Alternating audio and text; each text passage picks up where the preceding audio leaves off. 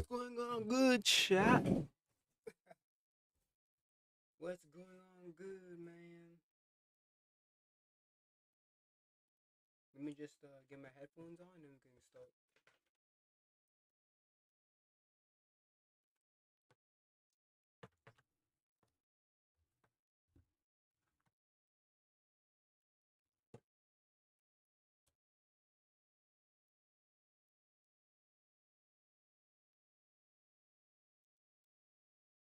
All right, chat. How's everyone doing today? What's going on, good chat? Going good. Just give me a second. Going on good chat. So,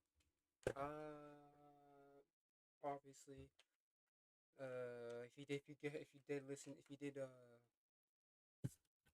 go on my Twitter, not Twitter page, if you go on my web novel thing, I kind of did a little update, kind of see how I am in my mental. Um, Give me a second, guys. Yeah, I kind of give like an update to basically what's going on, what was going on in my life and all that stuff. But yeah, so basically the show is still, well, not the show, the book is still technically on hiatus until I release a new chapter, which is probably gonna be this weekend. Um, no promises though. But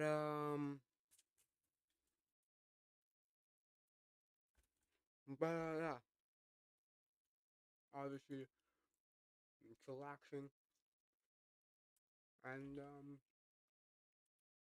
I guess we can put this thing on here. All right, so I guess we can do a little pre-chat ramble for like a 10 minutes before we start. I do have some videos I do want to watch, so we'll see there. So, I watched the glitches product the glitch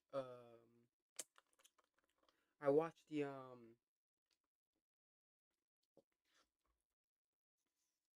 I've watched Gameoverse, the new glitch. I watched the pilot of Gameoverse, the new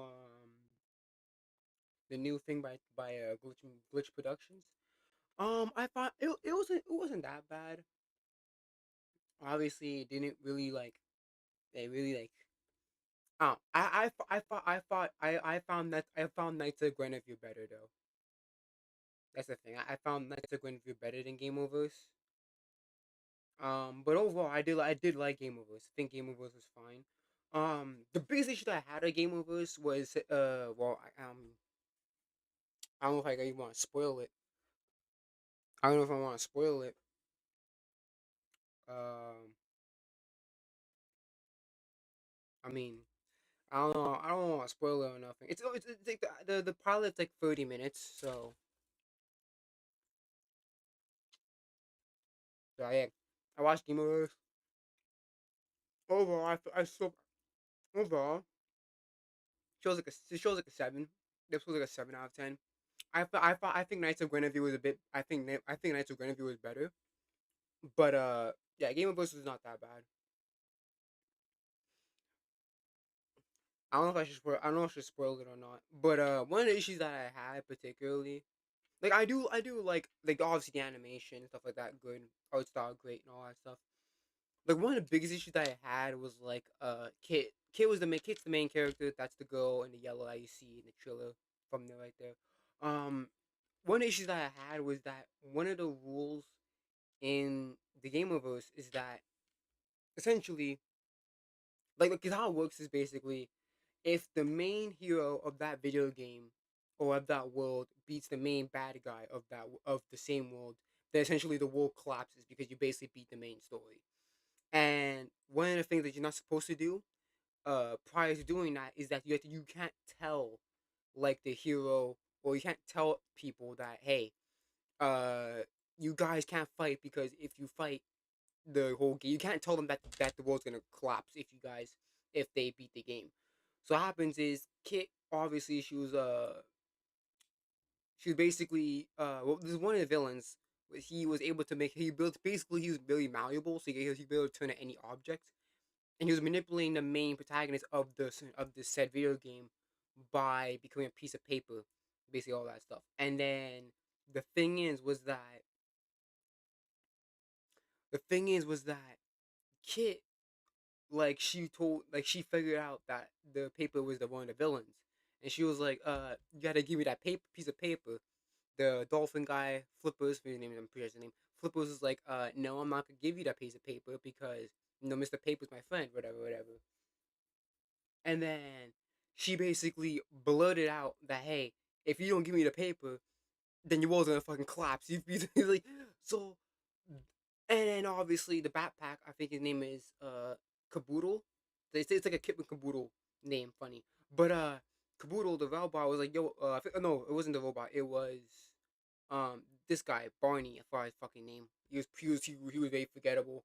He was annoying. I don't really like him. But the Barney was like, yo, you're not supposed to tell them that. So basically, it's not like Kit didn't know that she wasn't supposed to tell him. She knew that you can't tell them, but she still told them anyway. Which still told them anyways. Was basically caused the whole fucking world to just go into darkness. And basically, what happens is like it basically if somebody tells the people that the names of that video game to like not go with the flow of things and shit like that, or else the whole game's gonna collapse. Then like basically the whole game goes in like a lockdown mode and basically tries to erase like any foreign characters that are not from that world. So can't like just blurting the house to Mr. Flippers makes no sense, especially due to the fact that she actually knows. Like, she's not supposed to tell them, but yeah, she still does it anyways.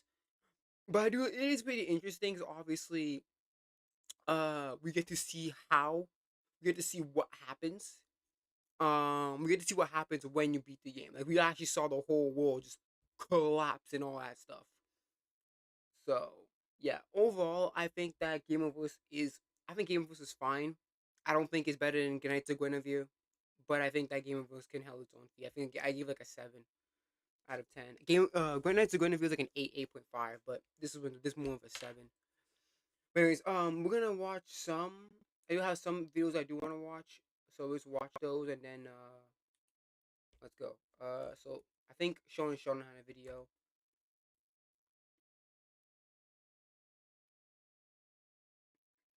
I'm more sure he had a video. Was it a short that you was talking? Was it a short? I only watched the shorts. Yeah, okay. I don't care about blackjack. Okay, all right. So that's the case then.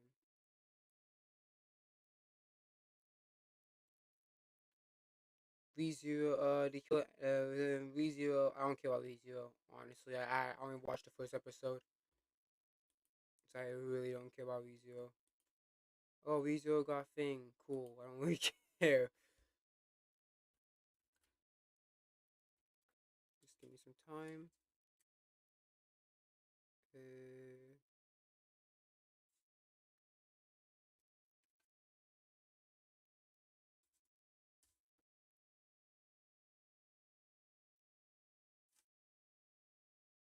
okay. All right. Let's get started on. We can watch. I only want to watch. I feel like watching the White Battles. Yeah. So basically, yeah, Game of Us was actually like something back in 2009, and then the same guy, Rubber Ninja, he said thank you, Monty Oum. I don't know why. I guess they knew each other back then, before he died. But okay, let's watch this one. This is one of those that I actually had in my head. He does have a point. If we go to the ones from the past like 15 years, there aren't that many that are popular, and I guess that's her point. Okay, so did we all just forget the existence of Freeran or Apothecary Diaries? Now, I don't know this YouTuber, but I really feel for him because in this video, it was in my suggested, and I was like, huh, Animan situation. I thought it was like a play on Florida Man or something, so I clicked into it, and I find that he is just absolutely frustrated because apparently he was pushing back against these people who were like, we need more female representation in anime. And he pointed out that there was a lot, rightly so. And it's so funny because there is female representation. It's called fucking shoujo. Shoujo and josei. Look it up. It's just that people don't want to don't want to bother with it. Bother with those ones. They said they want female characters in shonen. You know, shonen's catered to boys, so obviously it's more than likely that the males a main character of a shonen is gonna be a male.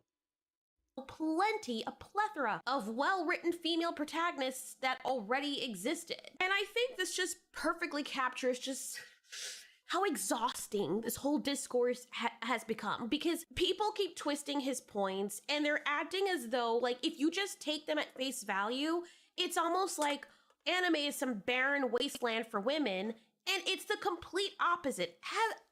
It's like they don't know what anime is. Like they've been living under a rock, because female characters are everywhere. As a matter of fact, No, they know what anime is, but they only watch the mainstream shit. So they don't really know not much female characters to begin with.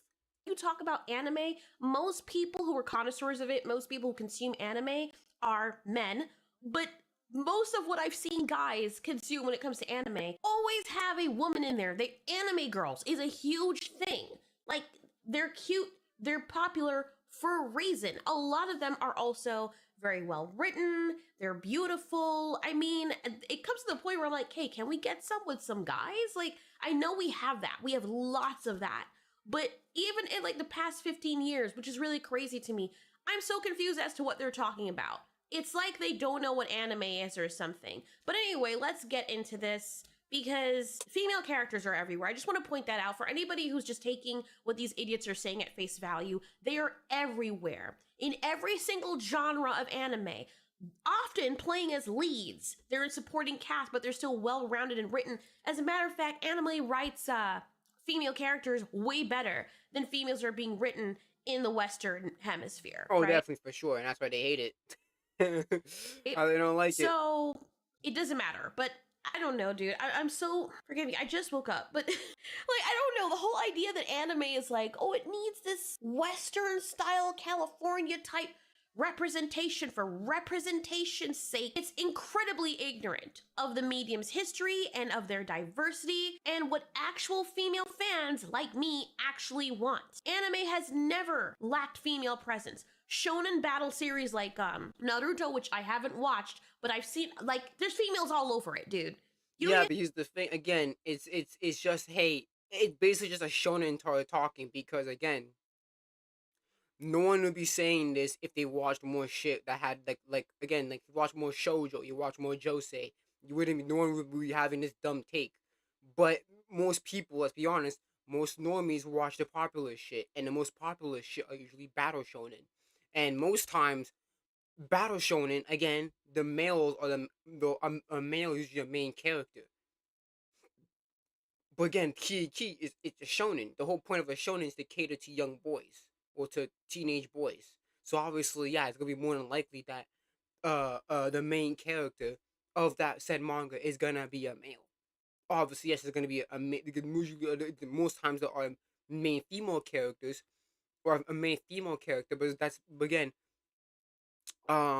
it caters to boys, so it's most likely it's gonna be a male main character. You It's have how to it freaking is. watch it to see that. One Piece, full of it. Bleach, all these women that are in it, they're all powerhouses. And going beyond mainstream shonen, and you know, you see that it's flooded with female stories. Like, there's an old one that's very popular called Sailor Moon. The memes where she's like, no, that's not it. With our power combined. No, that's something. Anyway, she's transforming. You know, everyone knows what Sailor Moon is.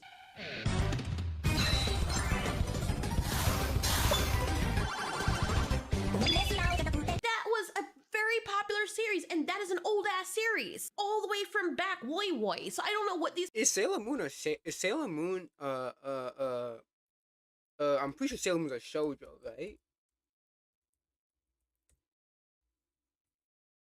I am pretty sure Sailor Moon's a shoujo.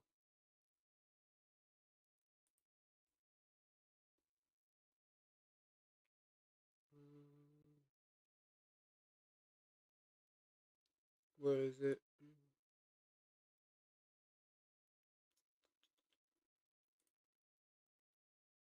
Yeah, it's a shoujo. Okay, yeah, it's a shoujo. I was right. These people are talking about. And here's the other thing I don't understand, right? These people that are always talking about representation, they always speak as though they have just emerged from under a rock somewhere. Because real women, not the activists who are obsessed with things that are not important, they love anime the way it is. They came to anime loving the way it is. And I think it's one of the last bastions that truly offers escapism. You have emotional depth with the characters, romance without needing lectures on, you know, look at the demographic, blah, blah, blah. Like, there's plenty of female fans that also flock to shonen and seinen and everything else because why? Writing. The writing is good. The characters are interesting. The worlds are well thought out and complex. The characters actually grow you. I wouldn't say all that. Okay, I wouldn't gas up anime that much, but compared to Western shit, yeah, I would say that for sure. But no, don't gas up anime too much, man. Cause there is some trashy ones out there, man. There is some trashy ones out there for sure. AKA Fairy Tail, AKA Chainsaw Man, particularly part two. And I'm using the more popular example to people forget that people to recognize it and understand that yes, I would even say fucking Dragon Ball, particularly Z, but especially especially the Cell. Oh my goodness, Cell Saga after. Oh my goodness, just woohoo. That's just freaking ball dog water. But again, Super 2. Oh my goodness. But again, compared to the Western, compared to all the recent Western shit, I'll take those anime any day. Actually get character growth. There's a reason why when my cousin introduced me to anime, I was hooked. What was the first anime that I saw that he showed me? I think it was Summer Wars. And I saw like watching the Airbender, the Avatar, the Airbender and stuff like that. And I was Avatar's not an anime. That doesn't count. It may look like an anime, but it's not. That's like saying Boondocks is an anime. It's not. It just looks like it. really into anime at first. Like I was just playing video games, and he was like, "Bro, you gotta come on, get with me on this. Let's watch this. Let's watch Summer Wars together. Let's watch Digimon." I mean, technically, my first anime is like Pokemon. I think it's Pokemon or Yu-Gi-Oh, because those are the ones that were kind of like they were kind of more they were more out there than like you than like obviously yeah. Like for me I didn't even know Pokemon was an anime. I'm like, oh, Pokemon's an anime? It's like, yeah, it's a Japanese problem. Oh shit. So is Yu-Gi-Oh. I'm like, oh shit. I didn't even know that. watch this. Started introducing me to all these other anime, and So anime's been there. It's just like obviously it's decreased in popularity from when I was a kid to now, obviously. he introduced me to anime, I was like, where was this all my life? Where was this all like? Who? Oh my gosh! Freaking Kaiju number 8, One Punch Man, Chainsaw Oh Man. yeah, I would have known, man. People kind of know like season 3. I get after season 1, it was like ooh. A lot of people really like it, man. Wouldn't say Chainsaw Man. And Bleach, Attack on Titan. Oh no, I was trash. On Titan was crazy. Oh Yeah, it was crazy, but that shit fell off a lot. So for the most, let me talk. Okay, let's go back. Let's see which ends that she talked about. introducing me to all these other anime, and after he introduced me to anime, I was like, where was this all my life? Where was this all like? Who? Oh my gosh! Freaking Kaiju number 8. That's middling. That's a mid series. That's average. I haven't seen the ending yet, but I heard that's Dookie dog water. So I'm gonna read it because I know that season shit. My shit's glitching. I'll keep it like this from now on. I know that freaking Kaiju number 8. Ooh, that's a middling series. One Punch Man. Season 1 was fine. Season 2 was Season 3 was kind of all over the place. Didn't care about season 3 was the worst one. And I'm talking about because of the animation. I don't care. That's not the biggest reason. The reasons that the story was basically all over the place, bro. Look, honestly, the story for season 3 was so all over the place for One Punch Man. I lost so much interest in it. Chainsaw Man. Part 1 was fine. Part 2, early half of part 2 is fine. Second half was trash. Bleach, Haven't finished Bleach. Attack on Titan fell the fuck off. Post time because has a few issues early, like has like a few minor imperfections in early in the pre-time skip, post time skip. That's when it fell. Actually, just went to fucking trash town. Attack on Titan was crazy. Oh my gosh. And like you can go I can't even list off all the anime that we've watched. And now my husband is Here's also the thing though, for Japan, they treat the youngins like they don't treat youngins like stupid like that. They know that you can do all these harsh shit, and then like they know like yeah, you know you're Japanese people, you'll be fine. We'll have all these blood, guts, and gore on and shonen and shit. We all know you'd be fine. introduced me to anime. I watch anime on my own. I can't even begin to list off all the freaking anime that I watched. Like I've it's watched a lot. I'm pretty sure I noticed some that I forgot that I just don't know the name of, but I have watched. There's some of them that people don't even know what the fuck I'm talking about. If I say Haganai, people will know what the fuck I'm saying. It's like, what the fuck? What's Haganai? Oh, okay. and guess what? Every single That's one like that's like one of the only anime that I've actually rewatched. Like Haganai was one of the only animes that I've ever rewatched more than twice. Cause I just liked it. It was just that good. of them, there's women up the freaking wazoo. So I don't know where these freaking grandma ass pearl clutching people came from. And what it really It's is called COVID-19. Trust me, man. When COVID-19 hit, that's when all those normies started to flood through the gate. That's when the borders are open, bro. Kind of like Joe Biden. The motherfucking borders are open. is them forcing the representation. When they say that, they're trying to. I don't know. I don't know what they're trying to do. They're trying to ruin it. That's the They're only. trying to westernize it. That's the thing. They're trying to westernize it, and they're slowly doing that by doing like localizers and all that shit, like localizers and you have artists doing like V skins of like. Well, I mean, I don't really care about. Fanart's not really much of the issues, more of the localizer shit. The localizers, all that bullshit. The shippers are annoying. Fucking the shippers are annoying too. Obviously, there was always shippers, but they didn't. They weren't major until fucking post COVID.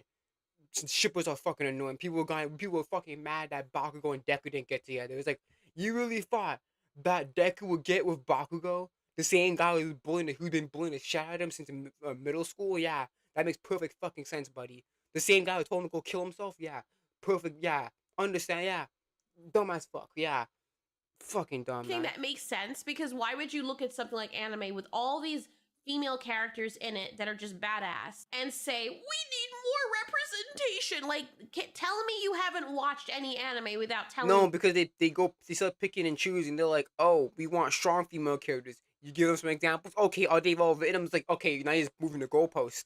Because you talking about female characters. There is a lot of strong female characters. And then you're just like, oh no, I know I was talking about also, okay, are they well written too? It's like, okay, now he's moving the goalpost. You're just saying strong female characters, not well written. Even though there are a lot of female characters that are well written. Me that you haven't watched any anime. A lot of Hollywood's recent live action remakes and all these girl boss reboots and these supposedly blockbusters are now failing. People don't want to see the movies anymore. Why? Because they feel hollow, they have no soul. They're It's not only that; it's the people behind them too are doubling down and blaming the fans and all that shit. It's one thing to make trash content. It's another thing to get at people for not liking that said content. That's the thing. I don't know why it was on my computer. I mean, I just updated my computer, and my computer like it's kind of dead because I died. So I don't know what's going on with my computer to why it's acting like this, but I'm pretty sure it'll start to smooth things over when it starts getting used to it. very preachy, disgusting, and honestly very misrepresentative of females and whoever else they're trying to check off the boxes for. The characters become these mouthpieces rather than feeling like actual people. It's my body.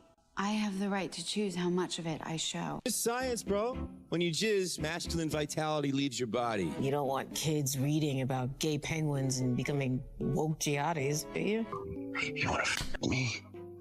You wanna f me like a good boy? And we got these women that end up as these flawless What paragons. the fuck?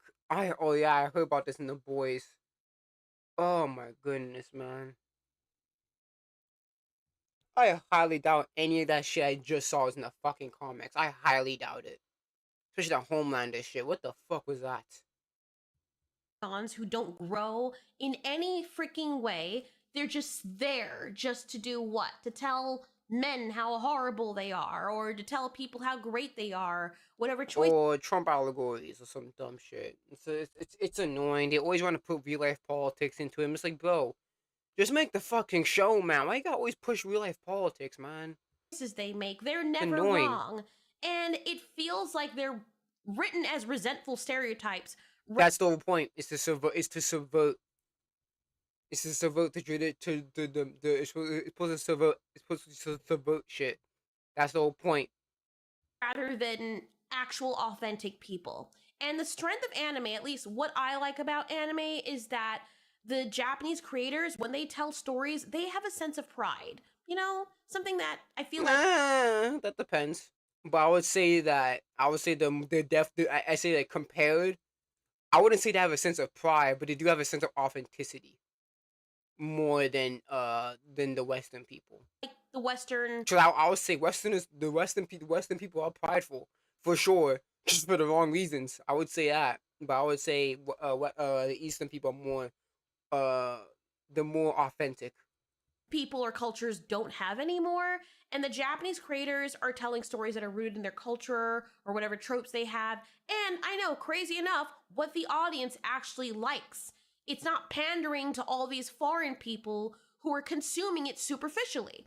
And as a woman, I don't want representation for the sake of freaking representation, because what happens is it usually backfires and misrepresents us. Good female characters come from writers who actually understand people and actually respect their audience.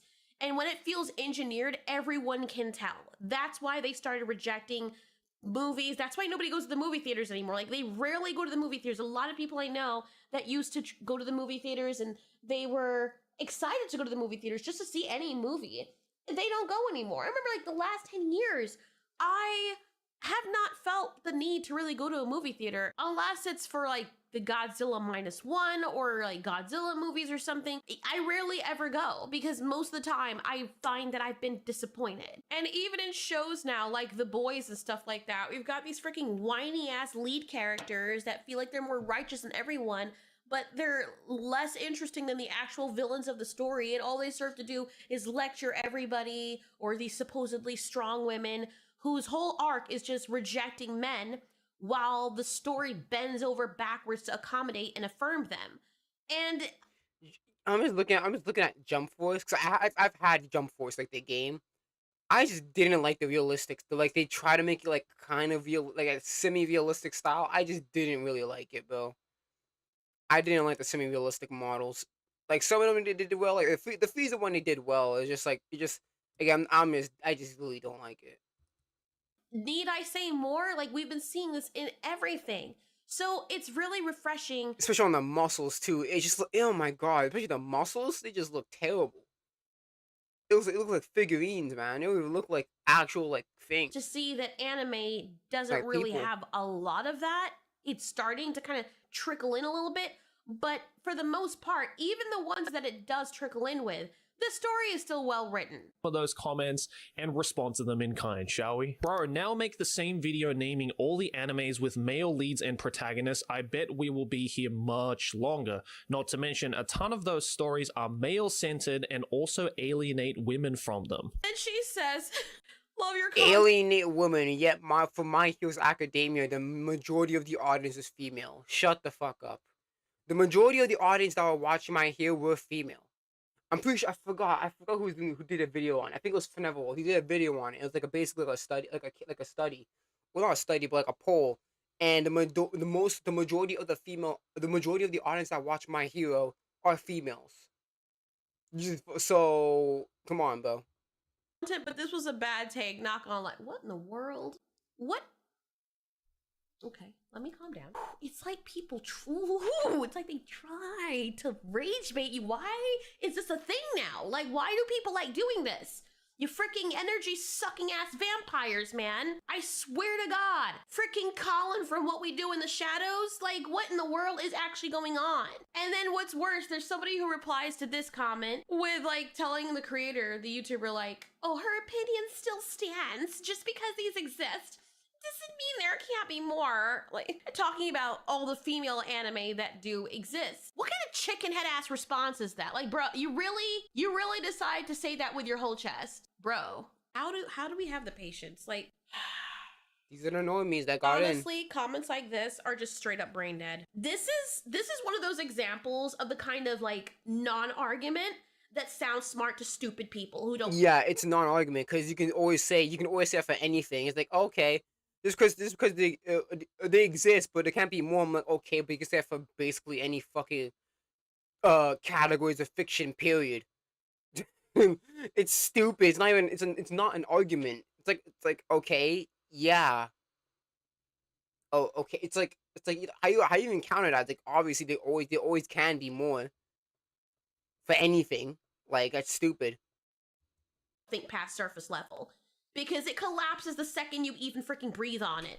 Just because these exist doesn't mean there can't be more. Okay, sure. That's as useful as saying just because we have food doesn't mean we can't have more. Oh, cool story, bro. Okay, gotcha. It's so profound. Thank you. Wow, that epiphany was just... it's like saying Elon Musk is a billionaire doesn't mean he can't make more money. It's like, come on, bro. Elon Musk is a billionaire, but you know he can't make more money. He's one of the richest people on earth. He can't make more money. Like, come on, bro. Brain shattering. Nobody was claiming that anime hit some kind of magical female character quota, and now, oh my god, no more females. We're gonna lock the doors forever. The actual ever-loving point is that anime is already I need to finish that. Is that Delves the part-timer? Let me see that. Lock the doors forever. Yeah, I need to finish. I need to finish that. I think I'm on like season 3. There was a part-timer because here's the thing. I was watching There Was a Part-Timer season. I think it was season 1. I think they had like one season, and then they just stopped making any. I think it was season 1 or season 2. They had like 1 or 2 seasons, and then they just stopped renewing it, and then it took like how many years to get the fucking the next season 3. It took years, man. By the time season 3 came out, I'm like, oh shit. Oh yeah, there's that. I remember that show. It's fun. I was like, yeah, I need to watch that show again. There was a part-timer. I watched the first the original season, and obviously the new seasons have a different art style, and I prefer the older one better. I'm not the biggest fan of the new art style. It's not bad or anything. It's just I prefer the old one better. I'm just used to that one. Actual ever-loving point is that anime is already flooded with female characters across every genre, every freaking role, power level, personality type. Why is this even a conversation? Like, these people that are asking for more representation, like... If people are saying that means you don't watch enough anime. That's just how it is, man. Like, if you're saying that same shit, you need to watch more anime. Particularly some of the other media, of the other demographic. Because clearly you've been watching too much battle shonen, and it's rotting your brain. Where have you been living? You don't watch anime, do you? You haven't watched much. Or you don't like what's already there unless it checks your specific ideological boxes. Because that's the only way this makes freaking sense, because otherwise it doesn't. Man, it's like you're moving the goalposts, or moving the goalposts on steroids. First it's, oh my god, there's no women. Then you drop 100 examples and it becomes, okay, but that's not enough. Then, okay, but it's not the right kind of woman. Okay, but they're not written the way we want. Oh my god, let's colonize Japan. Like, it's never people being satisfied because they can't be. Yeah, it's constant moving the goalposts. It's always constant moving the goalposts. So it's like, okay, you're just killing the conversation because now you're just filtering, just basically backtracking and rephrasing and just rephrasing over and over and over again. It's like, okay, now you're really just adding all this shit, bro. I debunked you the first time. Frickin' Fritz just can't ever be quenched. They're trying to force their Western style demographic pandering over the Japanese, which, like, can you be any more of a freaking colonizer? Like, I like how they talk about, oh, white people in Western stuff, and look at what they're doing to the minorities. You're literally doing that, bro. You're literally doing that. And I'm sorry, even if you're a Japanese person, if you were born here in the States and you know nothing about the Japanese culture or you haven't watched anime, you sound freaking stupid. If every genre already has female leads and supporting badasses and the villains, the heroines, the action girls, every single thing you can think of. That's why I love anime, because it has every single thing for everyone. Do I like every style of anime? Of course not. But guess what? All I have to do is turn my head, blink and breathe, and there's an anime that I can fall on that has what I want. And you're screaming for more. Your fantasies can't ever be quenched, can they? You're not arguing in good faith. You're mad at the world for some reason. I don't know why. It doesn't bend to your checklist. What checklist though? The checklist is already there. And that's why it makes zero sense to me, dude. People have already voted with their time and their wallets what they want. That's why it's popular. Real female fans like me love the way it is because it gives us actual variety instead of this freaking same sanitized, strong, independent woman who don't need no man but still gets the hot guy while lecturing everyone. And then the guy is not even someone that you can root for or feel like as a woman, wow, that's a really hot guy. Like I could see myself with that person because they clip his balls and yes. What is, I think I need is Antana, is it the thing called Ananta, some shit like that? The video game that's been playing on the video. Is that out yet?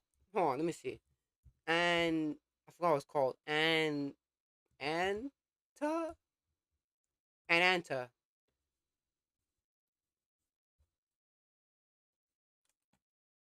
What's supposed to come out?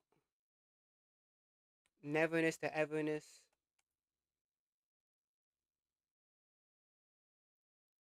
Oh, it came out. Neverness to Everness. I low key might download it. Is it free? Let me see. Let me see. Is it free? Is it free? Oh, it's free. Oh shit. Oh, is it play to win? Oh, it's an optional guy. Okay, it better be fucking optional. I'll fucking beat the shit out of somebody. Yeah, it seems like the games are like a mix. It seems like the gameplay that she's showing is like Antenna and like a mix of ooh, Montreal represent. It seems like it's a mix of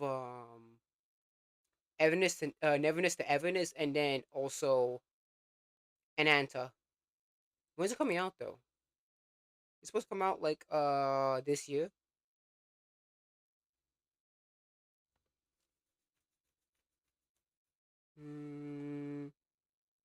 Doesn't say it.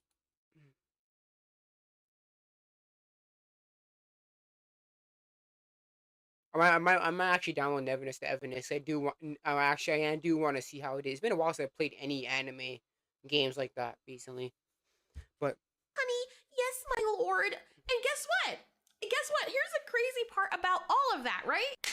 There's an anime genre for that as well. Like, if you want that, a strong female character who steps on the neck of men, there are literally thousands and thousands of anime that have that exact genre of the men being little pets and the prison school as one example. Women kicking them around. There's something for you too, bitch. What are you complaining about, dude?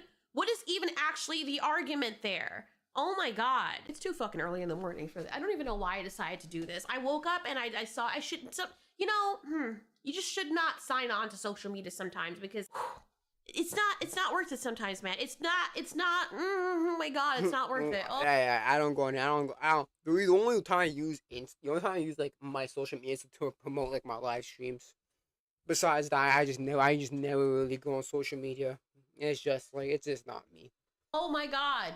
Do people actually live with these other human beings? Are these people that exist or are they bots? Like, I really have to start asking now. People always ask, is everything AI? Now I legitimately have to ask if these freaking accounts or people like this are AI. These feel like the kind of people that will go out and someone is like, hi ma'am, would you like to try something on our menu? and they say 1 minute and ask the AI, hey, what does this mean? Like that, that's what it's giving to me, honestly. These exist, it doesn't mean there can't be more. If there's one thing I hate more than anything is when people put words into my mouth. Because when did I ever say or even insinuate that I didn't want more female representation in anime? Joey, I feel you, dude. I feel you. Here's the thing. These people, they don't actually care about anime. They don't care what you have to say. And arguing with them is like arguing with a freaking parasite that takes over fish's tongues. Yeah, because it's like it's the modern audience. It's the ones that would defend like all these stupid games and shit, like fucking Concord or whatever, and then they don't play the game. So they just yap to yap. They just defend it to yap, but they don't even play the damn game. And when when the game shuts down or some shit, they go out the necks of people like, oh, because you guys are racist and all this dumb shit. Like, no, because the game's fucking trash. It's the same type of people that'll do that shit, bro. They'll defend you, but they never play your games. They'll defend you, but never actually support you in a way that's actually viable. AKA, play the fucking game, or watch the show or some shit. Makes you look like insane. The only reason why I ever even speak up about things like this or make videos like this is so we can all try to flood out the weird people so that the Japanese or whoever's in charge of making animated stories or just entertainment in general don't see that their craziness is the only narrative and think that's what the audience wants. Because nobody asked for this. Anime was fine the way it was. And I think that's what happened. The loudest people who are the minority got the microphone, and now everyone's like, oh, that's what the people want. These aren't spokespeople for us. I don't know who it is they're representing. It ain't us. It ain't most of us women. I'm glad that the Japanese are also finding out how Westerners are nowadays, especially like with the writer of Gachi Akuta and the writer of like Mushoku Tensei and all that shit. It's like, and the writer of Neon Genesis is like, yeah, these Westerners are fucking crazy, man. When we make shit, we don't make shit for you niggas. You just like it. You like that shit, but we don't make it for you. Make it for our own people, bro. And we still, and you foreigners still like our shit. So shut up. And when you give into them, it's like straight up psychological poison. It never ends. There's a tiny, short percentage of the audience, like the actual audience, these tourists that people call ideologues and these terminally online people that obviously don't have a freaking brain that grew past a freaking centimeter, who binge like 3 popular shonen, or even not even that. They probably watch clips of it on TikTok, and then they're like, oh my god, that's so popular. Oh no, there's no female representation. The whole industry's broken. Like, you haven't seen shit, or you were sleeping. Or you watch it at like 2 times speed or some dumb shit because you want to get to the main shit.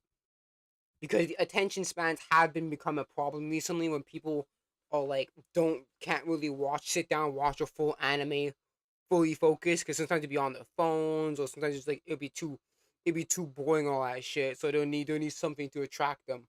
Freaking jingling keys like babies. While your legs were wide open and whatever was between there was watching it. I don't understand how you walk away from watching anime and claim that it's broken or something's wrong and you need more female representation. If you're gay and you want to just see women, there's anime for that too, bro. There's anime for that too. That's the wonderful thing about it. And then when the companies bend the knee and let's say they do add more representation just to shut these people up, it doesn't. Yeah, I'll give you one, guys. Citrus, watch that. Citrus is one of them.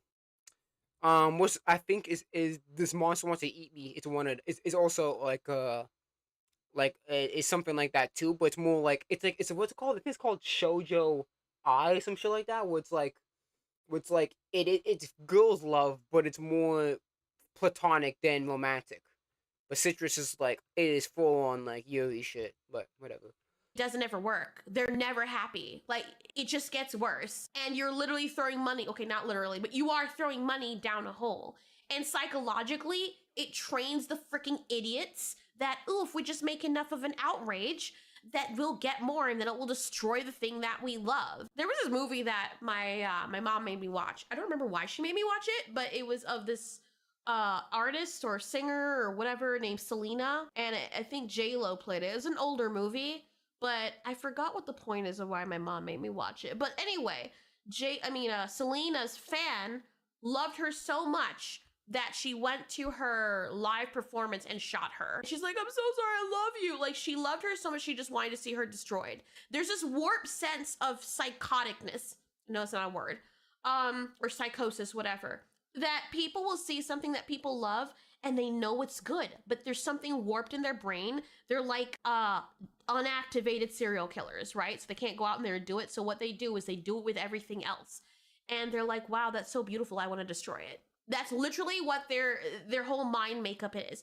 And you know they're that way because they're even that way with themselves. And then they want everybody to bend the knee and say, the way that I see myself, how crazy I am, I'm a freaking bird. And if you don't affirm that I'm a fucking bird, then I'm gonna want you to go to jail for that, bitch. Like, that's how they are. I think I'm not really sure there's a story where like it was. I think it was I'm not too sure. I think it was like a mother, or like or someone's partner was like, yo, I tried to go and send my I'm pretty sure I'm pretty sure it's a parent. He's like, oh, I'm gonna send my son to a veterinarian because he identifies as a dog or some shit. And then the veterinarian was like, I don't do this shit. This shit not supposed to be on humans.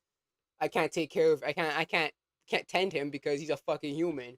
And she got all bitchy about it on like social media. I'm like, do you guys actually realize the shit that you're talking about? You're saying that your fucking child, or I think it was a partner. I'm not too sure. It was like a child or something, a child or partner.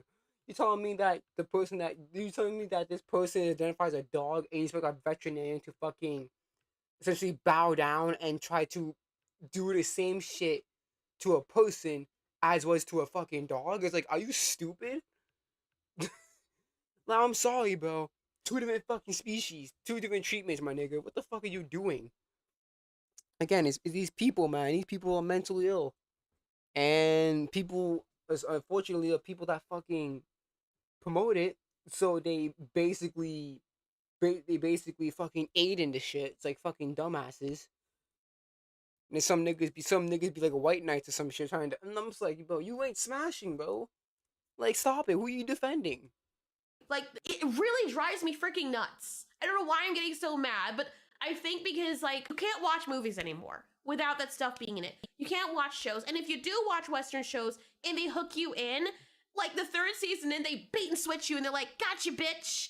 Now it's all about this. Like, wasn't that like The Boys or like Daredevil? I mean, Daredevil, Netflix actually. I watched a bit of Daredevil Netflix. That was pretty good. And then now when they went to Disney Plus, it's like a whole new different monster. AKA, it's not good. in Game of Thrones and The Boys and every other freaking thing. I bet you, like, I'm thinking, like, whenever a season comes out, I always tell my husband, you know, I love you so much, and this is why I'm putting myself through this, because shows that are usually good, either they get canceled, or if they don't get canceled, they eventually become that. Stranger Things. Which is a far cry from what they were. Like the freaking second version of The Last of Us that most people just did not like and have no idea why it even went in that direction in the first place. Fantastic anime with great, well-written female protagonists that go beyond series like Sailor Moon or Madoka Magica, but the problem is that the majority of anime fans are too busy watching shonen protagonists with male leads in them because it's popular and mainstream. I mean, she does have a point. If we go to the ones from the past like 15 years, there aren't that many that are popular, and I guess that's her point. Okay. That's how I feel. Ooh. You know how people And say— that's the whole point. It's again, it's moving the goalposts. It's like, okay, there are shows these female characters. Okay, but are they popular? Are they mainstream? It's just like, you again. It's always the stupid. It's always again. It's still moving. It's still moving the goalpost. It's you're okay. Well, they have to be popular. I'm like, okay. Do you think that popularity equals quality, bitch? Say Like, what are you there's doing? dead internet theory. Well, I believe there's deadhead theory. Basically, there are human beings, or whatever the frick this person is, that walk among us. Sorry, I can't even speak. Or bots. I don't know. Might be a bot. But if it is a human, there are people like this that walk among us that will have us believing that they actually possess brains. And it's like a miracle. It's like magic. They don't. You break open the brain case, there's nothing inside. Nothing inside. Smooth as porcelain, like a husk. Like those freaking crickets that you pick up outside thinking they're actually crickets, and then you put them in water. Then this long ass horsehair, the Grudge, the freaking ring ass looking tentacle fucking monster comes out of the cricket to reveal to you in absolute horror fashion that the cricket was never actually real. It wasn't alive. It was being controlled by this entity like a freaking mech suit. That's what these people are. This comment that he just read off, like, oh, she does have a point, though, does she really? If we go to the ones from like the past 15 years, there aren't that many that are popular, and I guess that's her point. Bro, whose freaking fault is that? If you want to see more female representation, I got an idea. Why don't you get a whole group of people and go have a watch party and buy up all the female protagonist anime that you can? It doesn't mean that there's no representation. It just means that people either really don't want to see it or would prefer to see something else, or your idea of what's popular is warped, or you're freaking lying, or it only resonates with certain people because I know that there's certain guy friends of mine who will only watch anime that have female protagonists in them. I assure you, might not be for the reason that you want them to watch it, but the point still stands that they watch it, buy the merch, spend a lot of money on these titles. Popularity isn't like this purposeful conspiracy against women. It's just, hey, women and men voting with their time and voting with their cash. That's all it really boils down to. And I'm sorry, what is she talking about from the last 15 years? Unless I'm wrong or something. Let's see, we had Violet Evergarden, The Ancient Magus Bride, Heard about Spy that. Family, Yep. Horimiya, My Happy Marriage, which is great by the way, I love that one. Wandering I Witch, need to watch that one. That one's on my list. Girls Last Tour, Comey Can't Communicate, Oh, that one too. and from the little bit that I could find, those pulled very huge. Don't forget Apothecary Diaries, Fierin. I'm just using the popular ones here. My ass to One Final Thing. Like, come on, bro. Witch Hat Atelier. Like, that's been bust. That's been booming recently. Guess who's the main character? A fucking female. Like, come on, man. Like, come on. Promise Neverland? Come on, man. I know that shit fell off, but like, come on, man. You're just being an idiot. You're just being an idiot at that point, bro. You're just being an idiot at that point if you actually think that way. What's that called? Like Chris Recoil, the two female chicks. Like, come on, bro. Come on, bro. I'm pretty sure there's another one called it's like something Made War, some shit like that. I forgot what it's called. But yeah, come on, like there's that too. Like, come on, man. There is shit with female main characters, bro. You just ain't watching enough. That's just the fucking thing. You ain't watching them. Killer. Come on, man. Yo, I'm about to break my damn computer, bro. Numbers. And plus, all the other classics are still going strong. If the ones that you personally like aren't blowing up, that's on you, or the marketing, or the execution, or the fact that a lot of the fans, I don't know, just prefer maybe higher stakes shonen battles or whatever. It doesn't mean the industry is sexist, bro. It means maybe you should go out and touch some flower petals. Look at some bees or something like that. Get laid. Whatever you need to do to shut you the hell up so you can actually open your eyes and your body can start functioning properly and you can start processing the world around you and seeing what reality has to offer. Because clearly you're not in reality if you can make comments like this and say that with all conviction. Start supporting what you claim that you want instead of demanding that everybody else change their tastes to suit you. Point being, anime was fine the way it was. Stop trying to kill it. Because I guarantee you, at some point... Yeah, but they are. You know how they're doing it? It's called localization. Localizes. They're in Japan doing this from the inside. So they're rotting their studios from the inside out. Whatever worked for you in the West and you're like, oh, I'm gonna kill all these other industries and franchises, you're gonna have way more pushback if you try to do that with anime. This how I fly! Yeah. That's true.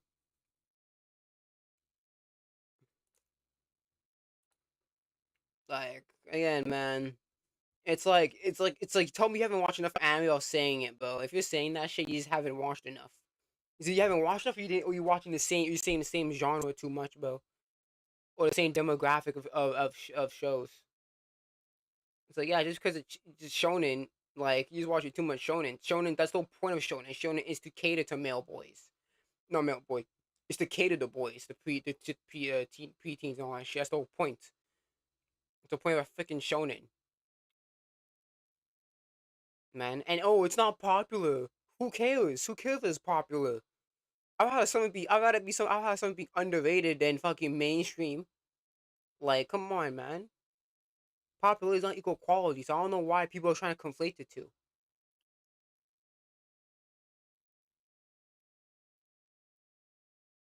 I need to actually watch up on Witch Atelier, man. There's all this shit I've been hearing about it, and I'm like, yeah, I don't want to get spoiled on it. So, uh,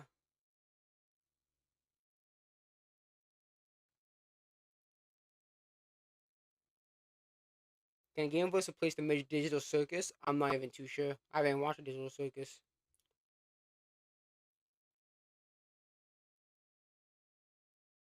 Huh.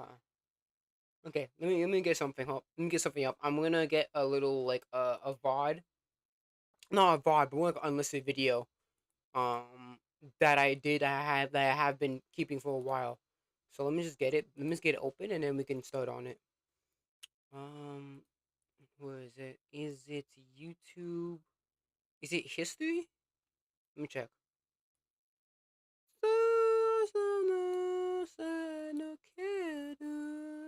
Drop, drop, drop, drop.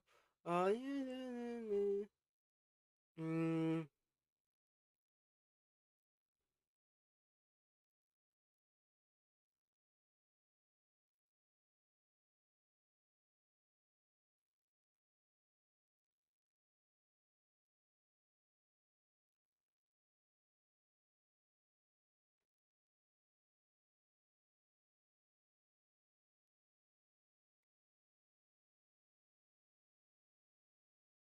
do I have the video? I have it, the video? I'm trying to look for it.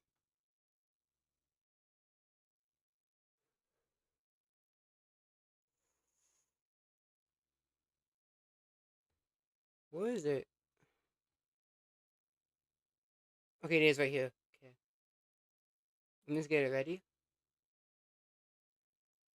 Okay. Let me see. It's unlisted, so I was talking about in a Discord would I should do this or not, but it's a debate between some guy named Ash J Born or Ash BJ On. I don't know how to say it. Ash BJ On or Ash B Jorn, and then a guy named Trigger Senpai. So there's the debate that they had about Invincible. And as a person who is a big fan of Invincible, who's watched all the seasons, I haven't seen all the comics, but I do know the gist of what's gonna happen in this show. But they're only talking about seasons 1 through 4, so I think it should be fine. I might leave the chat replay on just to see how his fucking chat was going on about, but here we go. So let's do it. Or like, because when people say, because I'm not the only one that says this. Okay, let's see. I can go back. I don't know when this started. Doesn't have violence, but that the violence doesn't have substance. Do you disagree with that? I don't think that it. Oh, that's funny. That's funny how me and Ash B have the same fucking profile pic, bro. Hey, I'm not gonna lie. That frag impact flames, bro. Those were fucking crazy. I'm not gonna fucking lie, bro. I had like two of them. It was either the skull one or the one that had the silhouette or the one that had the face of frag. I'm like, I don't know. I like the skull a little bit better, so I chose the skull one. But cool, we had the same fucking thing. Anyways, doesn't have substance really. I think that, by definition, like I said in the video, it's done right. That's what I remember you saying, that it's not done right because of for this substance. But no, I think that it it does have substance. The violence in the show was carried out just fine. I need to cut my nails. For a show that my nails are long as shit. I mean, expects Sorry. from like the comics and whatever. Like if you read the comics or whatever, I don't know if you did. Yeah, like I think that it's carried out just fine. So do you understand what people say, like why the violence might not have any substance? Do you understand that? Or like, because when people say, because I'm not the only one that says this, like, no. It just like, this is like one of the more wide known things about the series as a whole. And no, that's the power scaling. A lot of the I think the most biggest issue for Invincible is the power scaling, which I do agree with, and Robert Kirkman agrees too. that he said himself he doesn't care about power scaling. So it's like, yeah, that's automatically gonna be a flaw of Invincible, is that the power scaling does seem inconsistent. For sure. But I haven't heard people talk about it's just all gore and no substance. I think the most common issue of Invincible is that the power scaling. And I do agree, the power scaling of Invincible is wonky. That's like the biggest issue of Invincible is the power scaling. Not the only one, but also the power scaling thing. But one of the things that people complain about is that, Invincible just does gory shit for the sake of gory shit. No, that's not true. I never heard. I would say that's the biggest. I think the biggest issue is the power scaling. Invincible power. Yeah, look there, power scaling. Yeah. Let me see. The problem with Invincible's power scaling consistency problem. Invincible has a scaling problem. The Weave Commander. Invincible power scaling is broken. That's the game. That's power rankings. Invincible has a severe scaling problem. I would say that the biggest issue is the power scaling problem.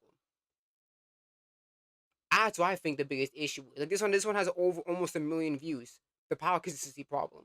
Yeah, I would definitely agree with that. That the biggest issue is the power scaling. Which again, Robert Kirkman already said that he doesn't really care about power scaling.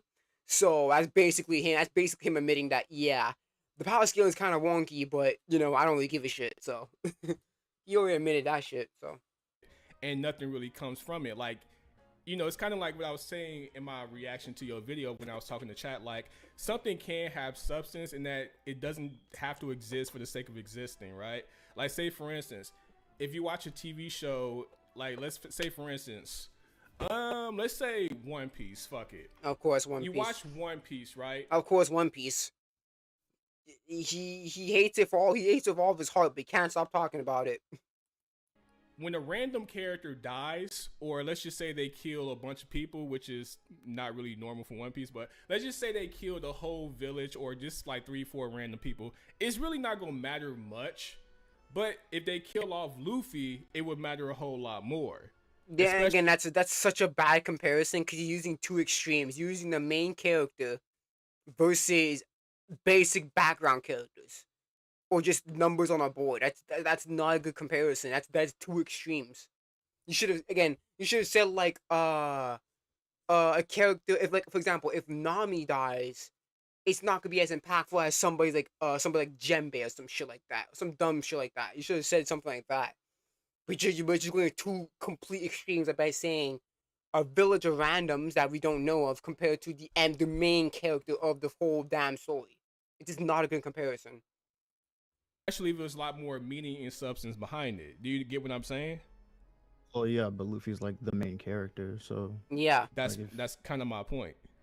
Right, but that's not the same thing. Like when it comes to the violence in Invincible with the main characters, I guess, of the story, those people that you brought up, they're kind of bad examples of what you're trying to prove. Like not even just talking about immortal. Rex getting shot in the head and coming back to life is not a poor example of, or a good example of violence not having any substance. No, because Rex is an enhanced human. What's it called? He is a genetically enhanced human. His body was enhanced by the government. If I remember correctly, his parents sold him off to the government, which his body got enhanced. So he has enhanced durability and all that shit. So he can survive a gunshot and all that shit. So that's why for me, when he got shot in the head, it was like, oh, it's a shock. But I'm not surprised that he didn't die from that, because again, it was established that he is genetically enhanced by the government. So his body is more durable, more stronger than that of the average human. Because this happens on more than one occasion. I wouldn't say that, no, because Rex, like we bring up this topic later on, but his character arc kind of fully fleshes out later on in the season. No. So him dying early on is not. Yeah, because he told Ray that, he told Shrinking Ray that in when they were moving, He was like, yeah, I was enhanced by the government, all that shit. He was like, because he was talking about his identity. They were talking about like, who are they besides being a hero? And Rex is like, I don't really have an identity besides that. Like being the explorer is all I know because I was genetically enhanced by the government. I was trained by the government. So it's like that's all I know. That's my identity. If I don't have that, then what am I? And then Shrinking Ray, she just I think I forgot how she got her abilities, but she was like a small town, rural hero. So it's like she has more of an identity. She has more confidence in her identity than someone like Rex, who's just been following government basically his whole entire life. I agree with you, but you can also not put him in that situation that would dumb down the violence or make people not take it serious, correct? I mean, I suppose so, but in the moment, like that's kind of like what was going to happen anyways. Roy Blitz says using the MC dying is illogical, so I wouldn't use you as an example. Yeah, again, it's a dumb example. He used two extremes. You basically said background characters, but Oko, AK, and versus the main character. Obviously, you're gonna kill more about the main character because that's the perspective you've been seeing throughout all of the story. So obviously, you're gonna care more about the main character dying than a couple of than a village of background characters. That's just how it's gonna. That's just how it's gonna be. Like No, he was agree. fighting like one v like I think what 3 or something like that, and then had his like arm bitten off. So yeah, he's gonna like suffer a lot of injuries. But I don't even think that uh him suffering that amount of injury would be like a negative to the story or into like a viewer's perspective, like thinking that he's gonna die and then it's like kind of like, oh, he survives. I mean, I don't. So I when don't the really get girl, it. the girl that shrinks, she gets big and small. The girl that Rex ends up dating before he dies. So that girl gets eaten alive and she survives. Yeah. That doesn't. I think she was swallowed whole. Let me see. I'll actually watch a clip of the video right now. Shrinking. Can I say shrinking ray? Shrinking ray right here.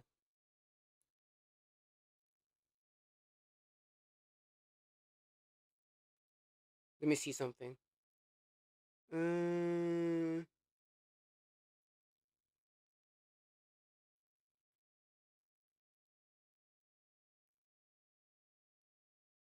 Yeah, he swallowed the whole. He didn't chew on her.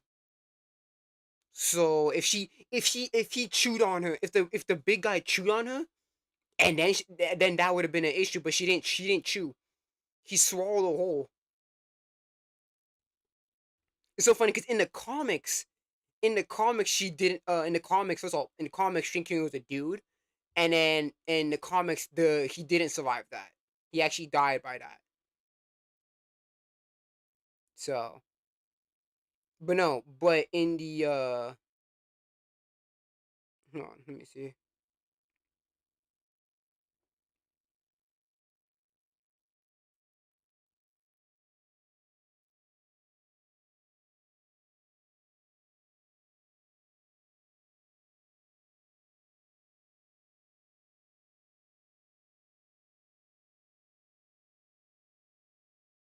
Yeah, yeah. So when you see this, yeah, the Komodo dragon, that's his name.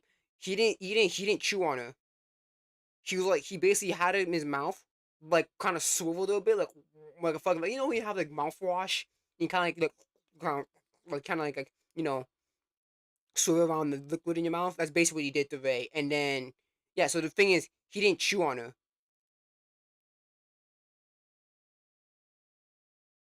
Mm,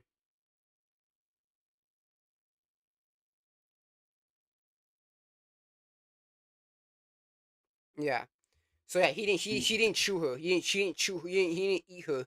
Which again, I do agree to a certain extent. Like yeah, she definitely should have died there because in the comics she died permanently from that scene. But again, I think that it's not as big of an issue because again, the Komodo dragon he didn't chew on her. He didn't chew her. Like if he was chewing on her like an actual like fucking dinner meal, and then he swallowed her, and then he did that shit, then I'd be like, okay, that's a problem. But he swallowed her whole. take away any substance from the violence in the show. You don't see that and be like, okay, how the fuck she survived this? How did I would show it on my computer about the scene, but I don't want to get fucking. I don't want fucking Amazon to get on my ass, so I'm not gonna show it. he survive this? Immortal, despite his power, we know that he's immortal, but at the same time, when he keeps dying in these gruesome ways and keep coming back, you don't see that as a way of someone just saying, oh yeah, despite this guy getting his head torn off, he's going to be perfectly fine. I don't really have to think too much of it. You don't see how that can be just gory shit for the sake of gory shit. Well, that's a bad example because it's literally in his name, immortal. His power is to come back. It's like saying, what's to say? It's like saying V-Zero has a problem with violence because Subaru can die and come back to life if returned by death. It's like, yeah, obviously that's his ability. Like, yeah, like if a person has like regeneration powers or immortality powers, like it's gonna, like, for example, in Naruto, how they dealt how the Hidan got defeated was basically Shikamaru just separated his body from his head and buried him under fucking I don't think it's hundreds of feet, but like a bunch of into dirt. So he's basically stuck on the ground for the rest of his life. So it's like, again, it's part of his ability. His name is the Immortal. his name, his ability is literally in his name. So obviously he's gonna survive getting mutilated compared to somebody like, for example, like here's like if Rex exploded himself, like in the Invincible War, if Rex did the explosion thing and he was okay and he came back alive, I'll be like, oh shit, that's a problem. That's a big problem because that's not in his abilities, right? He died permanently from that. He didn't come back after that explosion in the Invincible War. But if it was established that, yeah, he can, if Vex could come back to life and shit, I'd be like, okay, well, I'm not expecting him to die permanently because that's his ability is regeneration or some shit like that. So it's a bad example because the immortal, that's literally his power. As one of his main abilities is to be immortal. Don't forget, he was Abraham Lincoln. He did experience getting shot in the head. So yeah, that's literally his ability. Shrinking Ray specifically, yeah, I'll probably give you that one. Yeah, again, that's something that I don't know why they changed it. I think they only changed it because they give a more meaningful, they give Rex like a dynamic with a relationship with. But yeah, I do. Yeah, I'll also say yeah, the Shinkai should have just died there. But But if Rex you and agree to Immortal that now. one, you have to agree with the, with No, you can't because that's a case by case basis. Rex No. and the immortal one, because No. that's my point, is that it doesn't have any substance. Not that I understand what you're saying about some of these characters having to carry out their character arcs, but that's my point. You don't have to put them in those situations. Yeah, in the comics, she actually died. Yeah, she actually died from that. Again, it is an issue. Why is you bringing her back to life? It is an issue for sure. But again, the Komodo dragon he didn't chew on it. He just swallowed the whole. That will dumb down your highest. So it's not completely dumb that Shinkai survived that. Quality in the show, because let's be honest, that's why a lot of people, or that's what got a lot of people into Invincible, or that's what caught their attention, is the gore. It's specifically with the Omni-Man killing the fake Justice League clip. That was everywhere. That's what put people on. So I mean, you like, your biggest selling point, you can't be like, yeah, you can kill these characters, bring them back to life, and expect people to take the violence serious. But the thing is, it's like I feel like you're talking about this topic specifically in general, like for the show. Yeah, because he's basically saying, okay, there's one issue in the show means that you have to agree with every single one. I'm like, no. Again, it's a case by case basis. The immortal getting damaged up and surviving makes sense because literally needs a fucking power. Vex getting shot in the head and surviving makes sense because he's an enhanced human, so he has enhanced durability. And again, he was shot by a normal fucking gun. It wasn't like some enhanced bullets or some shit like that, or armor piercing bullets. It was just normal bullets. And again, Rex is an enhanced human, so obviously he would survive that. When I'm only saying, like, shrinking Ray specifically because she broke every bone in her body, and it's a little bit hard to survive, I guess. But Rice getting shot in the ooh, head is not hard to survive. I mean, people survive that too. Yeah, people survive that. I mean, but I mean, you see what I'm saying. I'm not saying whether the thing what I'm trying to say is that overall my point, because it happens more than enough, is that when you have so many characters that are in these serious situations and then they always end up coming out, unscathed from these gruesome situations, that can take away from the substance of the violence. I don't know why he didn't use the Battle Beast, one. That's a good. I would say that's a good example when fucking Battle Beast grabbed 2 rocks and smashed Mosco's head in and shit to the point where like the bone exposed and shit like that. I don't know why he didn't use that example. That was one of the most popular clips of that. I think it was season 2. That's like one of the most popular clips of season 2 when fucking Battle Beast just no, was it season 1 or season 2?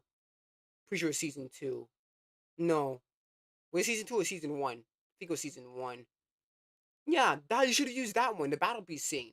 When he fucking basically fucking cracked Monster Girl's head open and shit like that. Like, I don't know why he didn't use that, for example. Like, why you so hard on with the fucking Rex and the Immortal one? Like, what the fuck? Violence can have substance. Do you agree with that? Yeah, of course. Obviously. Okay, so what like? But I'm saying like it would make more sense if you were talking about a show or characters that didn't have powers or abilities that were whether they conducive to them surviving, or resources, I should say. Like, for example, Rex literally had soldiers on him ready for him to be taken out to the hospital and get healed up by the Hurricanes and people saw that shit in the head. Yeah. People, I remember there's a video, Twitter video that someone got accidentally shot in the head and he survived. It was just like he couldn't open his eye. Oh, there was actually a funny, not a funny story, but like in the olden times, there was somebody that was working on like railroad tracks, and like I think it was like a TNT explosion, and then the beam like went straight through the nigga's head and he survived that. What is it called? Oh, I forgot what it's called. People impaled through the head. I forgot what it's called. Impaled through the head. What is it called?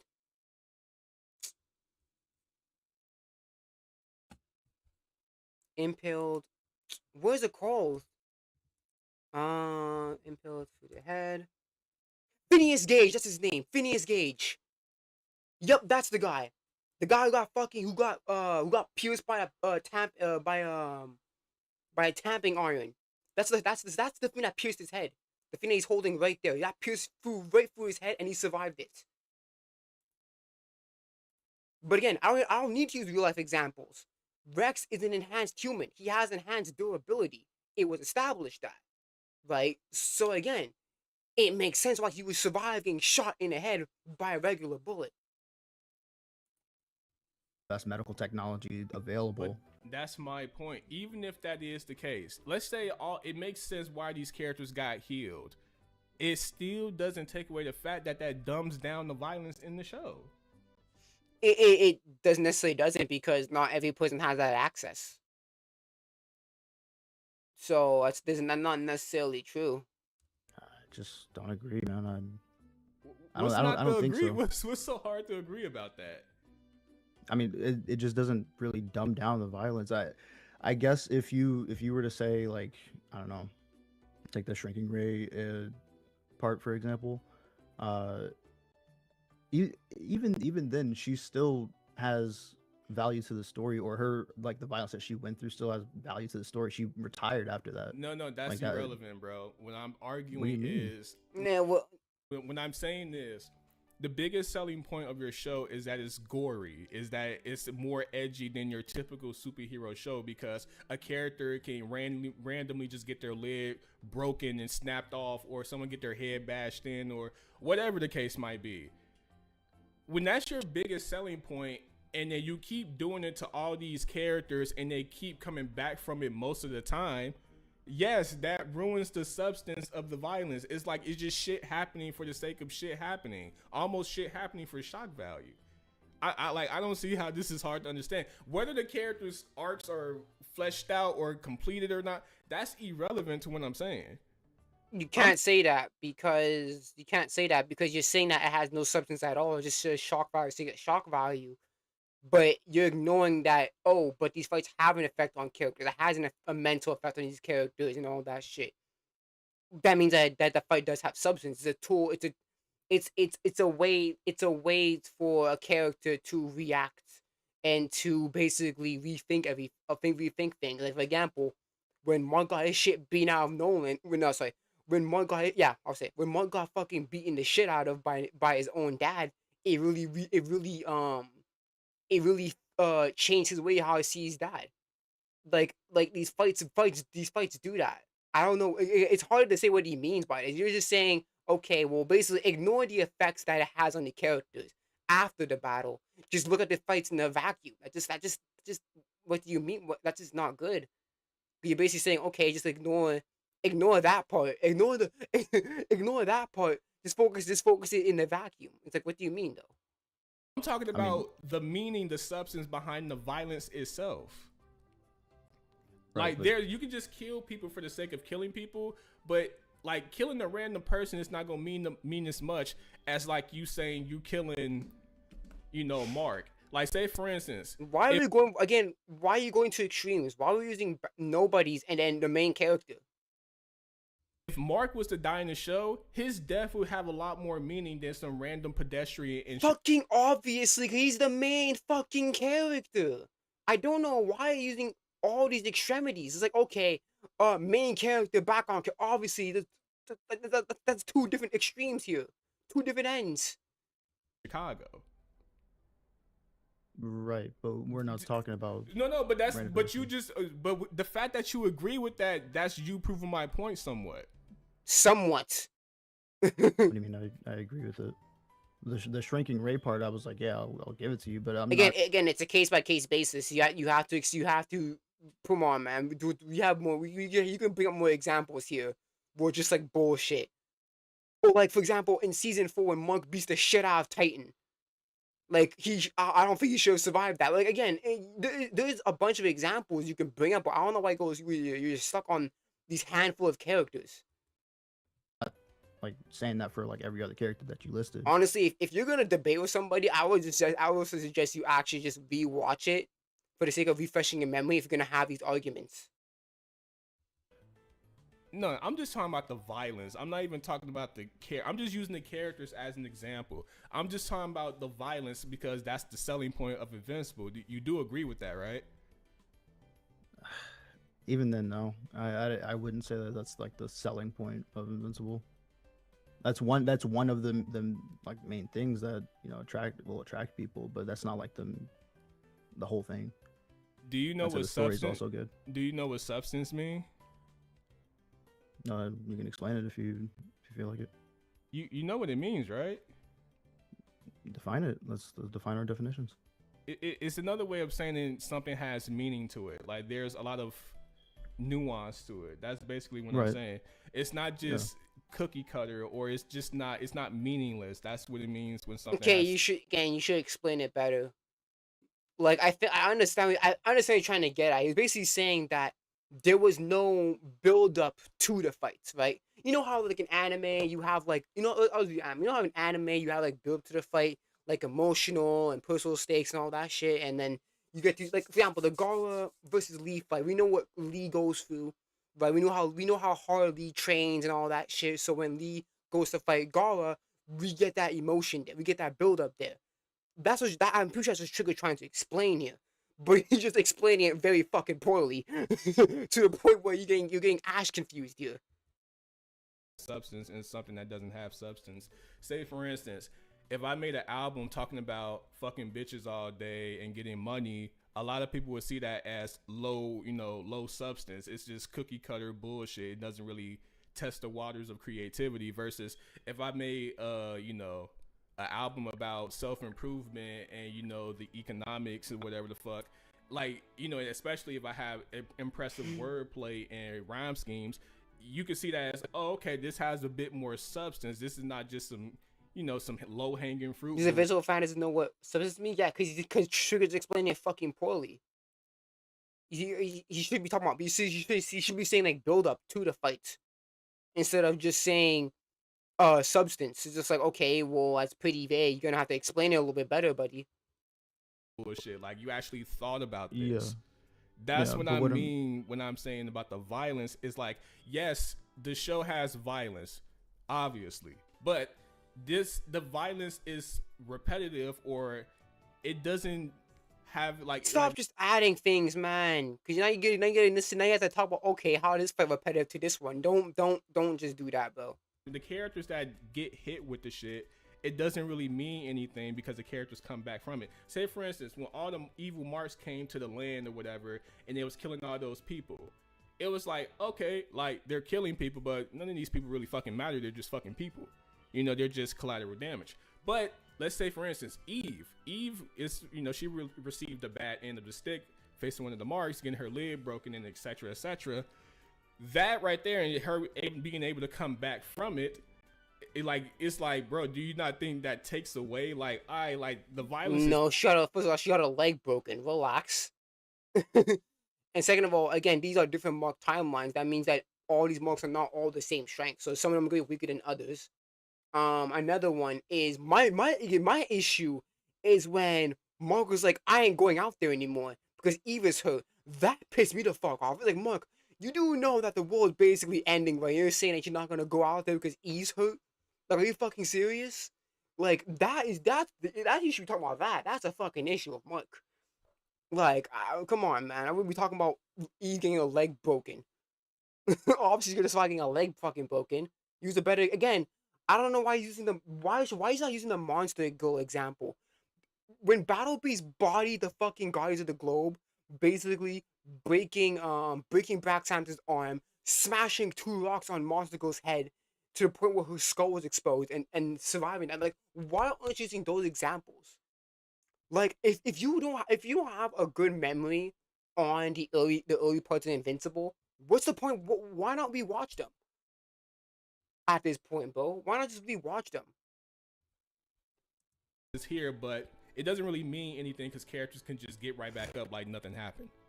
Well, I mean, you're not gonna die from a broken leg, and I'm saying this like my whole thing is that the effects of the violence. Again, it's not a good comparison. You're basically saying, hey, flesh out all these people that died. That's like millions of people that died. I'm sorry, bro. You can't flesh out all those. You can't flesh out millions of freaking people, millions of characters. It's not gonna work. That the characters go through, at least for the characters that you brought up, they do matter, right? Like they do have lasting effects that go on through the rest of the season. What was Eve's lasting effect? Oh my goodness, most of these niggas in the chat are talking about irrelevant shit, bro. Oh, Casino. I don't fucking care about Casino, bitch. I'm moving the chat. That chat is not even barely talking about Invincible. After her leg broke. I'm not really... I mean, she was out for the count. If I remember correctly, she had to have like she had to make like a house for herself, and she still went out there. Boss mode.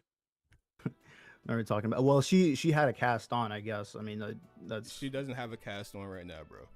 Not right now. I'm not talking about right now. I'm talking about like after that.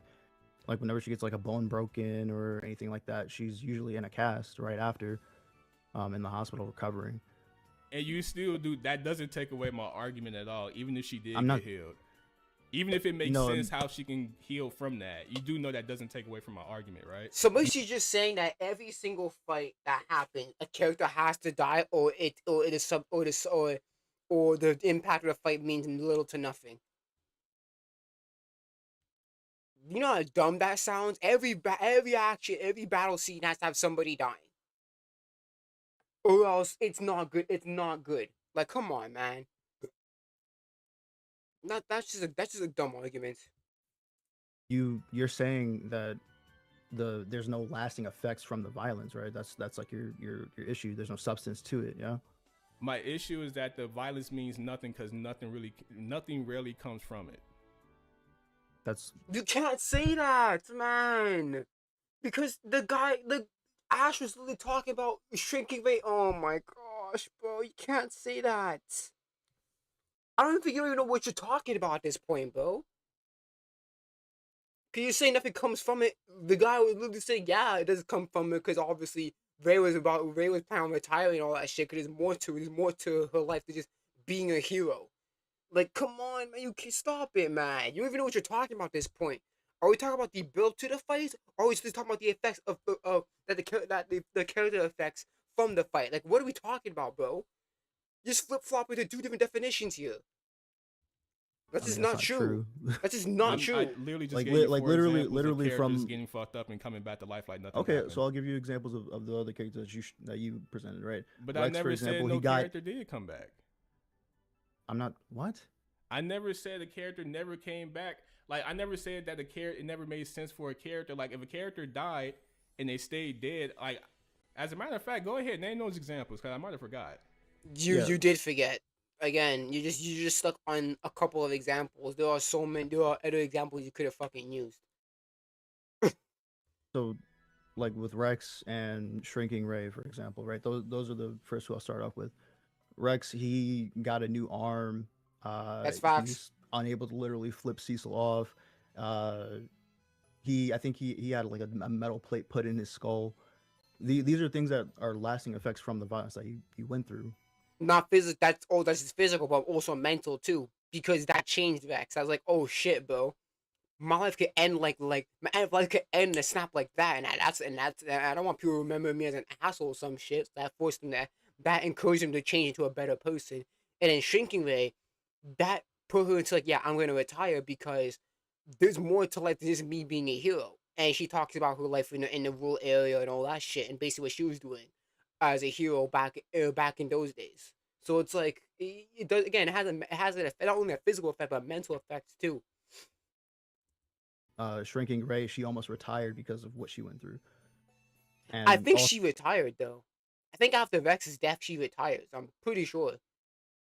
She almost retires, and she's like, okay, I guess I'll be a hero for a little bit longer. And then when Vex died, it was like, yeah, I'm not. She permanently retired. So also, the effects of what happened from Rex's battle made him realize that, hey, look, I gotta clean my shit up and start treating people better, right? Because I mean, for the most part, he was an asshole. He was starting to realize that, hey, maybe I should like kind of get my act together, right? That's like going through trauma, that kind of thing that we see through both of them, right? They're yeah, because he literally saw his life flash before his eyes when he had that fucking bullet lodged in his head. Like, oh shit, like I could have almost died there, and I don't want people to remember me as such an asshole. So it's like, yeah, I encourage him to change his life around. It's an effect of the violence that they went through, and specifically with the Immortal. I don't know why that was a character that was brought up. It was confusing to me because like his literal power is to come back. Like I don't think he should have been a character that you used as an example to try and prove this point. No, actually, he's a perfect example. And also, Shrinking Ray and Rex, you continue to prove my point, because how did these characters get fucked up in the first place? Is it fuck how rare it is? One girl got eaten alive. One guy got blown to fucking pieces in his brain, and like Immortal. Let's not even get started on how many times he's been, discombobulated. It's in his fucking name. He's gonna survive that shit. It's literally in his name. You sure you could have argued, oh, why didn't stomp out his head, crush his head or some shit? But you're just saying, oh, he survived the attack. Oh, obviously he's gonna fucking survive the attack. His name is the Immortal. Don't forget, he was Abraham Lincoln. He got shot in the head and he survived that. So obviously he has a regeneration capability. Like, come on, bro. All these characters came back from that. While what you're saying is true, yes, the violence probably, or not even the violence, these characters didn't really build from that. Is one of the things that the characters was like. You can argue that Immortal didn't build from that, but Vex and Vey did. You can no. That's just not, no.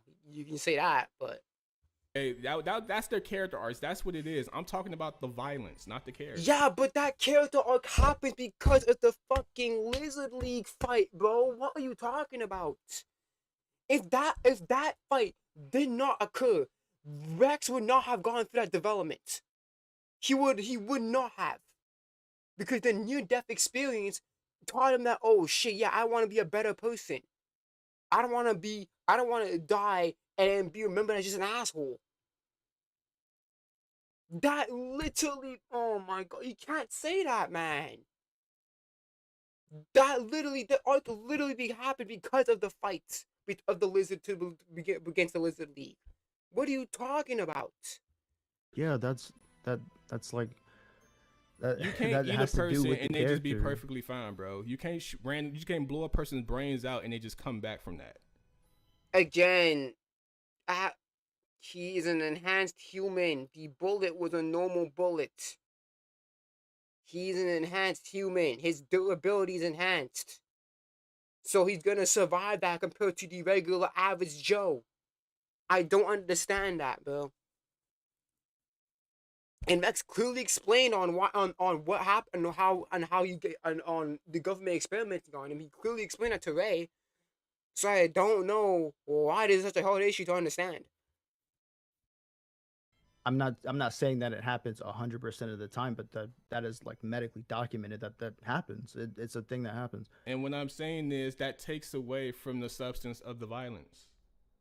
No, I don't think so, because like I said before, so the you lasting think you can keep of doing whatever you want to a character, and as long as he come back, that doesn't take away from the violence? No, no. Is that if the fight doesn't affect the character in any way to his, like, if it isn't like the effect that the last season 1 fight had to Mark, between Mark and Nolan, the last fight, the fight in season 1, that affected Mark greatly because that changed his view on his dad.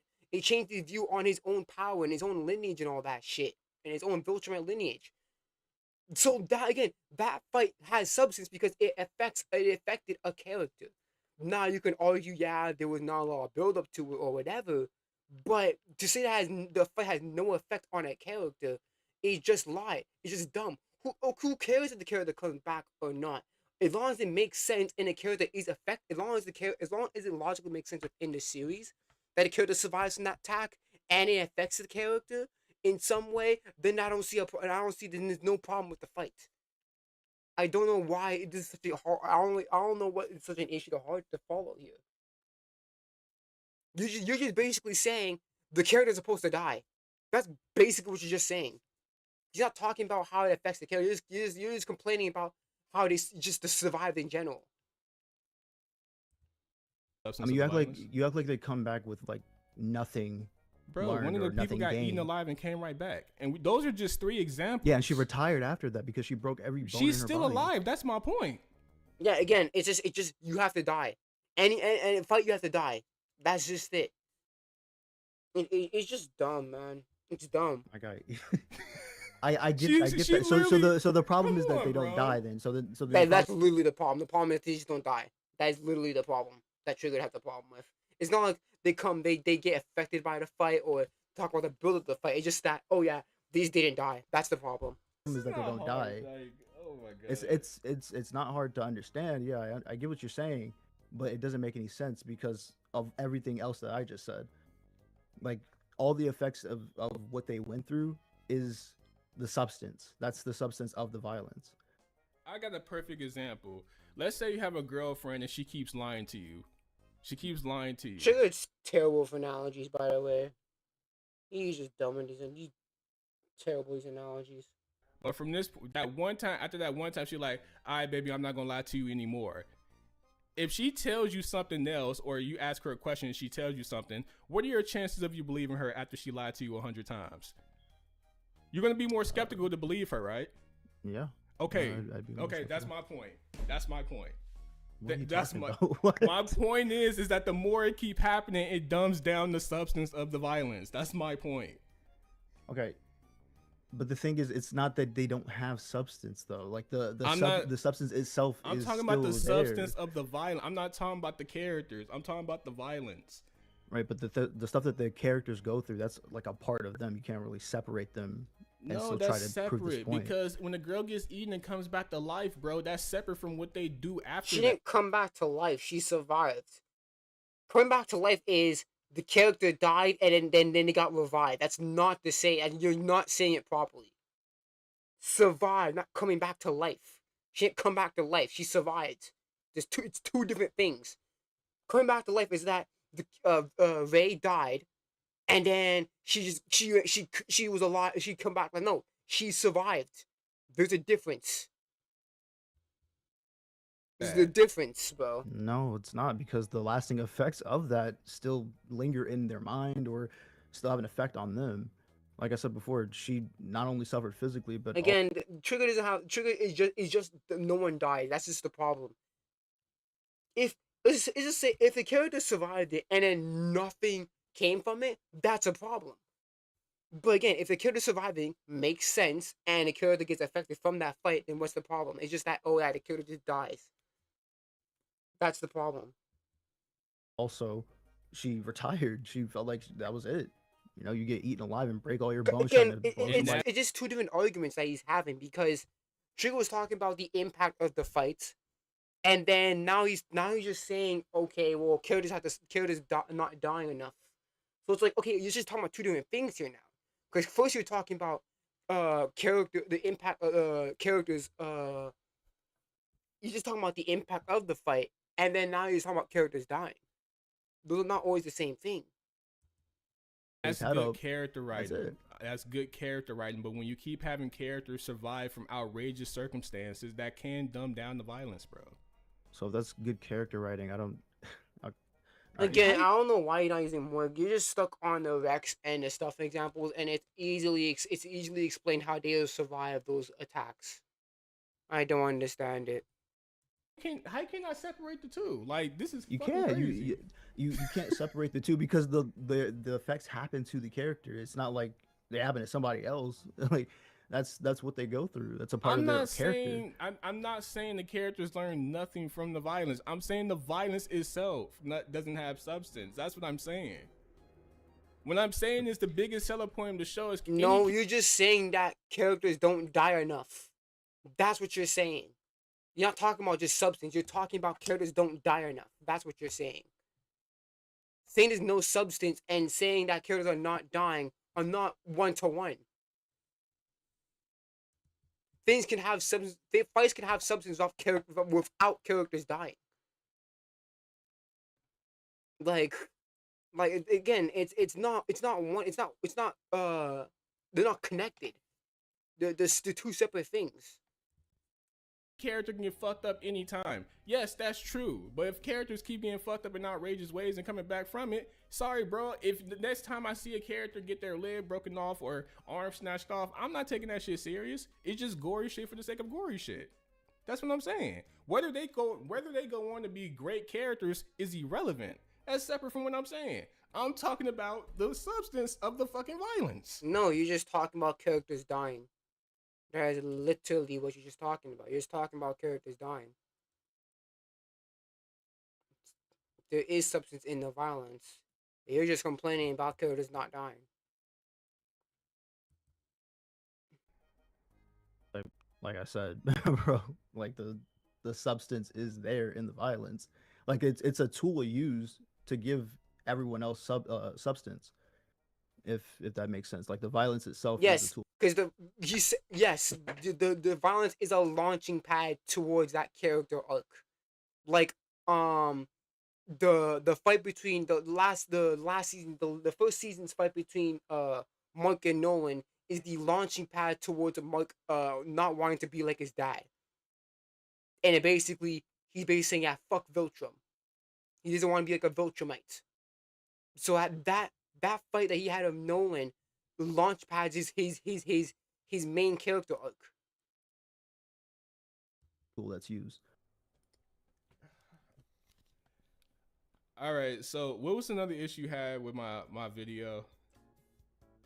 Yeah, he just gave up because now he's again he mixed up the definition. It was basically confusing Ash. He's just saying nothing comes from it, but then Ash is like, yeah, stuff does come from it, and now you're complaining about randoms dying, and then now you're just saying, well, these characters aren't dying. You're just switching up what you were talking about. So obviously Ash is gonna be fucking confused with what you mean by that.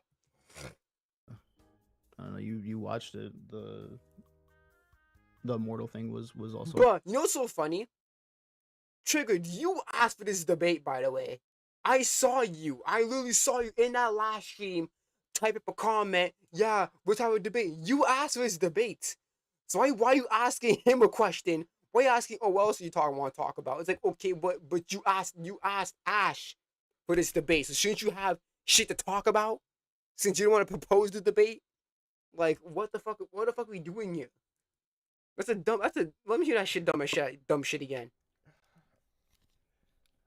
All right. So, what was another issue you had with my video? I don't know. Maybe you asked for this debate. So clearly, you should have some fucking points that you want to talk about. Like you're acting like he fucking asked. You're acting like Ash asked you for this debate. You literally went in his comment section of that video and asked him for a debate. So that's so dumb, bro. Why you gotta ask this shit? You watched it. The immortal thing was also another one. Wait, what about the immortal thing? That he's an example that does violence have substance? Yeah, that's a typical example. No, I didn't think that was a good example to use. So a character that keeps getting literally emasculated in 1,000 different ways. I guess him getting defeated is emasculated. I guess him getting killed by Omni-Man is emasculating. Yeah, whatever, buddy. Damn, man. He gets his guts. Did Rex get emasculated because it was a tie? So did he get emasculated by it's a fucking dumbass argument, bro. Pulled off, get his head chopped off. We can literally pull up a whole compilation of this nigga just being grinded through a meat grinder, and he keeps coming back. And you telling me that doesn't dumb down or take away any substance of the violence itself? Nope, because that's literally in his powers. His powers is again, he's an immortal. His power is to regenerate from those type of injuries. He cannot die. So again, it makes sense. No, because that's how his character is. That's just like what his character is. But bro, okay, okay, man. All right, dog. Was there any like that? That's literally it. But I don't know how this is like because I already gave you an analogy and you basically agree with that analogy was terrible. I'm saying, but it's like I don't know. You're not even trying to separate the two. Yeah, because you can't. You can't really. You can't because again, if the fight happened, right? Let's just say for example, sees the fight between. I'll always go back to Nolan for this month. Let's say the fight between Nolan and Mike happened, and then Mike does not change how he thinks about his dad. That's bad because obviously he should have been changed. He should have been changed about his viewpoint of his father. Like that. Like if that didn't happen, that's bad. But the fact that that fight caused Mike to change his view on his dad, that means there is substance to that fight. But it changed something. It changed a character. It changed Mark. It changed Nolan. It changed Debbie. It basically changed basically a lot of the show. It changed Cecil a lot of shit, bro. It basically changed a lot of the show. And you can't separate the two. The violence and the character writing are two different things. Is that not correct? No. No, because the violence can cause a character. Can cause character writing. Because again, that the fight between Omni-Man and Invincible was really the launching pad to Mark's main character development, and basically him not wanting to be his dad. The fight between Vex and the Razor League was the jumping point of oh shit. Was the launching point of Vex's change. Right? Freaking when Debbie fucking saw what Nolan said about her, changed her viewpoint on Nolan. Again, the fight has substance because it has an effect on characters. Mentally, physically, well, even I would say it's better mentally, but it has an effect on characters, and it lingers too because of that. Debbie don't like Debbie don't like Nolan, and that's been and that was and then she didn't like him now. So that shows you that the fight that season 1 has a big effect on how Debbie views Nolan. What the Because fuck are we talking? I'm saying no, because the violence, I'm telling you, it's a tool that's used for the character's writing. And when So you can't I'm not, separate the two. It's not like you can they go hand separate the in hand. violence. A character that gets shot a million times and comes back to life, whether they turn out to be great characters is irrelevant to how, at that moment, you dumb down the violence. You can't say that because if the character has a regeneration capabilities and if the character can regenerate, therefore, if he does take 1,000 bullets to the chest, it's like, okay, well, I know he's not gonna die because he can regenerate. But then it also depends on the limit of regeneration because some regenerations are not the same. Someone can regenerate from a more difficult injury than someone like other ones. Like for example, if like the fact when Conquest pierced the shit out of Mark and tore his guts out, I'm not gonna expect character like Rex to survive that shit. It's like, again, it depends on the characters and their abilities. It really depends on that. The seriousness of the violence because you have that character come back to life. But with the immortal specifically, that's his literal power. Like, That's irrelevant to what I'm saying. That literally helps. No, it's not. You can't say that because again, if a character can regenerate from injuries at extreme level or something like that, then bam, it's like it's not really much of a problem if a character can regenerate from the injuries. it's not that's like, so okay, so then that's more of a watcher's issue or a person that's watching its issue than it is for the show. Like No, that's it's not not. that's not really the thing. I'm talking about like specifically with the immortal because that's his power. We've already laid that out. The show's already laid that out. Okay, he can come back, put his head back together, put his body back together, or whatever. Okay, he's ready to go again. Yeah, he's not gonna have like as much lasting effects as somebody who can't do that.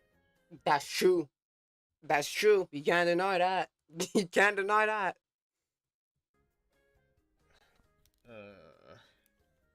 Look, dog. I'm not. I'm talking in circles at this point. If Yeah, you we can't are. say, Yeah, you are because you're not explaining what you're talking about properly. You have to understand that. Again, it all depends. It depends on the character's abilities and all that shit. If the character can regenerate at extreme levels, then taking 1,000 bullets to the body, it's not going to affect them as much as someone who can't do that regeneration. no, because at this point, if you can't separate the violence itself from the characters, because when you talk about the character writing, yes, I'm not talking about the characters and their reaction from it. I'm talking about the violence itself. That's what I'm talking about. If you kill off a character and you just keep bringing them back, does that not take away from the depth or the substance of the death in that TV show? No, because again, it depends on the person. Again, if it's somebody like one argument I would use like somebody like Ronald, right? Or is it Ronald or Donald? I think it was Donald. Donald when he fucking went kamikaze on Nolan, it's like, oh shit. I mean, he's gone forever. But it's like, oh no, it's revealed that he is. Oh no, I think no, he was patched up, and he revealed, and then he was like, oh, he was a cyborg the whole time. You should have said something like that. That would be something that'd be like, oh, probably Ash be like, okay, I can understand what you're trying to say. But it's like you're just using the same immortal argument over and over and over and over again. It's just like, again, that's his ability. His ability is to regenerate. Again, you should have used somebody like Donald in season 1. That's something I would have used. No, because if the character goes through something and learns something from it, the substance is there. No, it's not, because if you kill a character and you keep bringing them back, that as the show goes on, you start not to take depth seriously. Like specifically for a character like Immortal or You like the seen other Black characters Clover that you. before? Black Clover, yeah, I've watched the first season. So when characters die and come back to life, you don't think anything of it? What are you talking about? What character are you talking about? I die in Black Clover and come back to life. What character are you talking about? The only thing I don't think I can imagine you probably talking about is maybe Lumiere, the first Wizard King.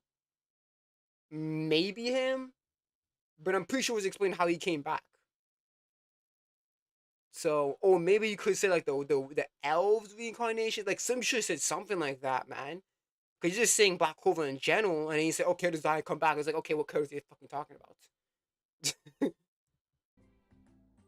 No, I mean, well, that is Disney Channel stuff. I'm not gonna lie. That stuff, that stuff right there, yeah. For Black Clover, for Disney Clover, yeah. No. But I can use the same argument for Invincible. No, you can't, because those are two different shows. That's a whataboutism, like that you just said. Oh, Black Clover does this badly. That means Invincible must have done this badly. That's a whataboutism. That's my fucking point. You can't do that. It's not again. It's a case by case basis. You can't do that. Same thing because it is the same thing. No, it's not. Specifically for Invincible, it's different. Like the character's power is to come back to life. That's not like fuck I don't really Immortal, think that's a bro. thing There's in, 3 other in Black examples Clover. besides Immortal. Fuck Immortal, Like, even though you're wrong about two that. other examples. Yeah, no, I don't think I am. You already had 2 other examples before, and we were talking about them going in circles. I told you that the violence is a tool for the character's writing. And death is not a tool for characters writing in Black Clover? I mean, it doesn't seem to be. How can death be used for a character's writing if that character is dead? I'm gonna keep on writing a dead. I mean, maybe you could do it for flashback or some dumb shit, but it's like the character's dead though. So it's like, how can you? What do you mean? From what I remember. What are you talking about? So violence. Wait, so violence can be. Again, it's a whataboutism. Black Clover is irrelevant. We're talking about Invincible here. Let's talk about Invincible. Why are you talking about Black Clover? It's whataboutism bullshit. Shut up. You can't separate violence from a character because the violence is attached to the character's writing, but you can do it with death in Black Clover. It's a tool for it. Death can't be the same thing. I don't know. I guess. Yeah. What do you mean? How can death affect? Because the way he's talking about is what Ash is talking about is that the characters that are in that fight, like when they come out from that fight, it affects them. If that character dies, how can it continue to write if they're dead? Yes, like what example are you talking about in Black Clover? Like for example, recent example. Use because I'm reading a manga right now. You should use fucking Gaja or some shit. That shit pissed me off because they were having all this emotional when Gaja was fighting was it Vanica? Yeah, Vanica or Magicula, who fucking that demon's name is. Basically, what happens is Gaja having his whole fucking emotional flashback backstory speech about how he loves or how he wants to protect and protect the fucking I forgot the fucking queen's name, forgot her name, but like I want to protect I think it was like Lopo Chica or some shit like that. Like yeah, I want to protect her and all that bullshit. I love her and all that shit, and then he gets fucking bodied and dies. And but then Mimosa comes in and heals him back to life. I'm like, yeah, that's fucking dumb. That I would say that's fucking stupid as shit. But again, it's a case by case basis because the reason why that was stupid was because Gaja was having this emotional moment on that dumb shit, having this flashback moment, which basically was kind of hinting that okay, he's probably gonna fucking die. This is last fight. But then he gets bodies fried. Basically he gets pierced in the chest, I'm pretty sure. Gets pierced in the midsection. And then, oh no, after the fight when the Noelle beats Magicula, it's like, oh, Mimosa comes out of nowhere and heals everyone back to where they were, back to 100%, and then Gaja's is back to life. That's fucking dumb. You should have said something like that, my nigga. Like, don't talk about Black Clover. You ain't got no damn examples, bro. Simple as that. You already seen Black Clover. There's no need to bring up examples. Yeah, there is, because I mean, Julius I'm pretty sure it happens a lot. Julius the Wizard King dies and comes back to life. Okay, that's one. How do you feel about that? Yeah, why did it happen? Okay, what's the reason for it? I'm not gonna do a whole recap. What's the reason for it? Bro, come on, Trigger, you're an idiot because you're the one that brought up Black Clover. You're the one that brought up Black Clover. You should have a fucking example on. You should have at least some context of what the fuck happened in that fight. So I'll tell you. I'll basically say the context. Basically, the elves are reincarnated, and then the elves, I remember correctly, they had a magic. They had a magic where basically they had like a lightning, like multiple lightning, not lightning, but lights, arrows, basically hovering above the Clover Kingdom. So King Julius fights the I need to get more vagrant beads. Anyways, King Julius fights the leader of the elf thing and then gets stabbed in the chest. And then he gets reverted back into a human, not human. He gets reverted back to a child because he was storing his magic into this machine thing that basically gave him like a 1-up or some shit. That okay, that you should say something like that. That you should say, oh, yeah, that was stupid because the explanation there should have been explained prior to the fight. So that way, it's not dumb as fuck when Julius is revealed to be back alive, just basically in a body of a kid. Like again, like Trigger, come on, man. I remember this shit, and this was years ago. Last time I watched Black Clover. I like it's been years since I watched that scene. Like, don't talk about Black Clover if you don't even know what the fuck happened in that scene. You just say, "Oh, Julius died." Okay, how did he die? What was the context in that fight? You can't just say, "Okay, Julius dies and that's it." Like that's dumb. But then again, Ash BJ, like if it's been years since you have watched Black Clover, they don't just jump on and say, yeah, the Black Clover is Disney shit. It's just like, come on, bro. Don't just say that if you don't remember what happened in Black Clover. Word. I mean, Why you did you brought it call up. Black Clover Disney Clover, bro? Exactly. You called it Yeah, 'cause Disney that- Clover for a reason. Yeah, Yeah, because people. I did. Why? That's I mean specifically because that's what everybody else calls it. Yeah, so people call it Disney Clover, meaning that. Come on, bro.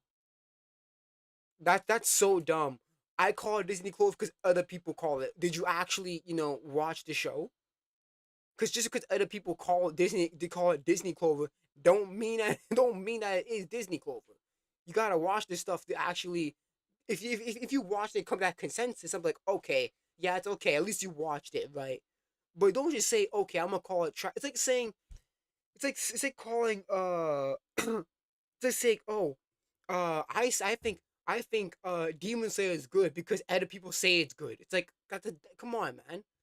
Like, come on, form your own opinion, bro. Don't just fucking don't just agree with somebody says because the general audience say the same thing. Stupid. All right, dog. That's Yeah. dumb. Okay, so with your logic, Invincible's violence doesn't have substance because that's what everyone else is saying. No, that's not my logic for Invincible. That's my logic for Black Clover. Again, you can't trigger it. You can't know because again, it's a case by case basis. You can't do that. So it applies to Black Clover, but not Invincible, even though they both Right, do the same because- shit. Right, because we're talking about something that's more relevant to the conversation, which is No, Invincible. those are exactly the same thing. You can't say that. No, they're not. They're not exactly the same things because again, the immortal. That's literally in his name. The immortal. Julius is a problem because we didn't get that explanation of Julius surviving and coming back to life prior to him getting stabbed up by is it Pietro? I don't fucking know his name. Something like P. But like something like that, it's an issue because we didn't get an explanation on how Julius survived prior to that fight. But for the immortal, it's different because we know that immortal can survive this shit. We know that. It was established that. They're not the same thing. Well, I wouldn't really know about Black Clover like that. We're talking about Invincible. I watched Black Clover a while ago. It's been a while since the anime's done its thing, but so I'm not gonna remember like every arc or every death. True. You brought up Julius dying. Okay, what's the reason for him dying? Yeah, because if you brought him up, you have to do a little recap on what happened. You just brought it up for the sake of you just brought it back over for the sake of bringing up Black Clover. What happened during the fight where it was bullshit? How did Julius come back to life then? I would love to ask him that. How did Julius come back to life? Did you know how he come back to life? Do you know? Did he explain how he came back to life? But did you know how he did? Do you remember the explanation that he set out? Or you just saying, okay, Black Clover, let's take a Black Clover. But no, When you have to explain the example in order to compare and contrast these two suits. And again, it's irrelevant. Black Clover is irrelevant to the damn conversation because we're talking about Invincible here. So this is just the whataboutism. We shouldn't even be talking about Black Clover in the first place. Ash Cookham, he hates One Piece. Shut the fuck. Alright, nah, get out of here with that. But nah, alright, what else? What other issues you had, man? Cause I mean, you have a whole so video. there was a list. I didn't watch all of it. Yeah. In the reaction that you did, I don't know why you had a problem with me showing. Honestly, you should have. I don't know. Again, you asked for this debate, bro. You asked for this debate, so you at least have some fucking questions to ask Ash instead of just waiting, instead of wanting him to ask it. It's like your clips in the video. Nah, making, like, an argument. Nah, my issue is that you was letting it play for too long.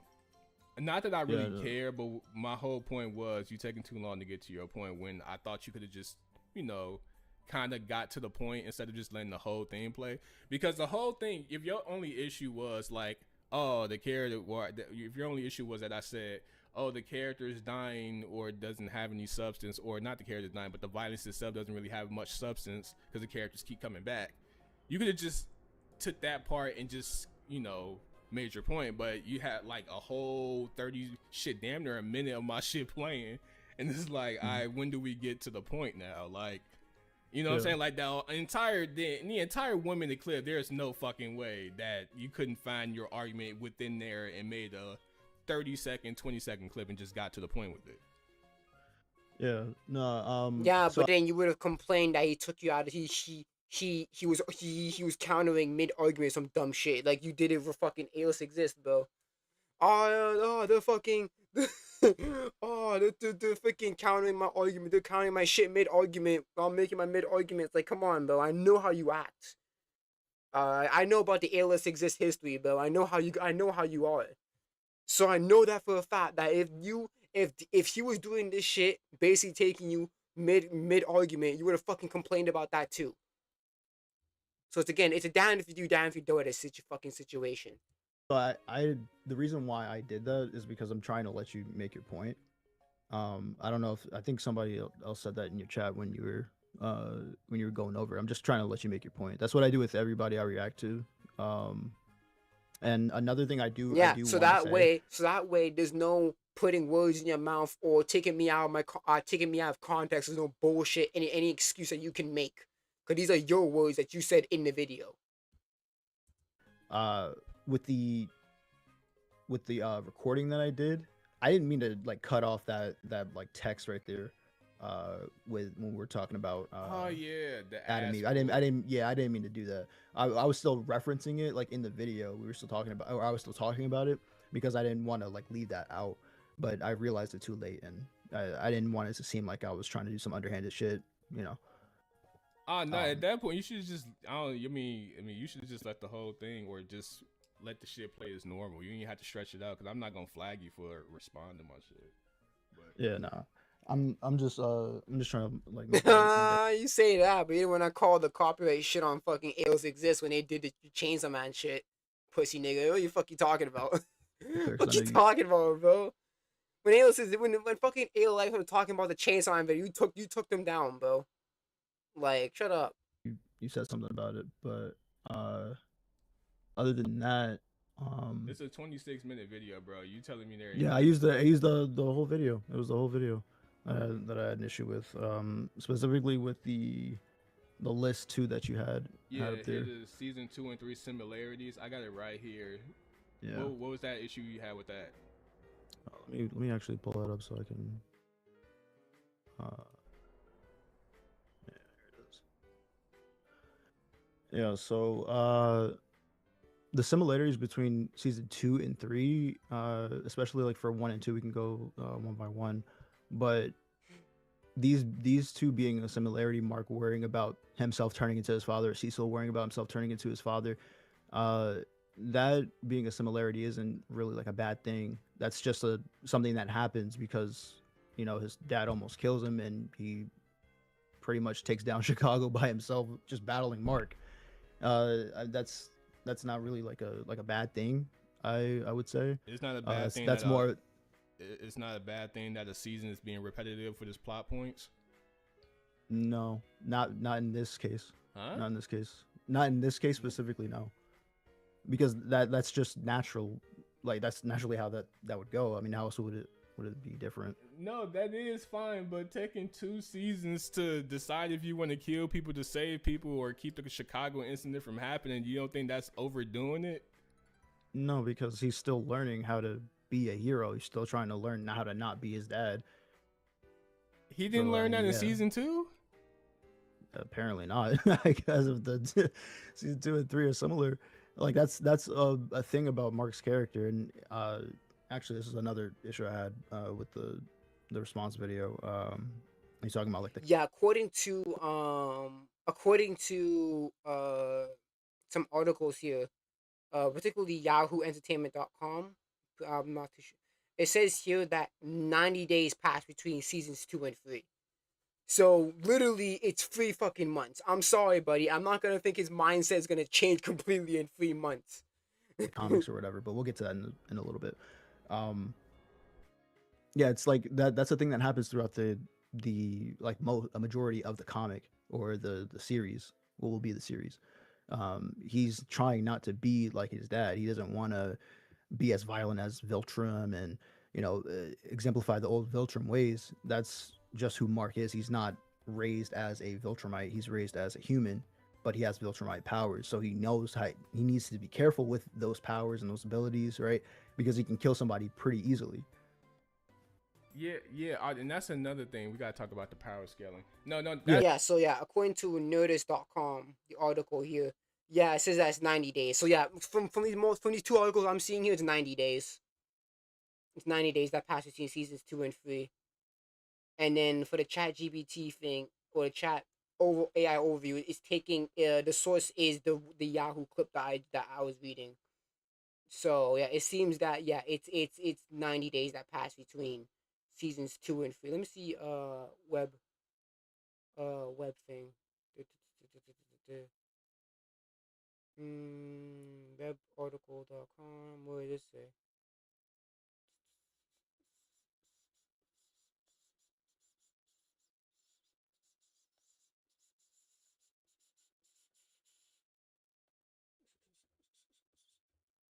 That's Yeah, we'll talk fine, about but once again, like I said, I think when you're writing a story, I think repeating the same plot points throughout story arcs with very minimum changes, because it's not really that big of a leap of a change or him even going through anything to where it kind of justifies it. Because I know what you're saying. You're saying like repeating the same plot points is not bad as long as you kind of build on it more and more. But in this case, like the difference between season 2 and 3 with the Mark worried about not turning into himself and Caesar worried about Mark turning to his father is that it's not really expanded on. It's like they touch on it, but they never really expand on it. It's just like there. It's like but stagnant to you. Yeah, it is really stagnant. And this is why I'm saying like seasons 2 and 3, because 8 episodes per season. I'm assuming anime is way faster than the comic book because it is with manga and anime. So I mean, season 2 with 8 episodes, that's more than enough time for Mark to get to his point, because this is not the most hard shit to figure out in the world. Just, hey, if I want to prevent the Chicago incident, maybe I should kill people that are a threat to that happening. But then he saw some people getting going to rehabilitation program and shit. Like for example, Darkwing. Darkwing was a villain in the beginning, and then Darkwing literally sacrificed himself to take down an invincible variant. So again, that also brings a little bit more complexity. It's like, okay, so if I let this villain survive, there could be a chance that this person could benefit the people. Right, for example, Ian Sinclair, not Ian Sinclair, Dr. Sinclair, whatever his fuck his name is. He was the one I was making you find out this evil guy was making the Reaniman and shit like that. And then obviously Mark got mad, but he was like, yo, you got to realize that this guy's fucking talented. He's very smart, and he's very smart in doing this shit. So yeah, that also brings a little bit of complexity because you are seeing villains. Mark is seeing these villains being rehabilitated and doing things for good now. So it brings even more complexity. It's like, okay, does Monk want to even? Does Monk doesn't want? Does Monk want to kill these people because these people can benefit the world if they are put into a better situation. So that's the thing. It brings more of that out. For example, Powerplex. Powerplex, sure, he just has a beast against Monk, but he's willing to help out people as he did with the Guardians of the Globe of the new version of the Guardians of the Globe. He helped out. He helped out like Brit and Robot and all that shit against the Invincible War, and he hates Monk. So it's like that shows you that even like villains can help out. So that's why it brings even more of an issue why Monk doesn't really want to do that, kill people, because what if these people can help out the world, right? As we have seen with Dr. Sinclair and Dougling and all that shit, and Powerplex. This shouldn't take 2 seasons. Like me personally, I don't think that, unless people just don't give a fuck about their time being wasted. But I mean, me personally, like if I'm watching 40 minutes, 40 to an hour long episodes, and this guy's still talking about, oh, I don't want to kill, and the same shit is happening in seasons 2 and 3. Yeah, I'm gonna be like, yo, what the fuck? This shit is. Yeah, so you're just basically saying, let's go, hurry up, wrap it up. No, bro. If it is good doing that, let's just say it takes a bit of time, but if it's actually done well, then what's the problem with it? Is your problem it's just done too quickly? It's not done too quickly. It's done too slowly. This is basically saying pacing to go faster. Come on, man. Wrap this up. Like, what the fuck are we doing? And I can understand what you're saying, but the thing is, it's like you're not gonna go through an entire, what is it, like how old is Mark, like in his 20s, like 20? Apparently he's in late teens in like season 2 and 3. He's like in his late teens. 20 years, 18 years, whatever, of being, he's like 18, 19 in season 2 and 3. Raised like that you don't want to kill, that you know life is precious and stuff like that. With human qualities, you're not gonna erase that within the span of I believe a year is the time frame for season 2 and 3. No, it's well, the time frame. I don't remember if it's a year, but again, 3 months 3 months happen between seasons 2 and 3. So I mean, the similarities are gonna still be there. It's not like a lot of time passes between those 2 seasons. Yeah, 3 months is not like 3 months in the grand scheme of things in this, well, in the grand scheme of the show, because I'm gonna say it right now, 3 months is not gonna last. 3 months is not long compared to how much gaps that happen in Invincible, that's for sure. But yeah, 3 months is like barely nothing. I'm sorry, man. People are not gonna change that drastically in 3 months. So that's why I didn't like those first 2 points. I didn't think they made much sense. Do you think they build on it properly from seasons 2 to 3? Like, do you think that, you know, the way they build on it is that significant to justify it? Because yes, because in season 3 he has Oliver, so now he knows he has a bigger reason now. He has more of a personal reason not to be like his dad, because now Oliver's looking up to him. And now if he and then again we saw what happened. We saw what Oliver did, and he bodied fucking the Marlowe twins. It's like, yeah, that even reinforces Mark on why he doesn't want to be like his dad. It's because this shit happens. So yes, doing the repeating thing doesn't make sense, because now there's different things involved. Now, like, again, Oliver is now old enough to recognize all this shit, and it's like, yeah, now I can't. And Oliver's having his abilities, so Mark is like, yeah, I can't do this shit like my dad does, because if anything, that's gonna reinforce Oliver to doing what no one used to do, and that's not good. Well, I would say so, because I mean it's not a lot of time that passes. If you were to say, or if you were to make the same argument for, like, I don't know, like a 10-year gap, then okay, I could see, like, you know, that's a little bit more of a talking point. But because it happens so season 2 and 3 happened so close together within the same year, pretty much. You know, it doesn't make sense to me. So even from the villains in seasons 2 and 3 dying the exact same way, you don't think that's kind of lazy and copy and pastes? No, because the power scale is completely different. Mark was way stronger than Angstrom. The only reason why Angstrom was a threat because Angstrom he had hacks, he had abilities and shit. Mark was basically would be able to body fucking Angstrom at any fucking time. And it's just like the fucking his powers are annoying. But for Conquest, literally Conquest was way stronger than Mark. These are Mark even got out of that mess because fucking Eve had that fucking literally Eve did that ass pull fucking Hadouken blast on fucking on Conquest and took down his skin. So Do you have like an example? Yeah, the Megamind motherfucker and Angstrom. What's the old nigga name? Conquest. I forgot. The one It's with not the that earth hard to remember, bro. Conquest Angstrom? It's not that hard, bro. powers, seismic. No, the one, you know the old dude, the old ass Vulturmite that. Oh, conquest, yeah. So the way Megamind and Conquest died from like even their purpose as characters basically kind of forcing Mark to kill to protect. Mm-hmm. You don't even the conclusions. You don't see that. My nigga, you basically just copy and pasted this, except you changed a little thing or you added a little something here and there, but not much to where it justifies this being a proper copy and paste. What's a proper copy and paste? That means Trigger. You really just said like a proper copy and paste, meaning that there's an improper copy and paste. So you're saying that repetition is because you're complaining about it being repetitive, but then you're saying that there's a proper copy and paste. That means that it's a good way of repetition and a bad way of doing repetition. But you're saying that repetition itself is bad. So it's like, what the fuck are you talking about? Is repetition good or bad? How about we start from there, and then we can talk about the fight between Conquest and the fights of Conquest and Angstrom. Because, like, come on, bro. Because you're just saying that it's repetitive, but then you're saying a proper copy and paste. That means that there's a good way of doing repetition and a bad way of doing repetition. So what's the but you're complaining about repetition in general.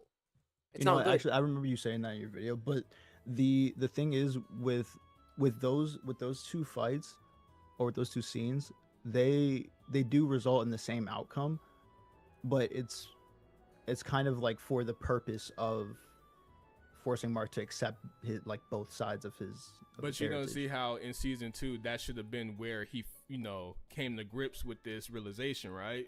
Season 3 should not have been that same shit. Season 2 is too soon in my opinion, because that's like the season right after his dad almost killed him. That shit happens in like episode 8. So season 2 happening, like him realizing that soon within the same year, I don't think that would be. But yeah, but it led to the same thing over and over. Like I mean, me personally, I don't think it happened that. I don't think it's that short of a time span window. Because I mean, I seen Invincible season 1 like 3 years before I seen season 2. So maybe that's why it's like that's more than. Yeah, that's the problem. The problem is that the gap of the release gap between seasons 1 and 2 are too big. That's the thing. That's your problem. And that has nothing to do with the story of the show. That's production problem, not anything to do with the show. Enough time, and even then, like I said before, like this realization isn't like some Da Vinci Code shit. Like this doesn't require you to go through so much for you to realize, hey, I want to save people and keep them safe. How can I do that?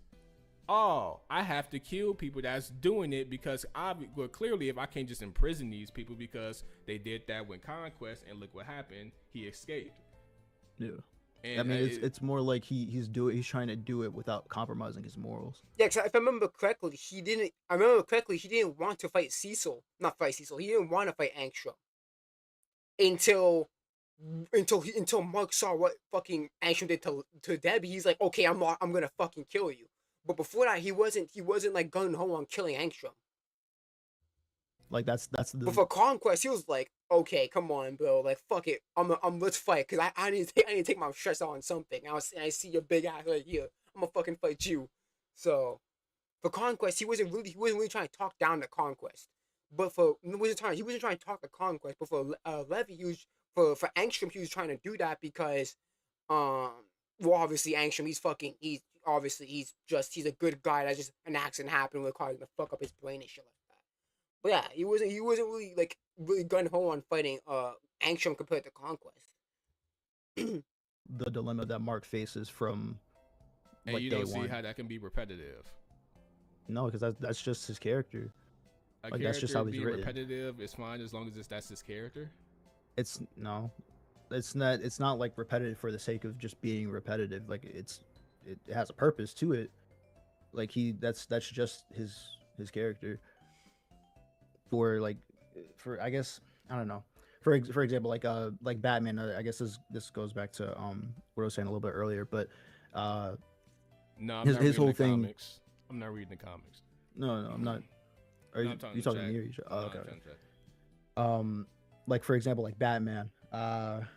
His whole thing. I brought this up in my video, but his whole thing is that he has a no kill rule, and it was in Batman Under the Red Hood where he was like, I can't keep killing or I can't kill the Joker, right? One of the most obvious red flags in his rogues gallery that he definitely should kill, right? Like I said, or like you said, it would make sense for him to want to kill like his main villain or a villain that would hurt other people.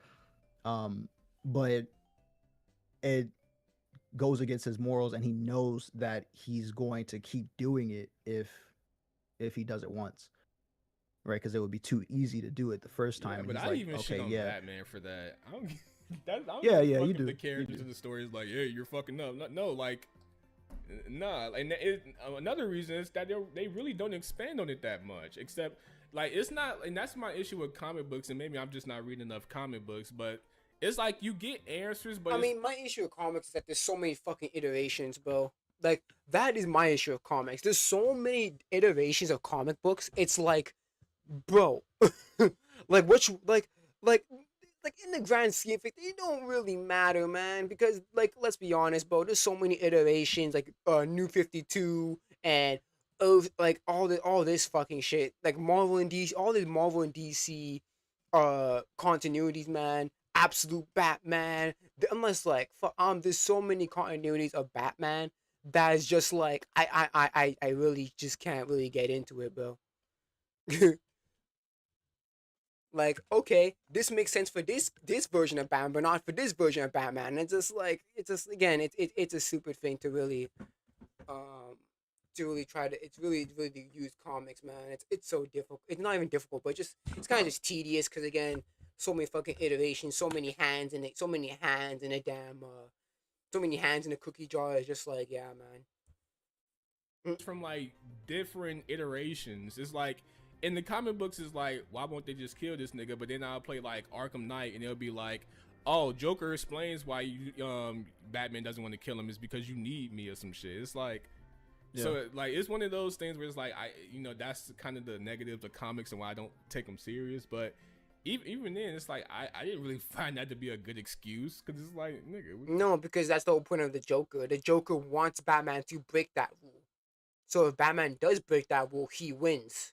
That's the point. And then Arkham, and I think in the Arkham series, Batman does kill Joker, and then now that fucking haunts him. So again, that's the whole point. The point is that if Batman does kill Joker, then Joker wins. That's the whole point. The whole point of doing that is for Joker to really to break Batman to a point where he does that shit and breaks that one rule. So he's basically pushing his limits, essentially. So that's what basically Joker is doing. He's gonna do all the bad shit, essentially, to get to where basically he wants to push Batman to say, okay, when does the line get crossed? When does it say, okay, that's enough, I'm gonna kill you? Because the Joker's doing all this evil shit to basically test Batman to see how much would it be to you to break your morals, to break that one rule that you care about so deeply. it's like, but that's like the whole thing about Batman and Joker. It's like an eternal game of cat and mouse. Like they both need each other. Batman doesn't want to admit that, but Joker definitely will. Like he sees right through it.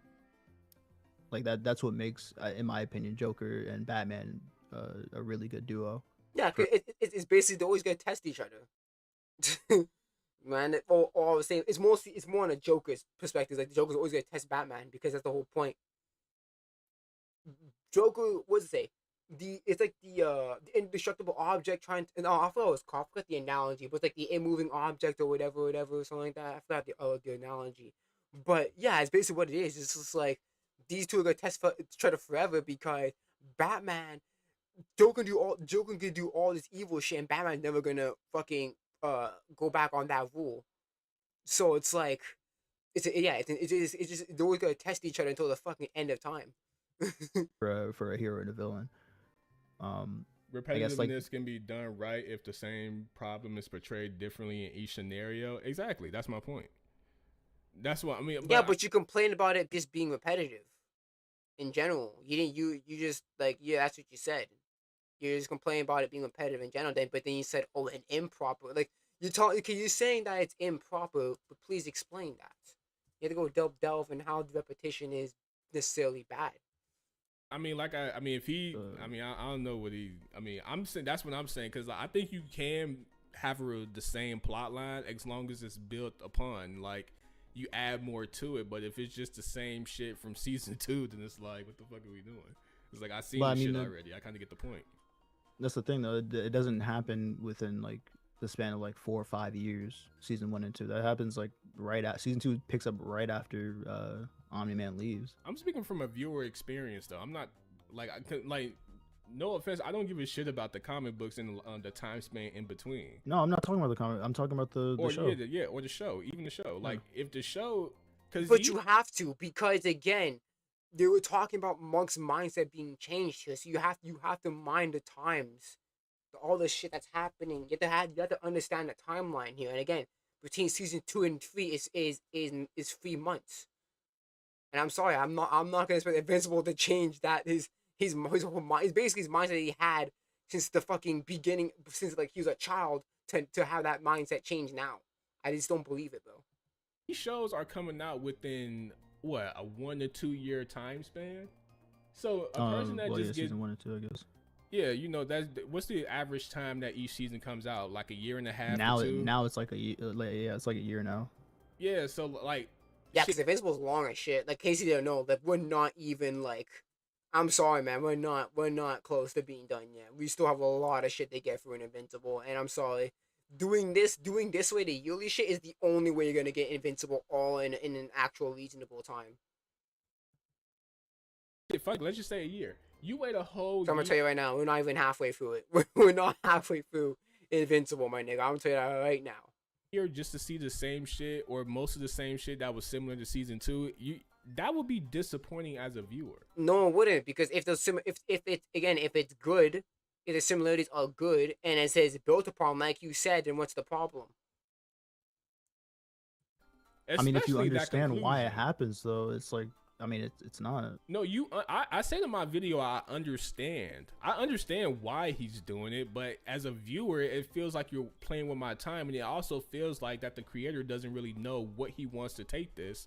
You know what I'm saying? Because I felt like because I named examples in the video. I said season 3 could have been more about, you know, maybe Oliver Mark setting a bad example. You know, first. That's literally season 3.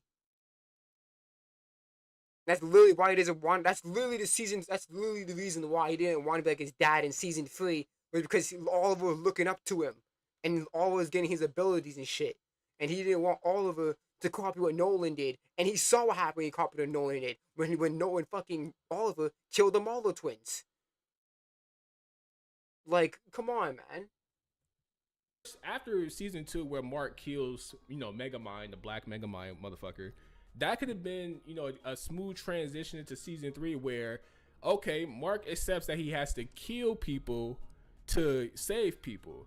But in season 3, he just takes it too far, and, you know, Oliver can be an example of that.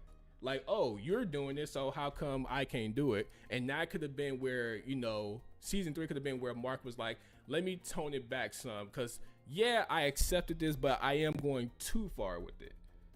You know, that's where you're going. It's just that, like, yeah, I can see what you're going, but that half of that already happened in season 3 when Oliver kills the Marlowe twins.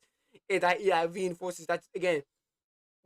It first of all, it shows it gives more weight to why Mark can't be like his dad, or because again, Oliver has his abilities now. He's growing up and shit, and now he's gonna look up to Mark, obviously. And yeah, Mark's gonna have to, and obviously Oliver's not human, so he's not gonna learn about all the morality of a human. So shit like that. So like for if Monk basically kills a bunch of people, it's like, well, that's gonna reinforce to Oliver what's gonna again. Monk already it already showed like it already season 3 already shows what happened if Monk even goes down that path, aka what Oliver did to the fucking Marvel twins. It's almost like the opposite a little bit happens, especially with Oliver, because Oliver is that bad example already. Like from the jump, he's like that, right? Yeah, He's because he looked up to Nolan, and that's what happened. He's like, yeah, that's why you can't be like fucking Nolan because, aka, you get this shit happening. trying to kill already because it makes sense to him what you're saying actually. Like, you know, you should kill your villains to stop them, but um No, for like that's for different reasons. I was just But talking about how that could have like coincided with Mark's character as well. Like you can kill two birds with one stone with that whole shit. I know what you're saying, and that is a good character arc that helps Mark realize a lot of things better. But I mean, at the same time, it's like that could have been done better without, you know, that's an opportunity where you can make the same point but better without it making it feel repetitive. And I mean that's just my way of thinking of it. I mean, because me personally, I like progression. I don't want to feel like I'm watching the same shit over and over, right? Like, say for instance, you go to the movies and you see Avengers Endgame, and then you go see the next Avengers movie, and it's basically the same as Avengers Endgame. You should have said Infinity War Endgame. Avengers Endgame. You're gonna feel salty about that. It's like, the fuck we doing? Like, this is basically the same movie, just with a few additions here and there. I mean, I guess with the I don't really know how to like convince you otherwise. Like it's just I don't know the similarities between these two things. Like that's just the natural progression of it between within it happening in the same year. I get that, you know, you say like, okay, well it happens. The show comes out like every like 1 to 2 years or whatever, right?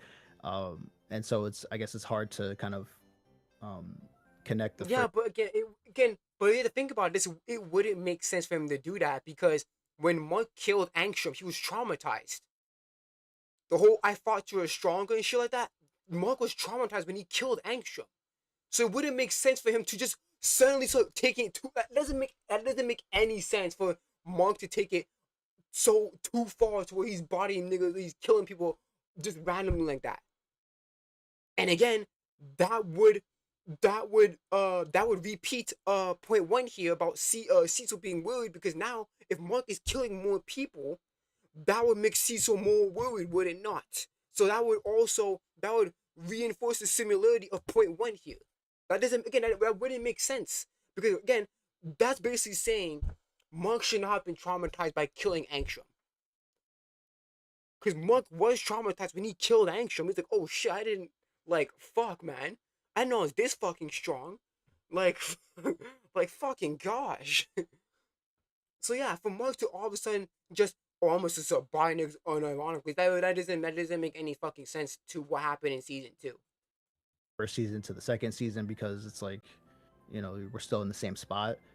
But when you think about it, it does make sense because that's literally him trying to understand himself more. Like he at first he didn't want anything to do with the And plus, Angstrom, he's not even like pure evil. He's more broken. He's more of a broken and pure evil because he's only He's the reason why he thinks this way is because all the memories of all the Angstroms are merged into one body, and obviously, and most of those variants, Invincible turns evil. So it's like, yeah, he's gonna think of Invincible in a more negative light. It's like, yeah, it was just a freak accident, and Invincible knows that because he was there when the explosion happened and it turned Angstrom to what he is now. So that's why Mark is not. That's why Mark is hesitant to really kill Angstrom because he knows what happened to him. Viltrum Empire, but then he goes from that to ultimately ruling it. Like he has to accept both halves of himself, and this is the process to do it by him realizing like, hey, I gotta kill people. I gotta, you know, in order to save people, keep that human side. I have to fight like a Viltrumite sometimes. Well, I mean, my own entire point is just, I just hate stuff feeling repetitive, and seasons 2 and 3 are 1000%. I ain't gonna say are exactly the same, but they share a lot of similarities to where a person that's really paying attention is like, oh shit, this is the same shit basically. You just added like some new shit here and there, but then by its nature, it's not repetitive. It's only repetitive when you basically strip it down to its bare things. Therefore, the season 2, if you by its nature, is not repetitive. Obviously, again, if you be reductive and basically take out all the details of seasons 2 and 3, you can argue that it is repetitive. But if you actually paid attention and all that shit, then you'll say, okay, it's not really repetitive because you can understand the details and the context and details and all this shit that happened throughout the story. I would argue that's the opposite. If you think it's bare bones repetitive, I would say you're not paying attention. You're just basically being very reductive. On to the next one, the power scaling. I don't even know how you can even defend this shit. Well, wait, because we're not done with the list yet. That was only like the first 2 to 3 points that I had a problem with. Like the whole Nolan. No, you only talked about Mark. We didn't talk about Debbie. We only talked about Mark. Basically, we only talked about 2 and 3 because we didn't even talk about Cecil. yeah, it's the same. Debbie trying to move on from Nolan, like that's the same exact thing with the timing, right? It happens in the same year. She knew Nolan for I think like 25, 28 years. They were married. She was in love with the guy, right? Like, so when you're in love with someone, that's like obviously a deep connection, right? I get that. So I mean, when she almost watches the man she loves kill her son, like you called her a fucking pet. Nigga actually said it. Ban said it in 4K Ultra HD. She a pet, nigga. like that would break you, bro. She knew him for 20 years, and then this fucking guy is saying, "Yeah, she a pet to me." Like, okay, did mean those 2 decades meant nothing to you? Do nothing to you then? and then fly off somewhere else. It's gonna take more than a year to kind of bounce back from that. No, I mean, I already know that. I'm not saying like all. No, I know what you're saying. Debbie trying to move on from Nolan is a part of her character, but like I said about, it's the same thing with Mark, where yeah, you're adding new things kinda to this, but it mostly feels similar to what I've already seen from season 2.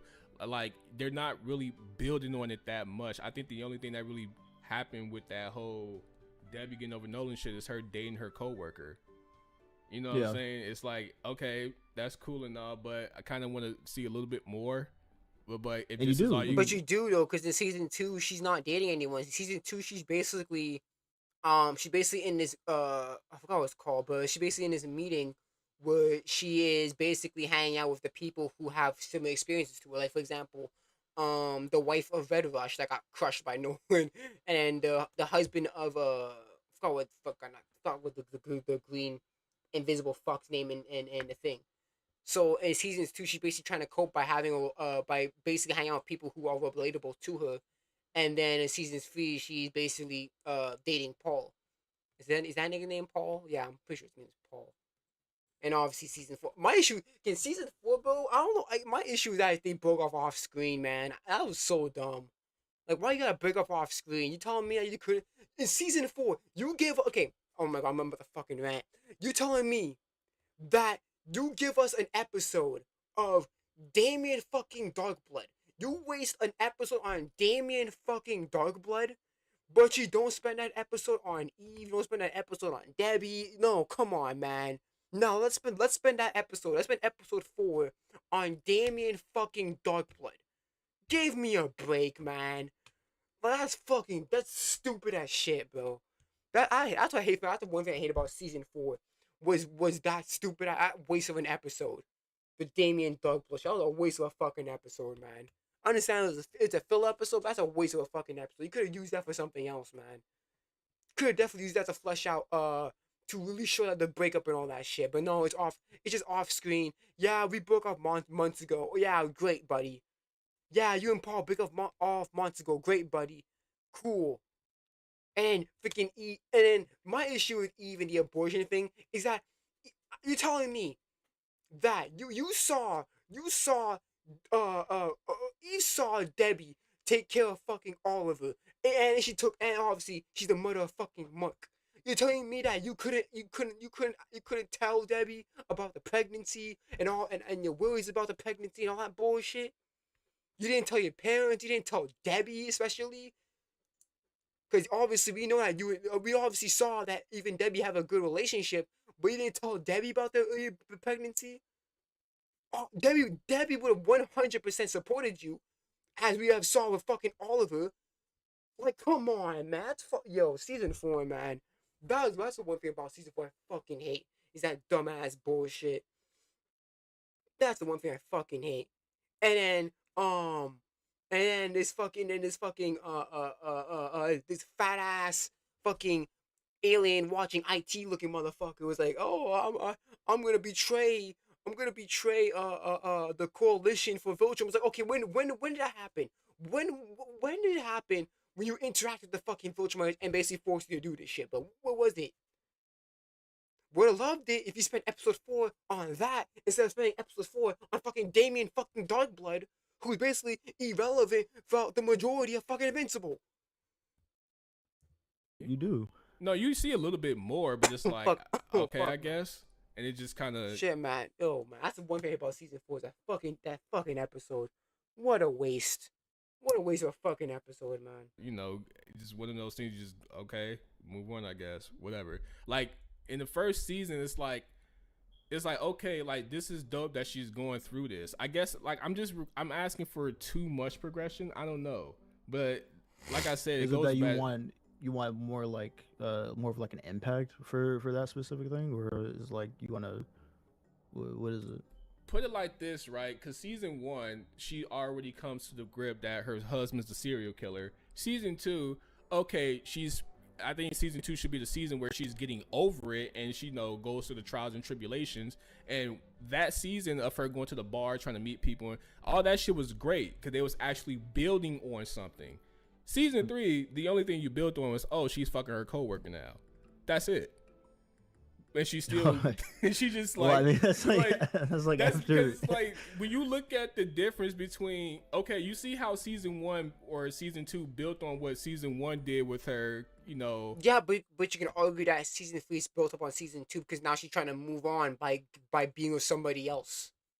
So it's still built up upon. It's just that for you, it's not enough.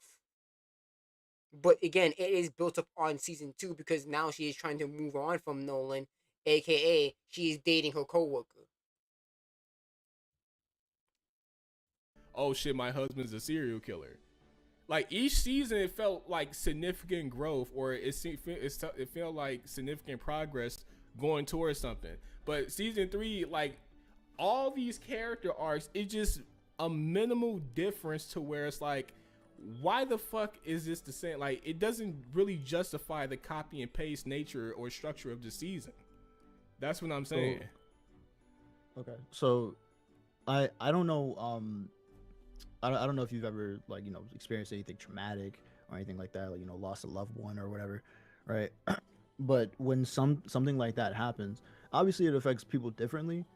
But one of the main things is like, you're depressed, you're shutting down, especially when you watch someone almost die and you don't know where your other loved one is, right? Wherever they are, that can have a lot of effect on someone, like internally, and we see that expressed outwardly by her being depressed and not really like caring, really right? Help her case, because she did all that shit with Nolan just to get back with him, and like 2-3 episodes later.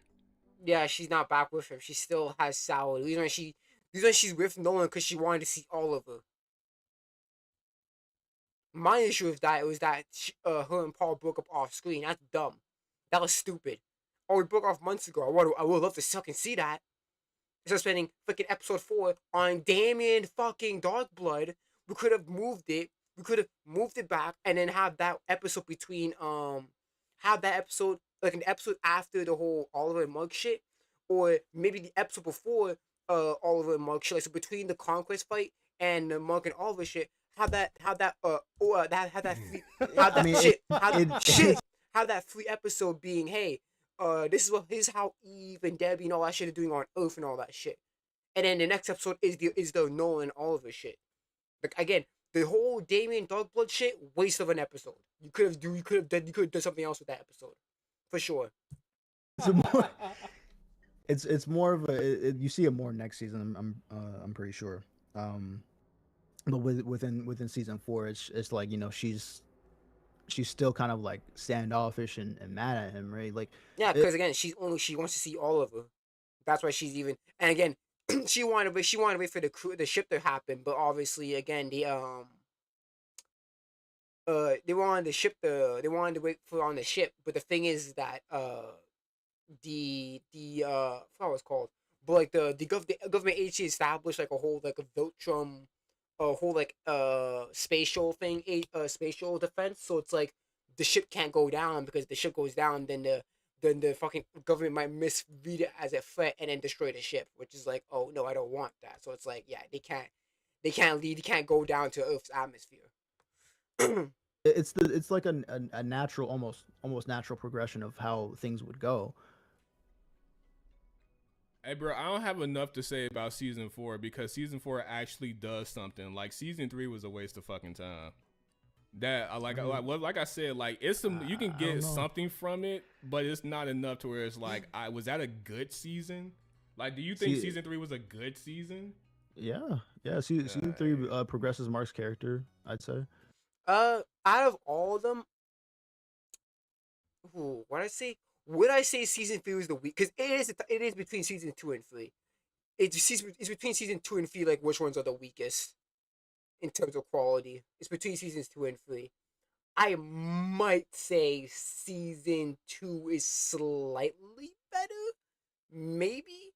But again, we have again with the addition of Oliver and him as a kid and all that shit, and him and basically Mark trying to really having more of a weight put on his shoulders on why he can't kill people.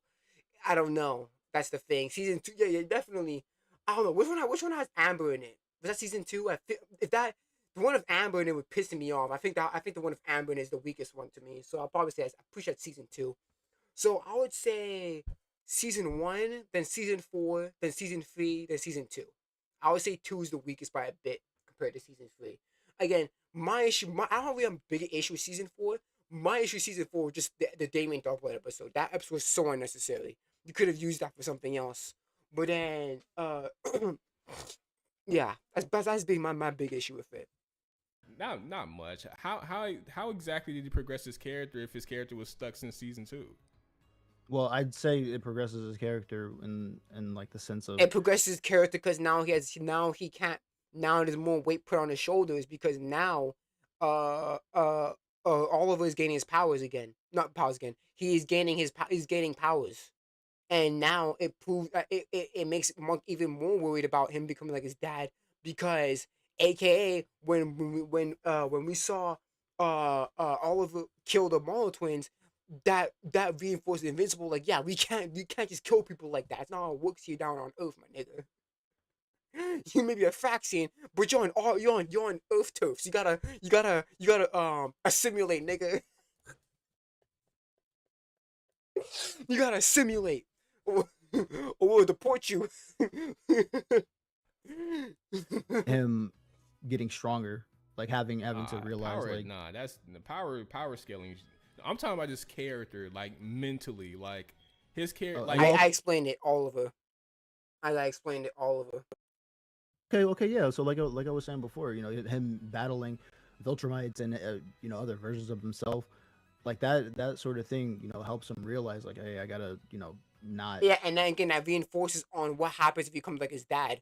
Like the Viltrumite War, that reinforces on what happens if he becomes like his dad. Is that this shit happens? The Chicago incident would happen, except 10 times worse if he becomes like his dad. So again, the shit that happens reinforces Mark on why he can't be like his dad, and not only does it hits him close to home, because obviously with Oliver, and it hits him in a grand scheme of things, because we saw London and Japan, all that shit go to the hell town. Fight like a human. I need to fight like a Viltrumite. You know, but he did that in season 2. barely. I mean, No, because that he got traumatized when he killed. Well, I guess when he finally killed Angstrom.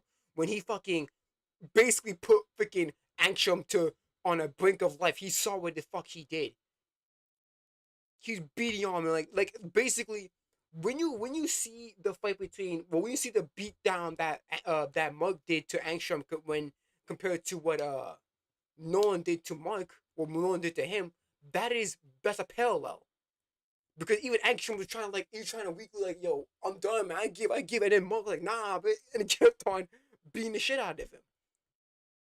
So that him beating him, damn near putting Angstrom on a I would say putting Angstrom on a stretcher, putting Angstrom on a stretcher, being from within an inch of his life, showed it really traumatized Mark. He's like, yo, I can't do this, man. And again, he knows what happened to Angstrom because he was at the if I remember correctly, he was there when the warehouse blew up and we saw what Angstrom looked like in the accidents. That was his whole character in season that, 2. He did that once against like the fight with the Viltrumites when his dad literally screamed at him to do that, but he was still kind of like, no, like I know that I need to fight like a Viltrumite, but I don't want to kill people at the same time. That's still his dilemma. He's still new to this. Like I said, it happens within the same year. It's not gonna like, it's not gonna be like, oh, within 1 month he's like, oh, I don't want to kill people. The next month it's like, oh, well, now I'm gonna go on a murder spree and start cleaning up the streets. He's gonna do it. He's gonna try to do it effectively without compromising his morals. Bro, it took him 2 seasons to do that, and he still hasn't even done it in season 4. It takes him the entire series.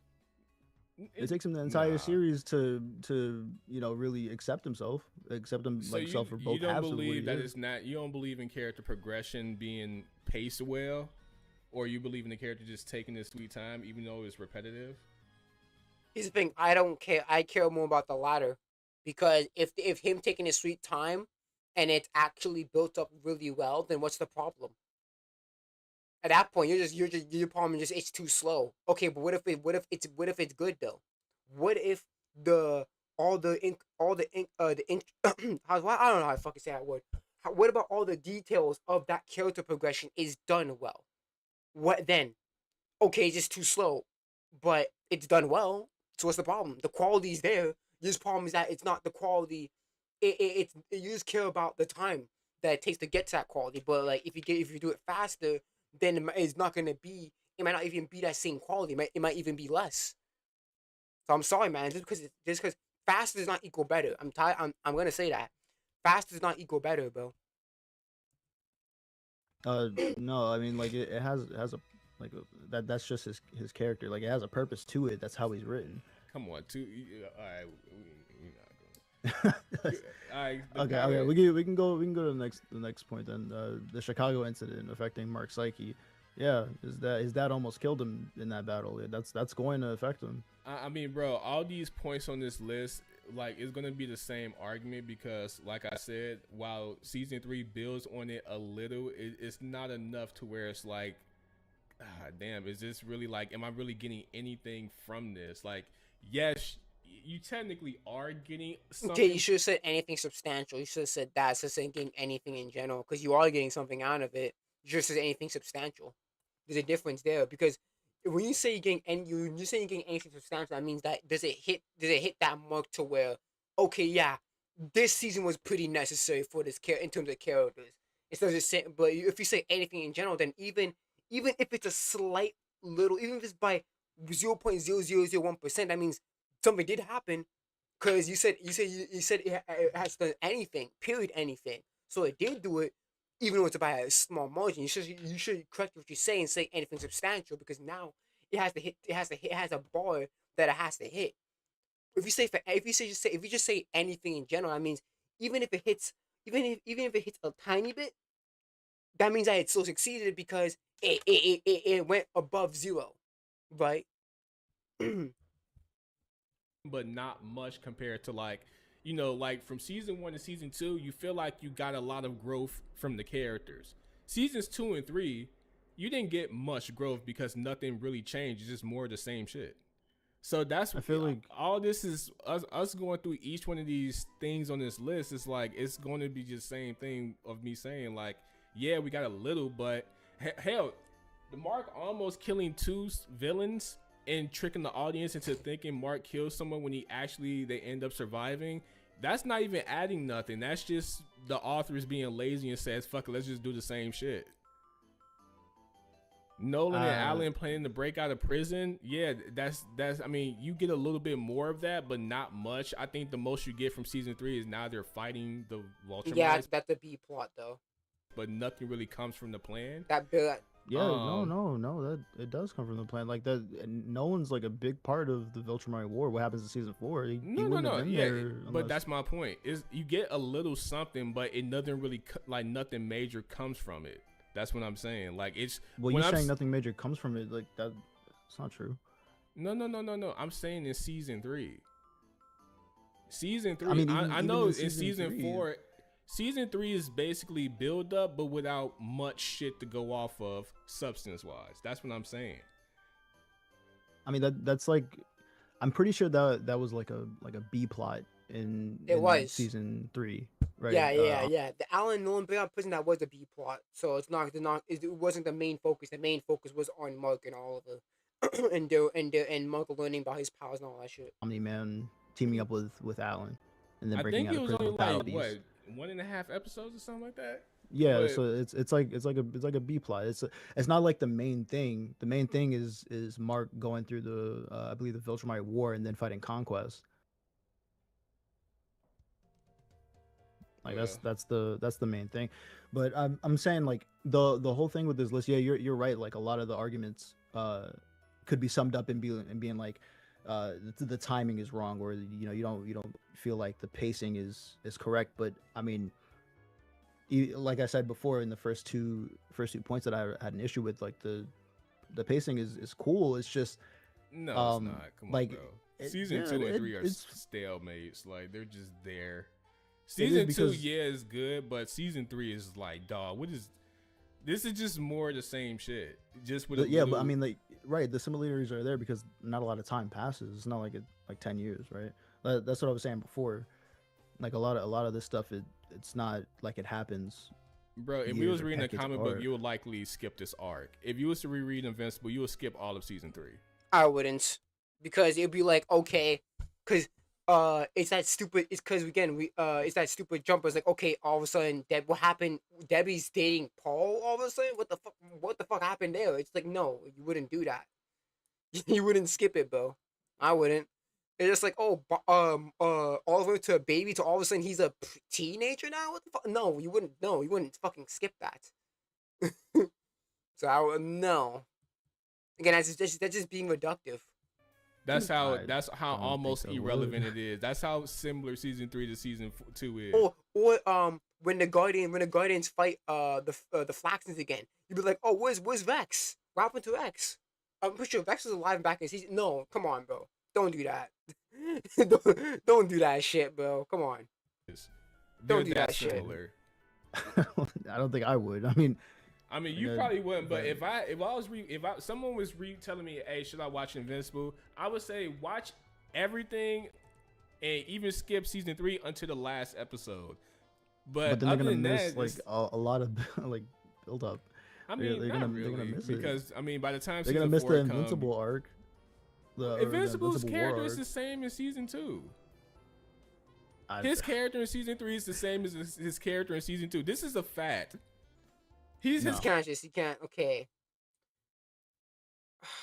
This is why you can't just say exactly. You can't say it's the same.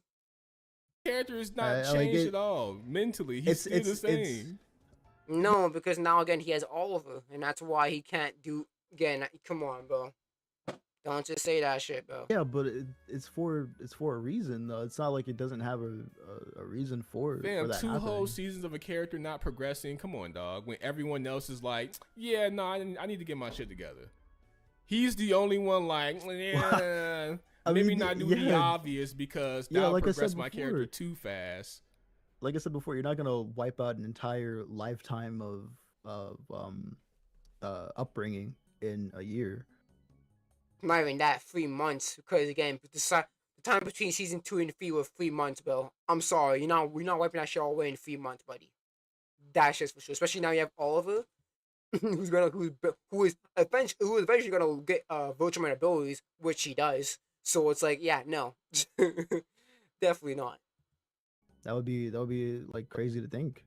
Well, Like you could. I already gave an example on how it could have been done. If you were going, No, because then that you would have to change how you have to change his reaction in how when he thought he killed Angstrom. You had to change his reaction because again he was traumatized when he did that shit, bro. He was shaking and shit, bro. repeat the same shit. My issue with that one was that he got. My issue with that was that he's basically lost in space, and then oh shit, coincidentally he was future robot and future Eve coming out of no. That was stupid, man. That was so dumb. They come out of nowhere to save Mark because Mark had nowhere to get home. So you have future Eve and future Mark come out of nowhere, and not future Rex and future Eve come in and teleport Mark back to his normal timeline, and future Eve comes in and bucket dumps how she feels, how she really feels about Mark. That shit was stupid, man. That shit was dumb. Cause it was like, cause Robert Cooper was like, yeah, I have no way to get out. How am I gonna get Invincible back to his home dimension? Oh yeah, I'm gonna bring these random ass, these two random versions of my pre-established characters from the future and bring him back to his current timeline. Fucking stupid, but I hated that shit. That shit was dumb. That shit was so dumb. I already gave an example on how I'm starting to remember. I'm starting to remember that episode, man. That shit was dumb. That was an ass plot. That's Robert Kirkman didn't know how to get Invincible back home, so he had to pull some way of getting him back home by having future Rex and future Eve come in and save him. Fucking shut. Oh my! And guess what? And guess what? You never see them again. They come in and get Mark they get Mark back to his current timeline, and you never see them again.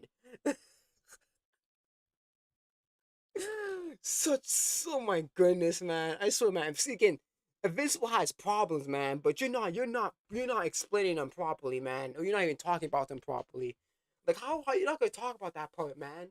That shit was stupid, man. Come on. done way better, but Well, like with the Oliver thing, like I said before, like that's just Oliver, one of he it. is that bad example. He like Mark has to teach him to not kill. Like it's not gonna be the other way around. He's like that because of his DNA. Like Thraxans don't value life. Viltrumites don't really value life unless you prove yourself. Or like it's not really Yeah, because fractions they live like super quickly, so they don't value life as much as compared to a regular human, which you have years and years and years and years compared to a fraction, which is like what weeks and weeks was like what a few weeks.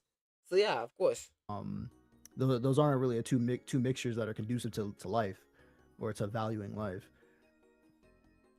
All right, can we talk about the power scaling? Cause Yeah, we can talk Oh, about. what? We can't talk about that shit no more. What happened? What happened? We're not gonna talk about this no more. Come on, man. Don't change the subject. Don't change the topic. Let's talk about power. What's up? No. Let's go back, man. Let's talk about power scaling now. Because now you need to get a you need to get because now Trigger needs a point. He needs to feel positive again. So you gotta talk about something that he knows that's a problem, aka the power scaling. Which again, everyone knows that even Robert Cookman said, yeah, it's a problem. I know. I didn't really care about the power scaling, but yeah, man. You want to feel good, man. You want at least one win on your belt. So you gotta talk about something that you obviously know it's a problem, and something that the writer obviously knows it's a problem, and he didn't care about it. Which again is the power scaling. What happened? is the power scaling fucked up? Yes or no? I agree. Yes, it is. Yeah. Okay, we don't even need to argue there because I don't even. Yeah, know. we both. I agree with you in the video. I think you said that I had a problem with it. I didn't have a problem with that. Yeah, I said I was going to agree. That's and you weren't the only one that was saying that. Like Bro, even Robert Cookman said even Robert Cookman said, yeah, I didn't really give a shit about the power scale. Like when the writer says that he didn't give a shit about the power scale, yeah, you know that's a big problem. Kirkman doesn't know how to like scale his own series. It's a known issue. Yeah. Okay, so besides that, is there any other issue? because I didn't watch all the video because I was just like, nah, let me try the debate. Yeah. I think the No, you're just impatient because you're complaining how he was taking he was taking too long. So you didn't. So you basically just put the comment and you fucking left. I saw some in the stream, bro. the last part to your video with one of the last parts of your video with Amber, you know, being race swapped and Rex's. That's race swapping 1000%. You can't even. It deny- is. It is. I mean, I'm not saying that it's not race swapping, but it's not like I wouldn't. I don't know if I would necessarily call it DEI, like how you They literally, Kirkman literally said that he made or he race swapped the characters to add more diversity. Which is stupid because again he already had diversity. Lucan was black. Bulletproof was black. Black Samson is black in his name. Spoiler alert. Anissa's husband is black. So it's like you didn't really need to really do that shit, did you? That's kind of pointless, was it? Literally said that. The duplicate was already Asian. Like she was Asian both in the. I'm pretty sure she was Asian in both in the comics and in the show. So it's like again, they didn't really have to really change anything. Look this up. But I don't know, man. I don't think that I mean, look, it doesn't. I said in the video that well, I think I did that. This doesn't take away from her character or Rex's character. It's just one of those things where when you go to the comic book because you are curious because you know you are into the show, so it's like fuck it. Let me see what the comic book is, and you see this high yellow ass girl dating Mark, and her name is Amber, and you see this high yellow ass nigga named Rex. It's sorry, I'm gonna ask questions. Yeah. I was like, what the fuck is going on? But Okay. But even what about the other thing though that you mentioned with Amber, her, I think what the fuck was it? I said she wasn't a bad character because I think she gets a lot of hate. I mean, no, that wasn't it. It was something else you said about her finding out that Mark had powers, or her being mad that Mark wasn't telling her the truth. Niggified Amber. Yeah. Okay, can you skip on this Throw shit? her Bro? out the story. He's like, But but you gotta make room for Eve. fuck Eve. Eve is so ass now. Like she just dared to fuck Mark. She's just Mark's baby mama at this Come point. on, she got some stuff to her. I mean, you know, like Not really. like you After said, her the, episode and after season 2, this is kind of wraps for her character. And season 3 ain't add much to her either. She just started fucking Mark. That was the only difference. I mean, you'll see like later on. I'm not gonna like really spoil it. I already The know what comics, happens that's in the gonna comic be. books, Oh, you do? Okay, so yeah. I mean, you see what happens with her. She, you know, she does her thing with Mark, but you know she still ends up Again, my issue with season 4 is just that we didn't get to see her come to the decision of just an abortion. We just get hey, I had an abortion. How about we get to the thought process of that in the what's that called again? It's like a compilation, not compilation. How do you fucking say it? How the fuck you say it? It's like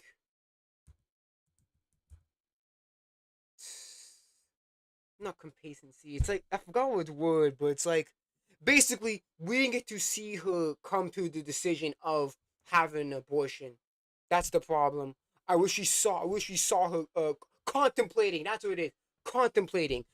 We should have saw her contemplating on a decision on having the abortion. And again, the issue also comes from the fact that she did not tell her parents. She did not tell Debbie, especially Debbie of all people. That pissed me off. That's my issue with Eve, because that would have been a good. Again, that's why I would say season 4 was useless, because season 4 could have been used for that. Well, at least not episode 4, not season 4. Episode 4, you could have take out episode 4.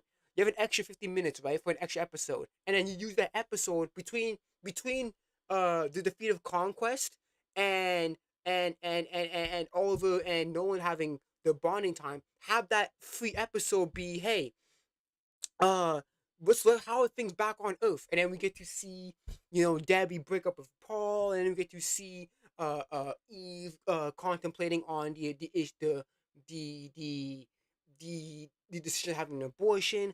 That's how I would have said. Season that's the issue that I just have with season 4.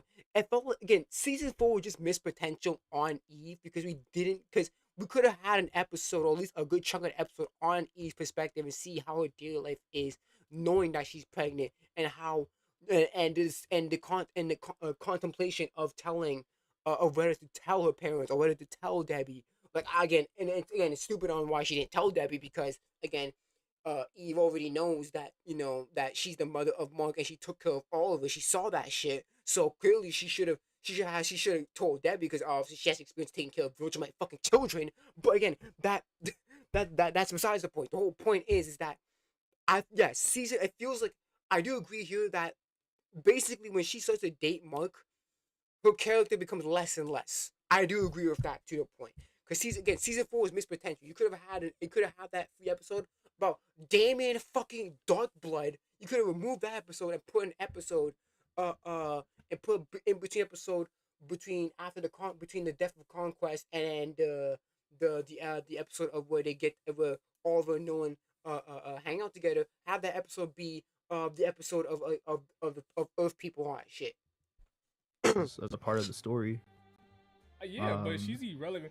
And one of the arcs that I think, when you talking about when she cheated on Mark, because people are asking for that to be cut out. That was dumb. But in my opinion, I feel like that was dumb.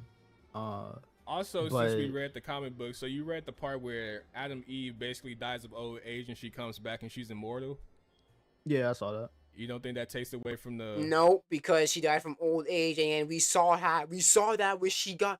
That was established because we saw when she got bodied by fucking Conquest, we saw her body get repaired back to normal. So no, I don't. That's not an ass pull. The consequences of the violence of the show. I get that's her power. No, first of all, she was in her death. She was literally old age in her bed. She wasn't in a battle, nigga. What the fuck you talking about? So act like you say you know about the comic, you don't even know the actual what happened in that situation, my nigga. Come on, bro. Shut up. She was in a fight. Really, bro? We just gonna say fuck death? She died in a hospital bed. Like that's not like, or she not in a hospital. She died at home. Yeah, she wasn't. So she wasn't in a battle. She died of old age, nigga. And that's the fucking same. And again, we saw her body get repaired because when she fought Conquest, but when she got bodied by Conquest, her body was fixing herself back to. Her body was regenerating. We saw that shit. Her body was regenerating to the molecular level. You could have argued that, hey, why didn't it happen in a previous time she was injured? But again, no. We're not talking about that. We're talking about her getting back from old age. That you should have just said, okay, if she can regenerate from her injuries against Conquest, why didn't she do that for the previous time she was injured? You should have said something like that. That would have held more weight. Any violence was like really being portrayed. She just kind of died of old age and then came back. That's not a spoiler. You already seen that shit coming, bro. The way Invincible treats his characters, you knew Eve wasn't gonna fucking die of old age. I mean, that's not even before I read the comics. I wouldn't say. There's no fucking way you thought they was gonna kill Eve when they barely wanted to kill Rex. And guess what they did, nigga? Shut up.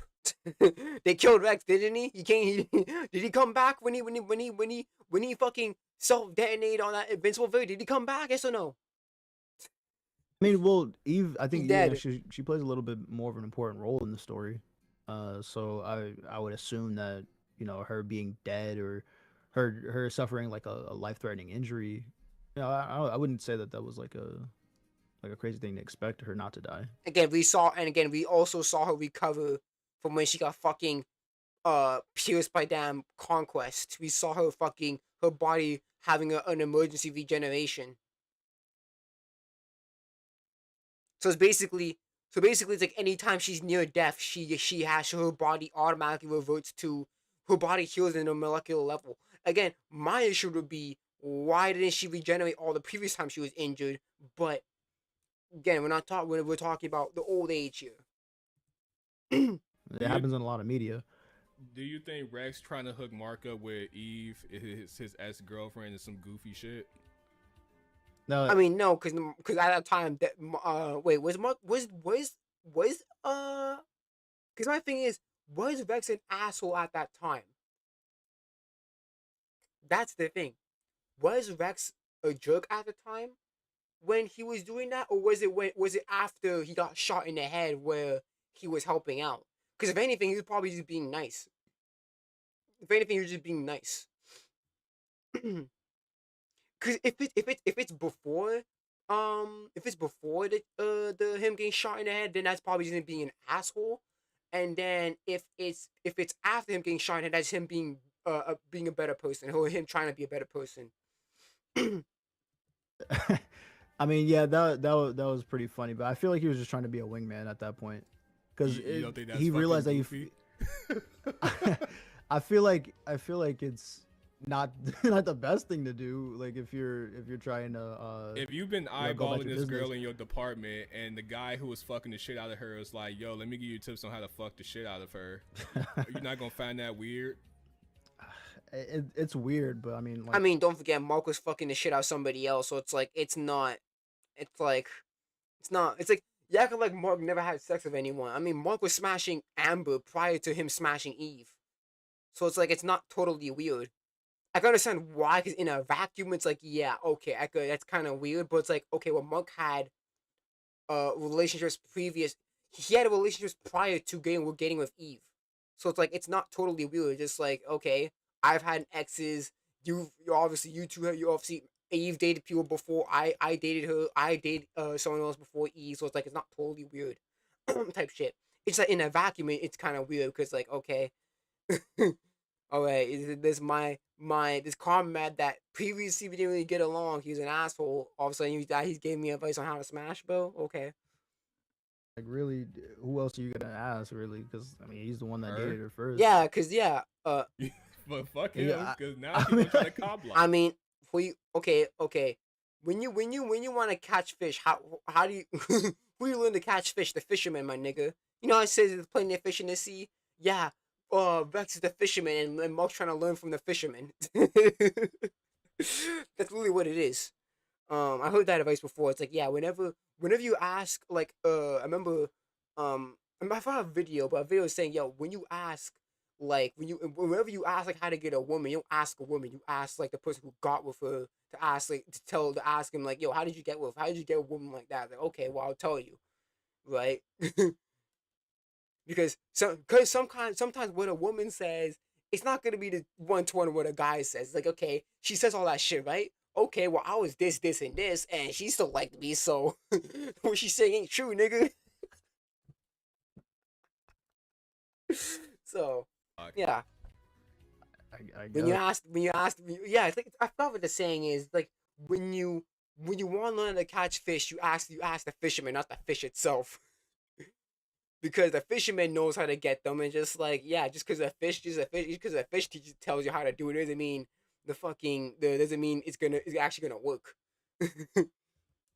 I mean, hey, that specifically, I feel like it's more of Rex's goofy side. Like, I mean, he's sort of a comedic relief character, but he still Oh no, has. he's like a comedic relief character. He is definitely a comedic relief character for sure. He's definitely one of them. He's definitely a relief character for sure. A Like comic relief. Sorry, little that's bit what it's of called. a little bit of depth to him. They add on to that in season 3. They add a little bit more depth to him in season 3. Um, but yeah, no, her back to what I was saying about Amber. Her finding out that Mark wasn't telling her the truth. I know that a lot of people were saying like they were mad about that. I know you said. No, my issue is that she was mad at him for choosing to save people over the damn soup kitchen shit. I can understand that she was kind of testing him because she wanted him to tell him the truth there, but I'm like, well, this is not a good test because people's lives are at stake right now. That's not a good test to do it. It's not a good test. That's not a good really test to really see if Mark gonna tell you the truth or not. That you didn't like it. Um, but it like you also state in like in the first time you mentioned Amber, that she's helping Mark emotionally, you know, with trust and all this other stuff, right? Loyalty and whatnot.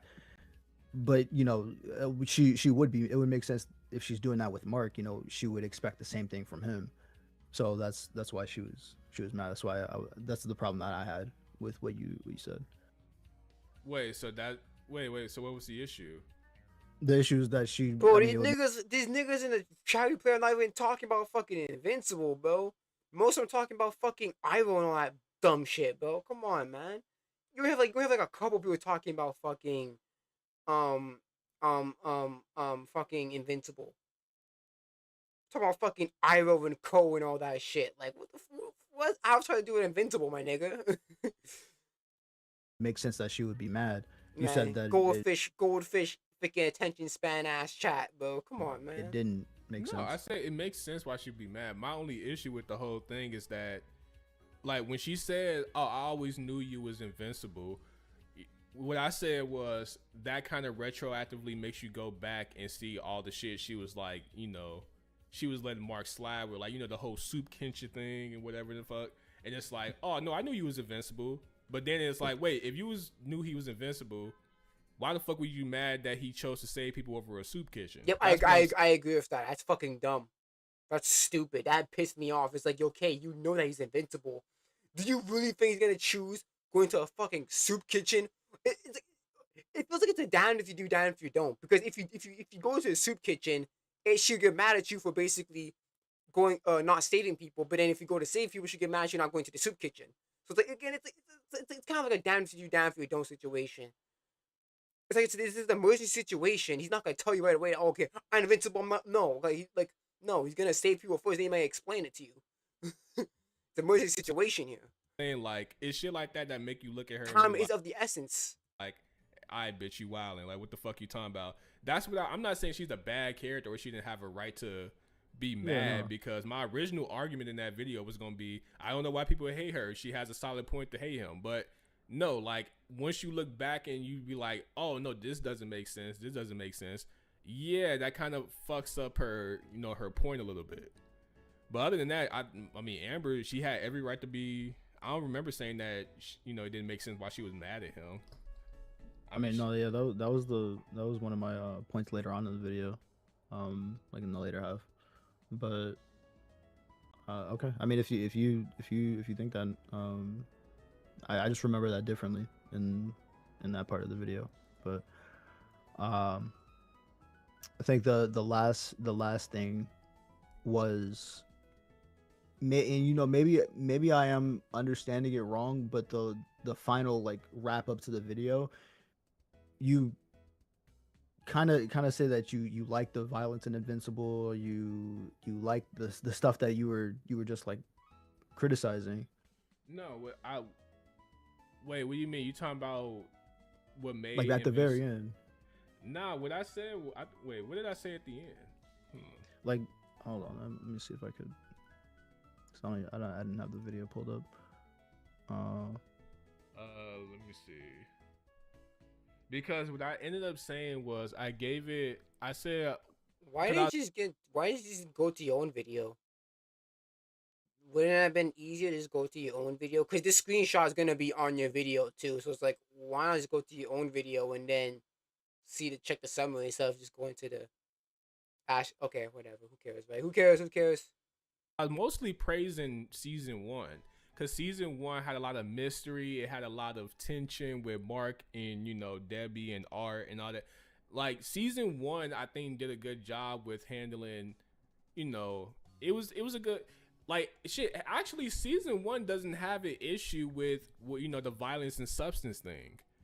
The violence and the substance thing isn't really a big issue until seasons 2 and 3. Season 1 actually is damn near, I almost wouldn't say almost flawless. It has issues, but it's damn near almost perfect, because it's like you don't really have too many issues. The issues you might take from it are probably nitpicks or whatever the fuck, but for the most part, it's really fucking solid. And I say that's the season I got put niggas on Invincible, And once you get to seasons 2 and 3, that's when power scaling becomes like a big issue. That's when the violence start to lose meaning because characters are getting fucked up in outrageous ways and coming back. You know, the plot points being repetitive and they're not really being built on that much. It's just kind of, you know, touch and go. I mean, seasons 2 and 3 are the main issues with what I have with Invincible. Season 1 is perfectly fine. It's mainly just 2 and 3.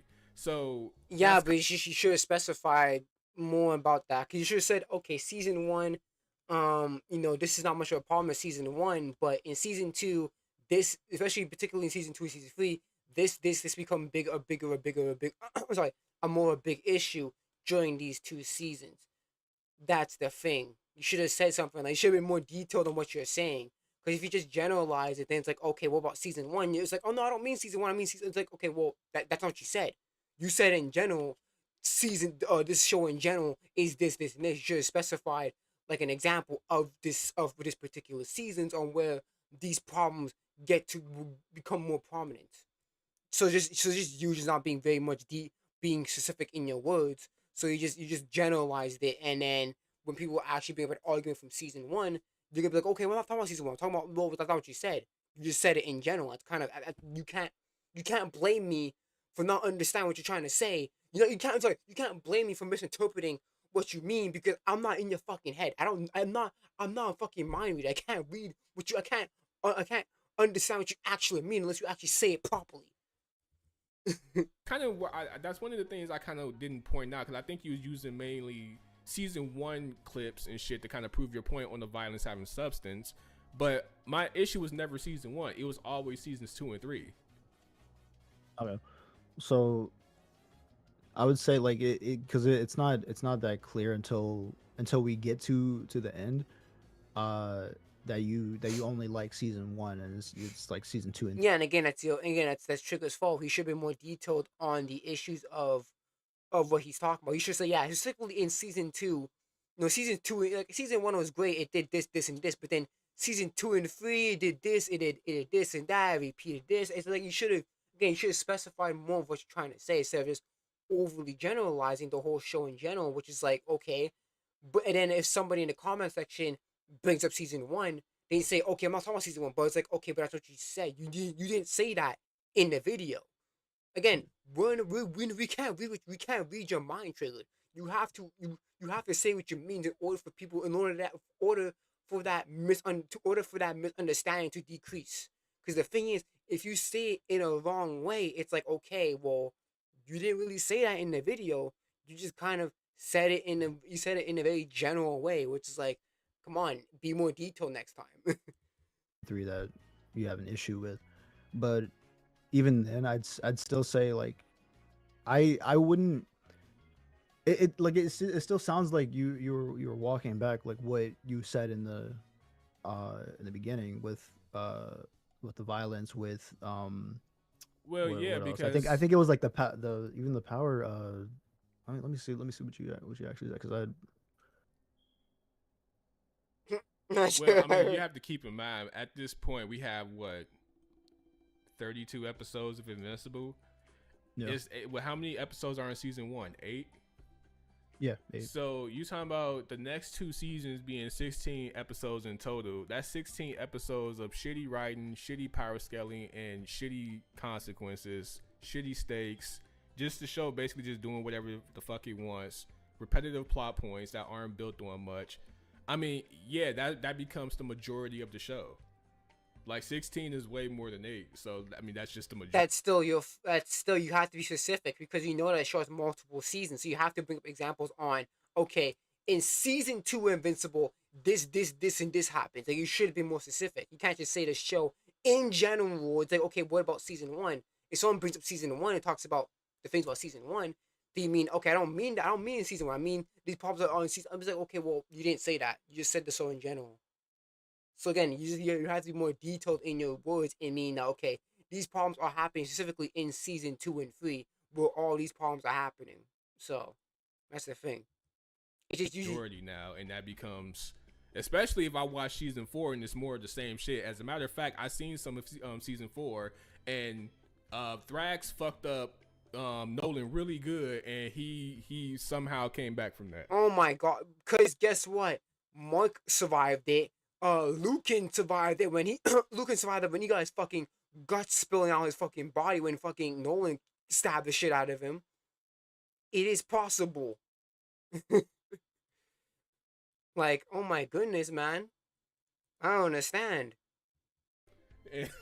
So that's season 4 kind of proving my point even more on the violence not having really much substance.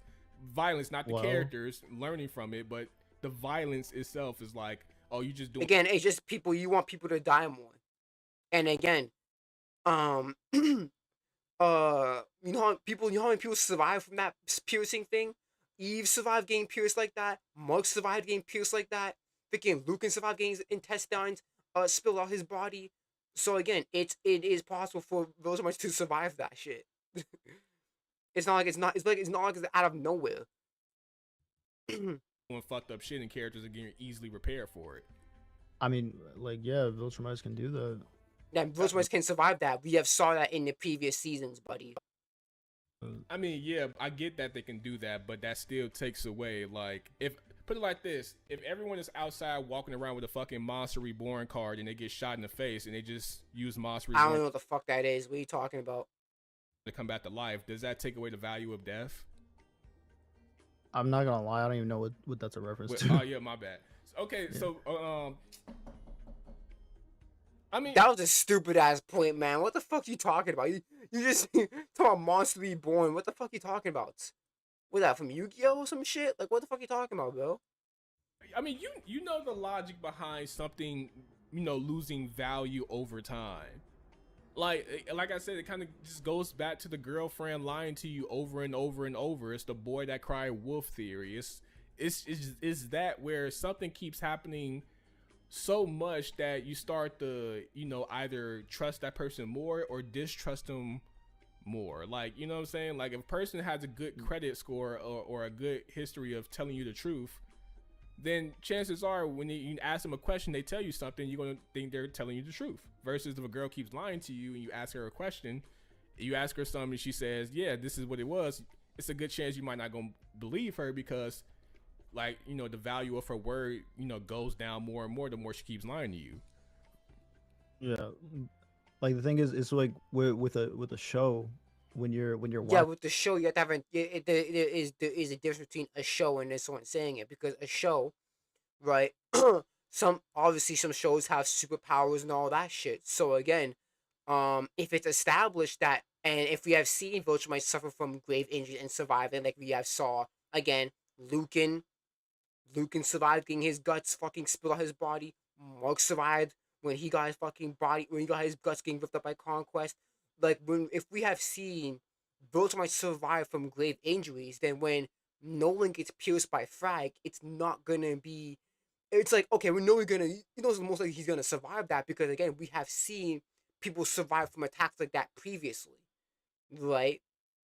So again, when Alan gets beaten up by fucking the Viltrumites, gets ripped to shreds and shit, well, we know that he can survive that because Unopans can regenerate. He is genetically enhanced Unopian, and his body's gonna naturally evolve from that strength. So again, that's a difference. It's because if it's explaining on how they're able to surviving that, then it's fine. If we've seen characters survive from that, they're the same race, then it's fine. It's all about the internal logic of that show. Like, again, example, I'm not gonna like, if let's just say Rex got that same treatment that Mark got in season 4 against Conquest. If let's just say Rex got that shit. Let's say Rex was alive somehow. Okay, no, fuck that. Let's just say Rex survived getting blown up to bits, right? When it was in the Invincible variant. That's fucking stupid, because that was never established previously, right? Or if, for example, if we fucking saw Debbie got fucking Eve, then fucking got pierced for something like she did, like fucking Conquest did, and she survived that shit, I'd be like, okay, that's fucking dumb, because she's a regular human. But again, for something like Nolan to survive that from Frag, it makes sense, because guess what? We have seen previous characters survived that. So Watching it, I mean, it's obviously different. that's why when Mark survived his guts getting pulled out by Conquest and he survived it, it makes sense because we saw Lucan get his guts spilled out by Nolan and he survived it. This man was so conscious that to pick up his guts and flying away. Fucking Steve Harvey looking ass nigga, bro. Fuck, man. Yo, it's funny how he looks like Steve Harvey, bro. He really does look like fucking Steve Harvey. It's crazy. You're like going through it, but when it's like you're watching it happen on a show, like the value in the character is, you know, is them realizing like, hey, maybe I can't trust this person because they lied to me already, like that you wouldn't say that that's the value in it. Like them like kind of again, developing. It's a bad analogy. Like let's just say it's established that I'll use One Piece just to be able to piss off. Let's just say again, if Luffy has rubber powers and all, let's just say okay, it's established right that no Delphi user can swim. Let's just say, and we have seen it that swim. Let's just say Luffy takes a dip in the damn ocean and he starts swimming again. He starts swimming. That's like, wait a minute, hold on, that's fucking stupid because that's not what the rules were established. The rules were established, and we have seen the rules being established that Delphi users can't swim in the water. But if we see Luffy doing a cannonball in the ocean and swimming like fucking Michael Phelps, that's a problem.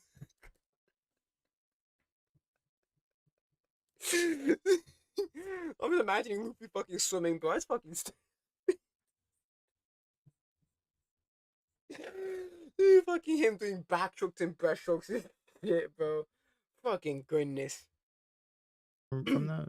No, I think that's separate. I think the character, so you know, what the character does from the violence is different from the violence itself. What the violence does is pretty much let people know what can happen. And you know, I don't know, I speak for myself because I know what everyone else is thinking. When I watch shows, I expect shows to be somewhat logical, not 100% because obviously this is fiction. But yeah, but from Army Man surviving that, it is logical within Invincible. We have saw characters survive from that. Okay, we saw Mark survive from that. Again, we saw Luke and get his guts was spilled out and he survived from that. Okay, it makes sense for Nolan to survive that. It makes sense for Oliver to survive getting getting backslapped and his arm torn off. It makes sense. Again, if Thaddeus came back alive from his head being separate from his body, that's a fucking problem. Well, his head was crushed. But if we saw fucking if we saw Thaddeus grow another head, I was like, oh, wait a minute, that's a fucking problem. Because you do like if we saw Thaddeus just grow another head from him getting after being his head separate from his body by Frag, that's a problem. Because that wasn't established. Right? As an example, if you see for Conquest, his arm was robotic for a reason. So again, if it's established that Vilsmans can suffer from grave injuries, we have saw that throughout the entire show. So it's not again and again. Mark Slav getting his fucking shit kicked in by Battle Beast. We saw that. So it's not really much of an ass pull when no one survived getting pierced by Frag. Because we saw that Viltrumas can survive through grave injuries throughout since the beginning, since season 1. We saw that. So it's not an ass pull that a character survives getting gravely hurt. Expected to be, you know, at least walking the lines of, okay, let's be fair with this logically. Like if a character gets their brains blown out, and I think Rex had like half his torso ripped apart too. No, he didn't. He didn't have half his torso ripped apart. I think he had like a broken. I think he had like a broken. I think he had like a broken some. I think I'm pretty sure he had some broken issue within his midsection, but he didn't have his torso torn apart. No, he had his arm chewed off, and then he obviously got shot in the head, and obviously he was bruised the fucked up. I don't think he was. No, I think he was scratched. He wasn't. Yeah, I think he was scratched in his stomach. He didn't get it. His guts wasn't spilling out like that. So that wound wasn't deep. He had a scratch on his midsection, and then he got his arm chewed off, and then he got his head shot. So, no, again, Rex has enhanced durability, so he's an enhanced human. He will survive from that. You survive from Like Rex was just all fucked up in that sequence. Hell, all of them was basically fucked up. Like characters getting eaten alive, characters getting their brains blown out, characters getting their legs and limbs ripped apart, and someone getting their head cut off. Like all that shit happening, and characters just getting up and walking away like ain't shit happened. It's like that's And you can't say that because Rex has a plate and then he has a robotic arm. You can't say that. You can say maybe long term they will be just fine, but you can't come on, bro. nuts to me. I'm like, now when I see characters go through this gruesome shit, like this motherfucker could be put through a meat grinder or a blender, or this motherfucker can fall into the sun or a black hole. I don't think anything is going to happen to him, or I don't think he's going to die. Because Fag didn't survive. Spoiler alert: Fag didn't survive by getting thrown into the sun. He did not survive that. I'll tell you that, buddy. So yeah. Show has such a poor history of characters, going through serious shit and coming out of it unscathed, and it's like, I'm not gonna take this shit serious. Again, they didn't come out unscathed, bro. I don't know what you mean by unscathed. Do you mean by like a long-term injury, or just like they come out, like, what do you mean by unscathed? Because they didn't come out unscathed, bro. You're just being stupid. Okay. Yeah, I mean that was no, that was basically what, like, the main points that I had an issue with the video. The video is as long as it is because I'm trying to, like, respond to the whole thing. Nah, next time, nah, that's fine. I mean, I ain't gonna do anything with it. I'm just saying next time, because like I was watching, it was like, damn, like, okay, let's get to the point, because usually people that react to response videos, they kind of want people to get to the point. You know what I'm saying? Yeah, but then you complain if they respond before they let you finish off the point, though. Like you complain about ALX when they were doing a counter argument when you're doing your mid argument in the video in your videos. You're pissed off about that. So it's like, please don't say that, bro, if you don't actually mean it. Like it's kind of like watching anime. You don't want to watch filler. You kind of want to get straight to the shit. So it's like, I mean, some advice. What I mean, filler is non-canonical shit. There's a difference. You're conflating fluff with filler. Filler is non-canonical stuff. Like I wouldn't want. Like, for example, when I'm gonna get back into Bleach eventually. I'm not gonna watch the bounce arc because the bounce arc is it is not canon to the anime. There's a difference between you're conflating filler for fluff. That's not that you can't know. You're just wrong. Filler is stuff that's non-canonical to the series. To the series. Fluff is different. Fluff is just downtime or extra time between arcs and shit like that. There's a difference there. If you are gonna respond to someone else's video, like, yeah, they can make their point, but get to the main issue that you have with it. You know what I'm saying? Yeah, but then they might take you. They might take you. You might fucking take them out of conquest or something. Not conquest, context, and you're gonna get mad at them. So it's like, come on, bro. Let's just do a response to the video and just do and be done with it, bro. Because if we just cut out the parts because basically Ash is not trying to be disingenuous. That's the thing. He doesn't want to just basically summarize your point and then try to just counter argue without even knowing without even showing it. Because the viewer's gonna get confused. Like, okay, I'm guessing they're gonna, because basically he's trying to be fair. He's trying to not basically take you out of context or ruin your credibility. So he's gonna let the audience decide that by showing clips of your video, and they're gonna say, okay, well, the audience can make their own decision, but this is my response to it. So basically, it's not to basically be disingenuous or have the possibility of being disingenuous. Because, hey, you can't use the excuse of, oh, you didn't understand the context. But guess what? I put your video in there, and I respond to it. Your whole video is in there when you put it all together. All your video is there. So it's like, I'm not trying to take it out of context. So here you go, type shit. So it's basically Ash is trying to be fair and not trying to take him out of context or make it seem disingenuous or anything. So he's gonna put the video there to show to see to let the audience listen about your points and see how they react to it. Shit, man, my fucking phone's about to dry. It's almost 2:30 in the morning. I'm about to end this stream very soon. Like, because if the person reacting like, oh, you cut some of my things out, I mean, it's like, dude, That's what I was thinking that was gonna happen though. That's why I played your. Oh yeah, yeah. He's definitely gonna complain about that happening. He's definitely gonna complain about that happening. So yeah, no, it's better what Ashes just did.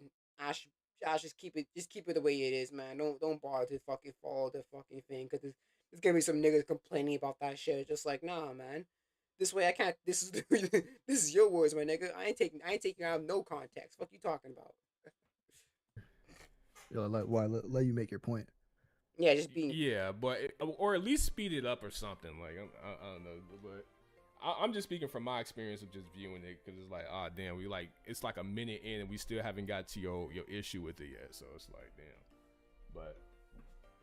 But yeah, did you agree? What score would you give Invincible? Because I gave that shit a 5. So far, see, the thing is, I would give it a 7. Again, there's issues that I have with it.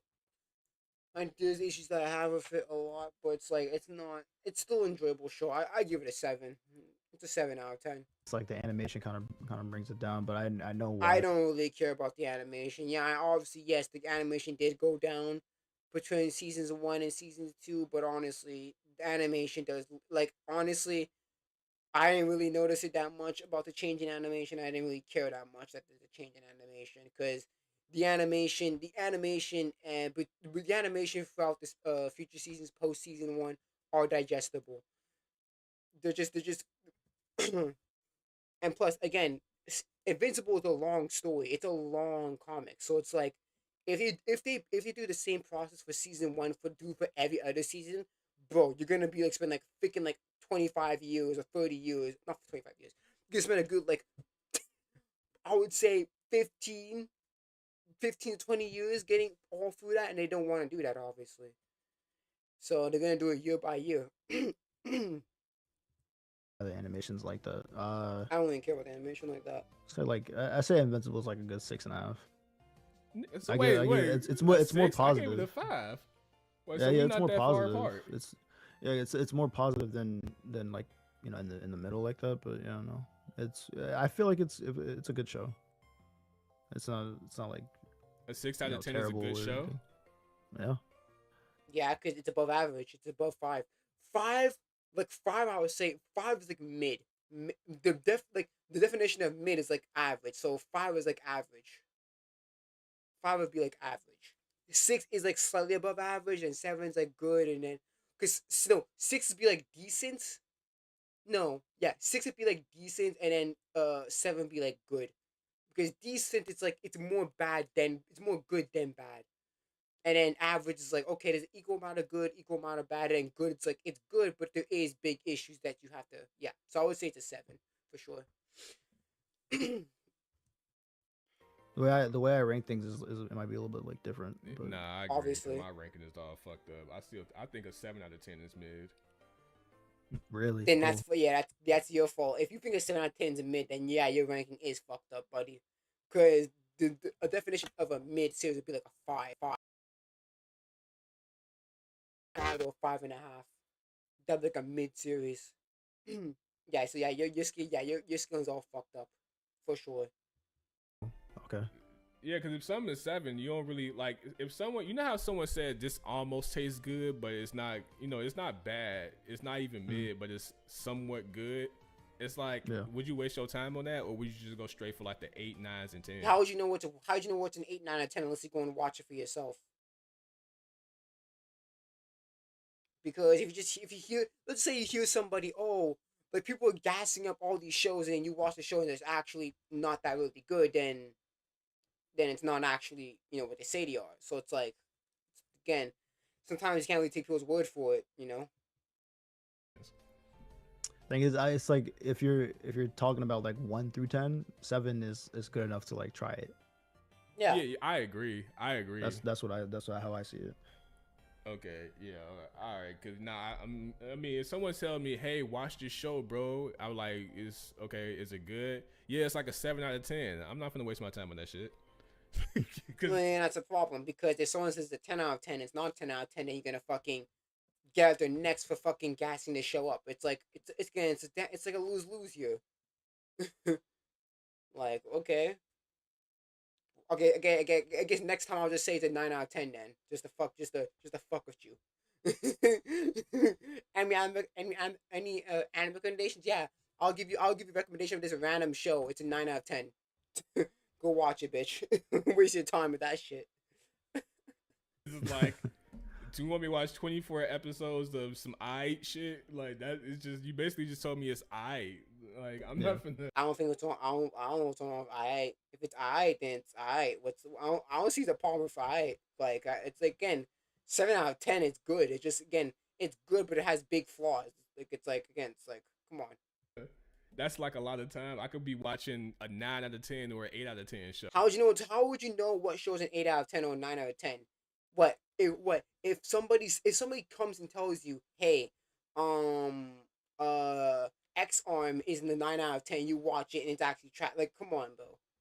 Like, people just lie to you, bro. Or people have a different rating. So a 9 out of 10 for you, a 9 out of 10 for that person may not be for you. So it's like, just watch it and you get how you feel.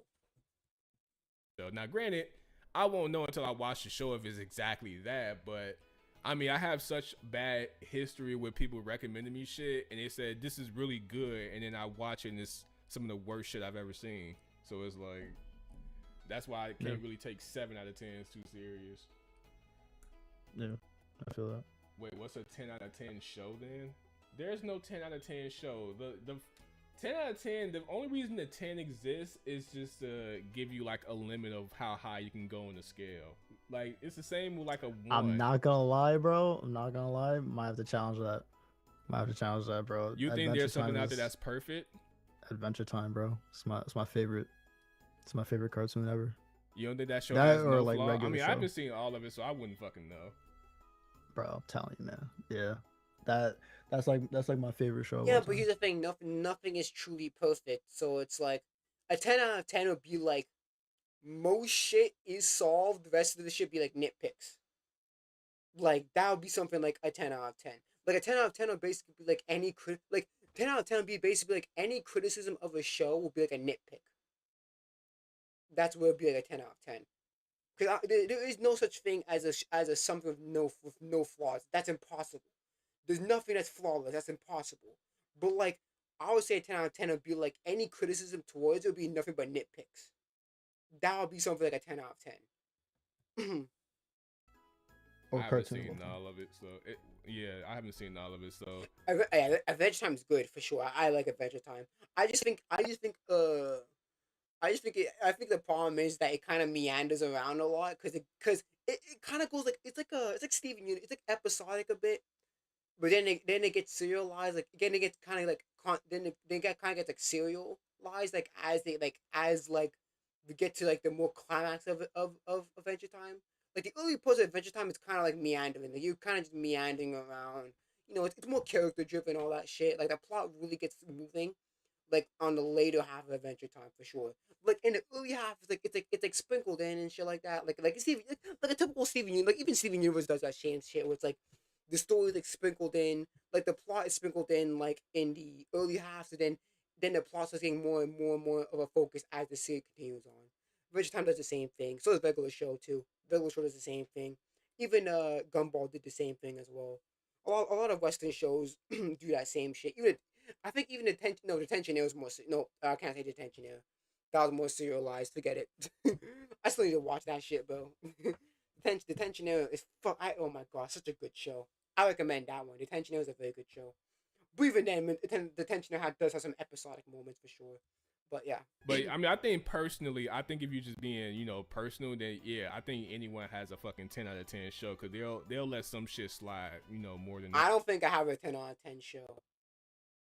I think on my Amulus, I think it's Cowboy Bebop. I think I was even constantly on even changing that to like a 9. But again, I need to rewatch to see like if I have like any issues with it. Others, but that's me. I'm like, a 10 is like perfect. That shit has to be squeaky clean. Like not a like you can't even nitpick this shit. That's how flawless it is. But that's Well, no, that's impossible because it is gonna. There's always gonna be a show like. There's always gonna be. There's no show like that. I'm sorry, Bill. Sorry to tell you that. There's no show like that. A 10 out of 10 for me would be like. A 10 out of 10 for me would be like. And there is no like all like a 10 out of 10 for me would be like. Um. Any criticism towards it would be like a nitpick, or some shit like that. I'd be like, yeah, it is a problem, but it's like, does it affect anything in any shape or form in terms of characters or in terms of plot or anything? No. Okay, well, it's a nitpick. Like that would be something like that. Like that would be like a nitpick. Like I would say a 10 out of 10 would be like, there is the only flaw that there is like nitpicks. Like so like flaws so minor that it doesn't affect the story or the characters in any way, shape, or form, or in a substantial shape or form. Sorry. just like picky like that. Like I don't even think there's like a I don't think there's a 1 out of 10 show that exists. I think every show has at least some qualities that are respectable, but a 1 is fucking crazy. They say it's a lot of filler and adventure time. Is that true? Not really, because it all comes back to I wouldn't like, say it's filler. It's more fluff. Again, you're conflating filler for fluff. Adventure Time has a lot. Adventure Time is a lot of fluff, but again, it does sprinkle in like the story beats and shit like that, like Ice King and Marcy, Ice King and Marceline knowing each other and all that shit. Like all that shit is sprinkled in. Like Marceline and PB being, I think they were formerly romantic lovers and shit like that. Like it's sprinkled in, for sure. It's sprinkled in. So yeah, Adventure Time is more of a slow paced show, but it does sprinkle in like these shit like as you watch the series and shit. it So means something. Regular show is not perfect. Did you see those recent episodes? All right, well that's like the reboot. But like the main series though, the main series. oh No, yeah, yeah, I watched those Adventure Time shows. I should talk about that. The only ones that I really liked was the first one because that really brought the mystery of like what's that shit called again? It really brought the mystery of like the what's it called? It's called the videotape wars or the media streaming wars because basically what happens is like in episode 1, Pops has like like tapes and shit like that. And then what happens is this guy named things like Jarvis or some shit like that. And basically what he does is he erases physical media and puts the memories into like digital shit. So basically it's like a streaming war shit all over again. It's like the streaming wars all over again in Adventure Time. So it's kind of alluding to that. And then yeah, the recent video, the recent episodes, they just I like the one that has Mercy, not Mercy. Yeah, Mercy. No, it has Margaret and Eileen. I like that episode, but the rest of them are just like It's like yeah, it's a regular show, but you know. The Cartoon Network one, I mean, I wouldn't even say that shit's perfect. That like regular show is like an 8 out of 10 show, maybe an 8.5 out of 10. It's a good show, but nigga, It's a good show, but it has a lot of issues, man. Mordecai pissed me the fuck off, man. Margaret, Margaret was not really much of a character in the early Adventure Time. She's kind of just like a love interest for Mordecai.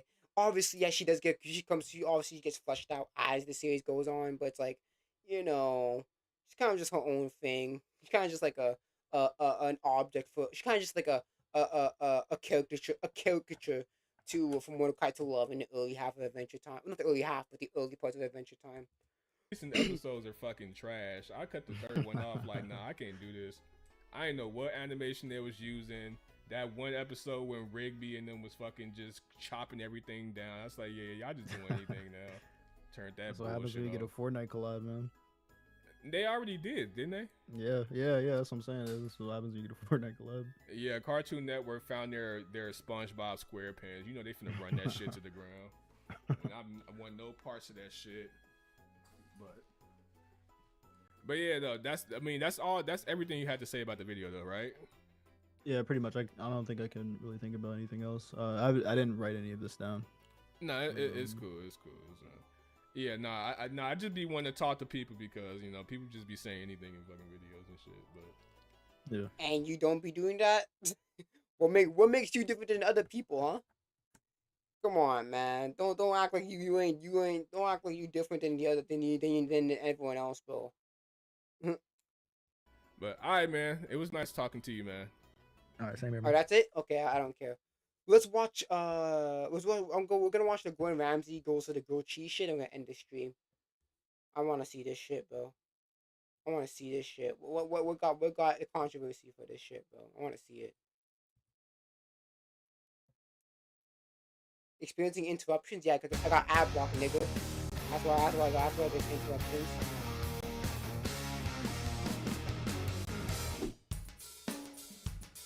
Tasmania. Now, we all love grilled cheese. I grew up with it. That was cheese on toast. But there's something quite amazing for a grilled cheese, especially when you have these incredible cheeses. Fuck is that? A Romano with pepperberry and Pepperberry. Asiago. Beautiful. I see what now?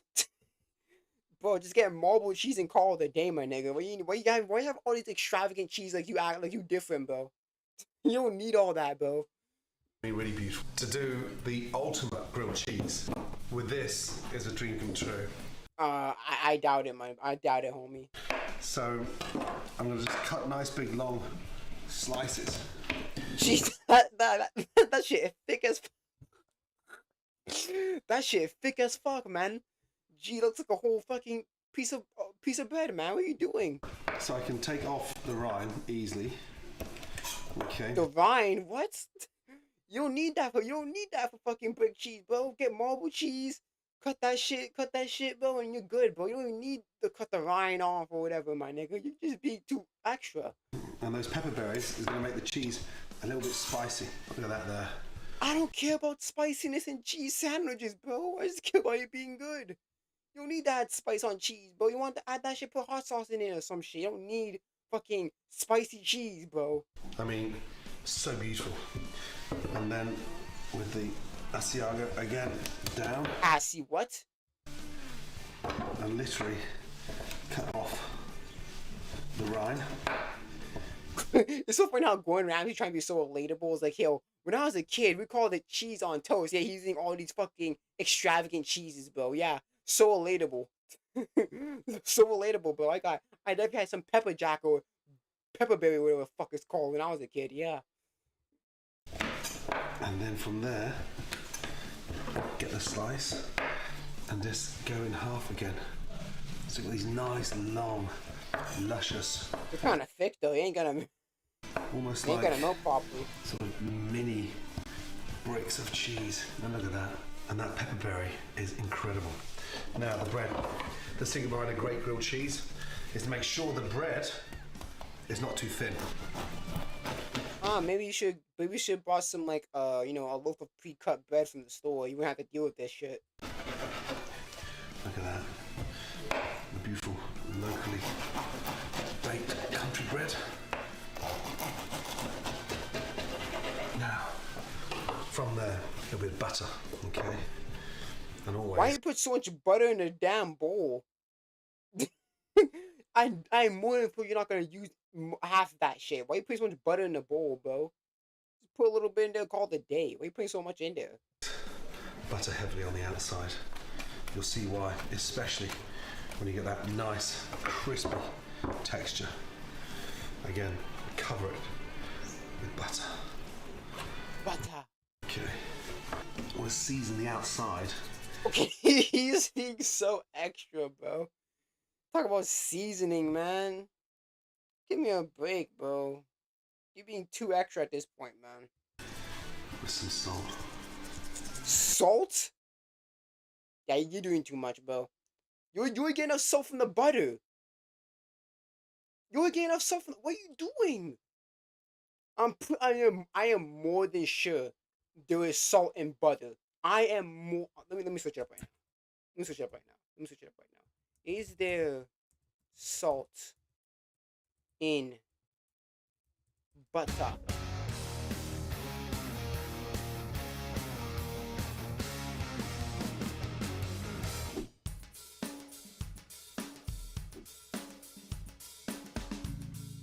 Now, we all love grilled cheese. I grew up with it. That was cheese on toast. But They're suddenly quite amazing. Here's the thing, though, Gordon. If you have, okay, obviously it depends on butter you fucking have.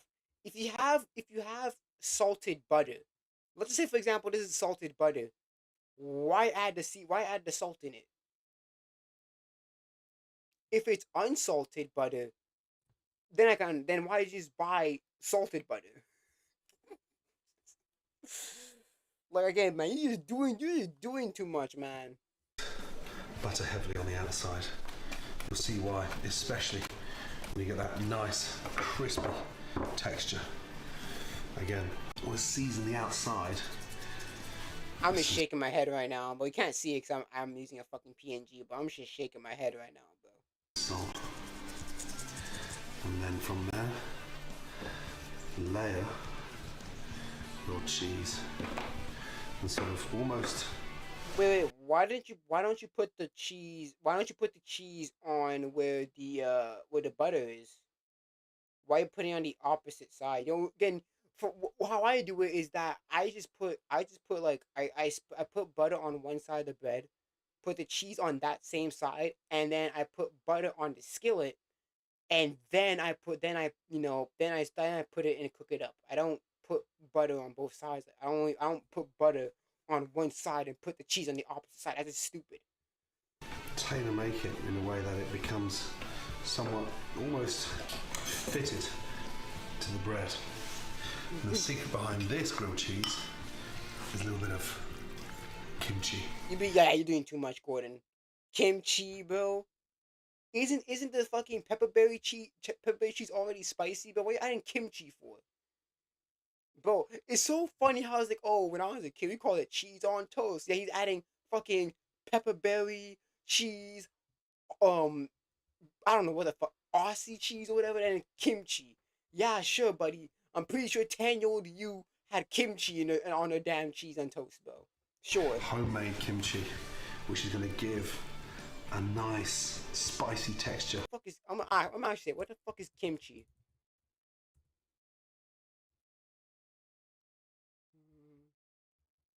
A Korean side. Come on, bro. You want to go local, but you talking about adding kimchi, nigga? That's Korean stuff, bro. Bruh. To that incredible cheese. Now, the acidity in this kimchi is incredible. But once it's been cooked... Yeah, of course, it's your kimchi. Of course, you're going to be biased towards it. Breathtaking. Fold that over. And then from there, push that down. We're going to stick that in the oven. What oven? Look, a beautiful fireplace over there. You don't need that, Gordon. You're doing too much, bro. Gordon, come on, man. You don't need a fucking fireplace. Nice and warm. Touch of olive oil in. Okay, yeah, you do it again. I don't know who puts olive oil on their good cheese, my nigga. Beautiful. That seems like a bit much, Gordon. Get the temperature up. But hey, he's the chef, right? Just lightly. Starting to smoke. Gee, I wonder why. On the side. Push that down. Nice. Lift up. Yo, that's some thick ass bread slices, man. I'm looking at it right now from this angle. That shit look mad thick. Look at that. God damn. That shit. That's some thick ass bread slices, man. Now, as she cooks, start putting some weight on there. And just pushing that down. I don't think the cheese is melting, Gordon. Gordon. Gordon.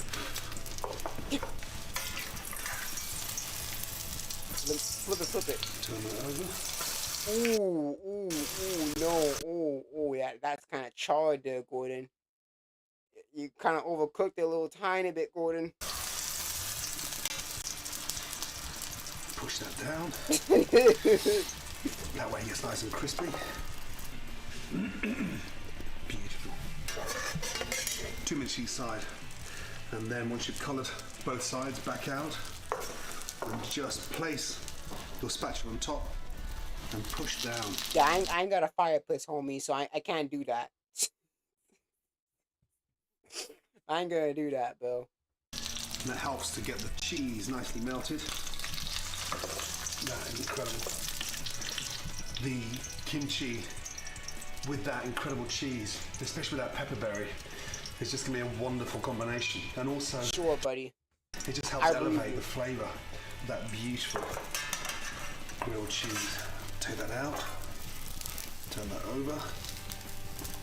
And look. Red cheese is barely melted.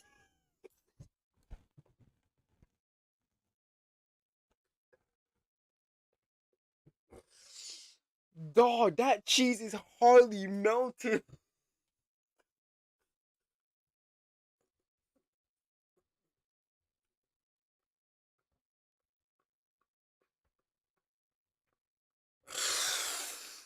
Yo, bro. That cheese is barely melted, bro. Gordon, come on, man. Yo. You took a big L on this one, man. That cheese is barely melted. What are you talking about, bro? That looks awful. That cheese ain't melted, bro. It's cracking away.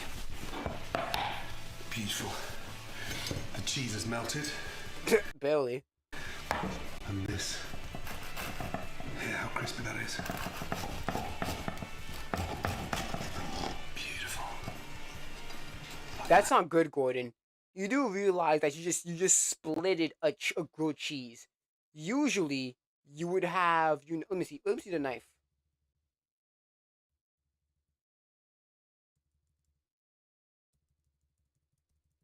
Let me see the knife. Shit, I can't see from this angle. Bro, I don't see any cheese on that fucking knife, homie. That cheese looks solid. Because usually when you split like a cheese sandwich, you usually get like the stringiness of it. But that when you just cut through that, bro, that was nothing. You got no cheese remnants on that knife, homie. That shit did not melt, bro. Oh my goodness me. Yeah, I say the same thing. So I say that half again.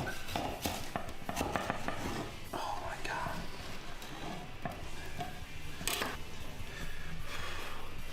It's Oreo.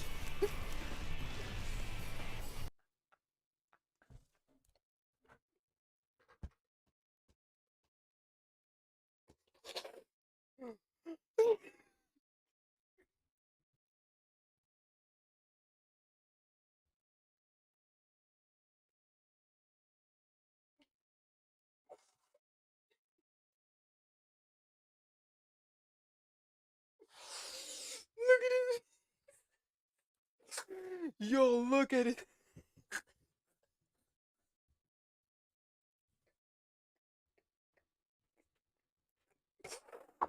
Look at his face, bro. And it's so funny when he bit into the sandwich, right? You see how no like stringiness came from the cheese? Like usually when you bite from the cheese, when I bite from my grilled cheeses, I get like the stringiness, to see how that cheese really melted. When he bit through that, there was no texture like that.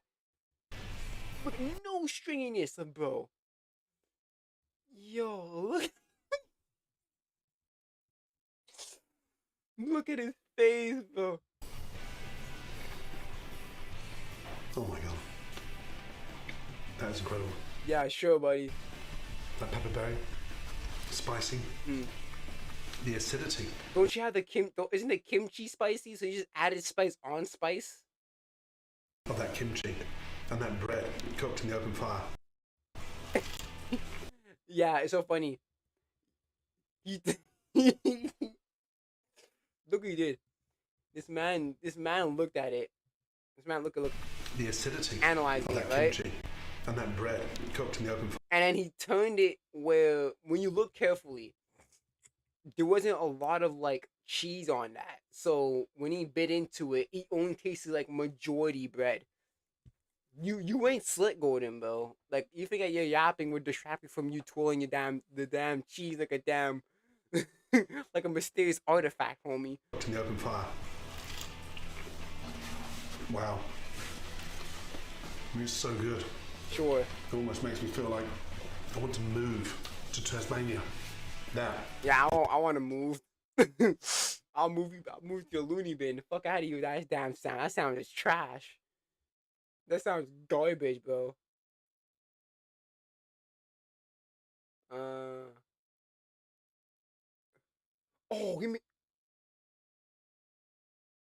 Well, let me see this. Let me see this. Right, welcome to my redemption cook-off. I'll tell you why, because a few years back I was in Tasmania making the most extraordinary grilled cheese. That's funny how you had to make a redemption video because your grilled cheese is that trash. You actually cried watching that sandwich. That sandwich is such a simple sandwich, but he just over exaggerated on the fucking sandwich, bro. You don't need kimchi and all these pepper berries and Aussie or whatever the fuck that's fucking other cheese called to make a good sandwich, bro. Come on, man. You just did too much. Fucking fireplace, cast iron stove. Shut up. You don't need all that. That's incredible. No, it's not. That's crazy. I one of the most renowned chefs. It's crazy how one of the most renowned chefs this century felt to make one of those simplest dishes. Just love how the cheese. I love how melted the cheese.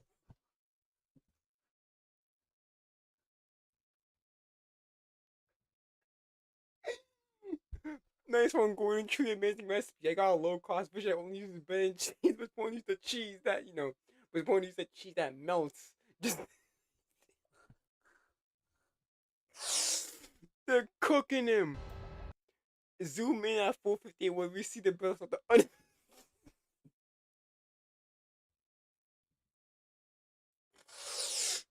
Zoom in at 4:58 when we see the breath of the unmelted cheese.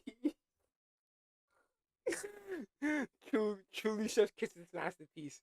I just realized I've been doing this grilled cheese for all these years. Every time I do it, the cheese melts. Yo, they're cooking him, bro. No stove, but the cheese has melted. But the cheese was structural integrity in my house. Go to mash the burn the bread, but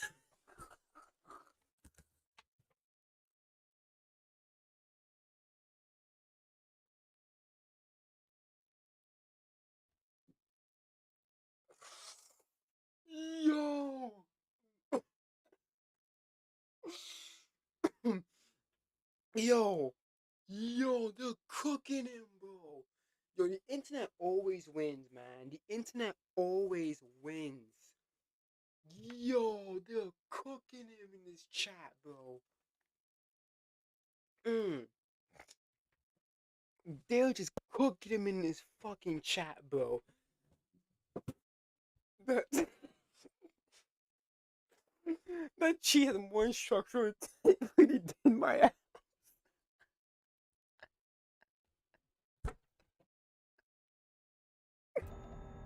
Yo, my goodness, man. This chat, man. These comments, yo, let me see that shit again. Let me see that shit again. That's incredible.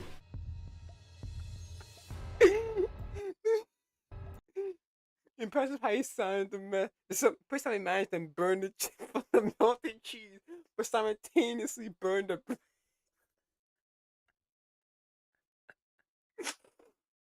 Yo, he's so talented. He's able to use a little fire, and he's able to use a little fire and no.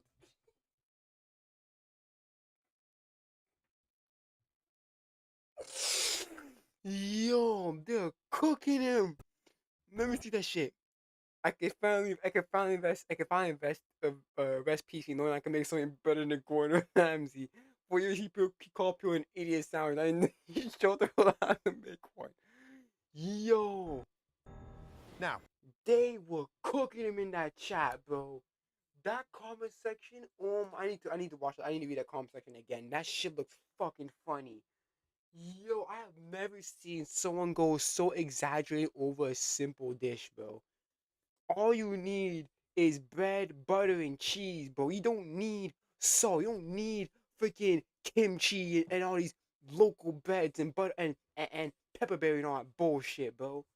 Oh, you don't need that shit, man. Come on. Fireplace and all that shit. You so extra, man. You too extra, bro. I was up against it, didn't have much time, not making any complaints. However, Y'all making an excuse because you say you didn't have enough time. Y'all making an excuse. You kind of rushed through it. this is redemption because now, in front of my amazing audience, I'm going to show you how to make the most perfect grilled cheese. You guys ready? Let's see. Okay, let's go. So I've got some great Italian country. Oh, funny. Where's the fireplace? Why don't you use your fireplace? Gordon, you forgot the fireplace, Gordon. Don't you need a fireplace to cook that amazing kimchi, pepperberry ass bread? Whatever the fuck that fucking shit's called, you want to call it? Cheese on toast? Bread. In between, I've got some amazing mushrooms, braised short rib. I'm going to make an amazing little jalapeno jam. Start off with first. Where's the kimchi? Cooking the mushrooms. Now, when I say I've taken flack, you have no idea. You have, because you have deservedly taken flack, because you actually burned the bread, and that cheese did not melt. That shit did not melt, homie.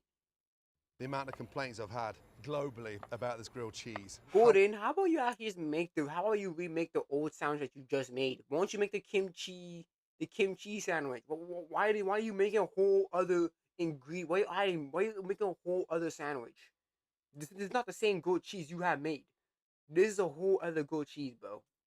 However, now we are back with a vengeance. Olive oil into our pan, okay, and let's get some color on those mushrooms. No color, no flavor. Nice hot pan, mushrooms. Why don't you use a fireplace like you did last time, Gordon? What happened to the old fireplace? In and lay them flat in the pan so we get that really nice color on there. Not using non-stick. Yeah, you little sneaky ass, huh? Salt, chili flakes, and then just a little touch of olive oil again. Get them roasting. Now, this jam, this is a jalapeno and sort of tomato jam. Fry off the peppers, slice them nice and thin. I'm the type of person that loves the seeds in these things, okay? It generates more heat, and more importantly, at this age, they're not really that hot, okay? And I want this thing caramelizing, so slice them into little rondels, touch of olive oil into the pan. I love olive oil, bro. Now, again, some salt, and then a little touch of pepper. Really important, especially cooking mushrooms. And then inside this jam, just a little pinch. I'm telling you that right now, no one's gonna follow these instructions, bro. They just want to see the final result, bro. Nobody cares about the process. Of sugar. In we go. Fucking sugar, bro. Like, again, you're so extra. So, like, what are you making, the Powerpuff Girls? Sugar, spice, and everything nice, nigga? Like, come on, bro. Are you making a sandwich or are you making a stew, nigga? What the fuck you doing? Now, ginger. Just cut that in half. Nice and oh my fine. goodness, freaking ginger. I quite like the chunks of ginger in there as well. As the ginger starts to cook, it's going to disintegrate and sort of really give a little touch of spice inside that jam. From there, my tomatoes. Just get the tomatoes and literally just cut them in half. And we're sort of going to blister the tomatoes. This is a unique sandwich. Yeah, it's not good cheese, bro. Where's the cheese? I've got some leftover braised short rib. So that's going to give a really amazing texture inside. And then from there, just start your shallots. Nice and fine. Start that jam. Beautiful. Get them sauteing beautifully. Make sure we get a lot of color on those. Oh my goodness, you're not making a good cheese, bro. Like, what is this? Mushrooms, okay? This is just a sandwich of cheese in it. It's not a good cheese, man. We need the color. We need the water to come out of that beautiful like mushroom. when you make a grilled cheese, the grilled cheese got to be like the main, like the cheese got to be the main thing, bro. Because this feels like it's a side thing. It's like you're not like all this extra shit that you're doing, bro, unnecessary. So this grilled cheese remains nice and caramelized. Yeah, And I nice and promise you this caramelized my time, ass. that cheese is going to be melted beyond belief. Yeah, Just it better be, because that piece of shit that piece of shit sandwich you call Tasmanian fucking bread or whatever you fucking call it. Yeah, for that shit in the dumpster. That shit wasn't fucking that shit wasn't it. That shit wasn't it, man. I'm telling you that right now. That shit was not it. a little touch of honey over that chutney, and now it's going to start caramelizing. Oh now, my goodness, for so the fucking center, extra. this is my braised short rib, okay? And this is literally... Bro, you're just making a short rib sandwich, bro, with cheese, with a little bit of cheese in it. Where's the cheese, bro? I ain't seen no cheese, bro. We go to the cow and milk that shit, bro. Come on, man. left over from the night before. And all we're going to do now is just... Leftover. Yep. Okay. Leftover. Okay. Gordon, you don't really care about redeeming yourself, my nigga. You're just making a whole other sandwich. I want that same kimchi bullshit sandwich you were making last time. I don't want this new sandwich. You're not redeeming. You're not redeeming me in my eyes. Slice the short rib down into layers.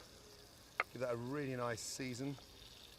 And from there, chill it so it stays nice and firm. So good. So good. Yeah, sure, buddy. Tom Brady, I hope you're watching. I'll stop. Tom Brady. Tom, come on. You're going to make a grilled cheese? Yeah, just making grilled cheese. Tom. It's not that hard. Secret. I think Nick made it. Tom Brady, come on. Really? Grilled cheese? Seriously? Mushrooms getting cooked down. I think he was making fun of you, Gordon, on how you try to be so extra on your damn cheese. I think he was making fun of you, bro. Chutney I mean, Tom Brady could be a bad cook too, but I mean, honestly, he can do both of them. He can make fun of your ass and make a good and fucking fail at good cheese. coming together.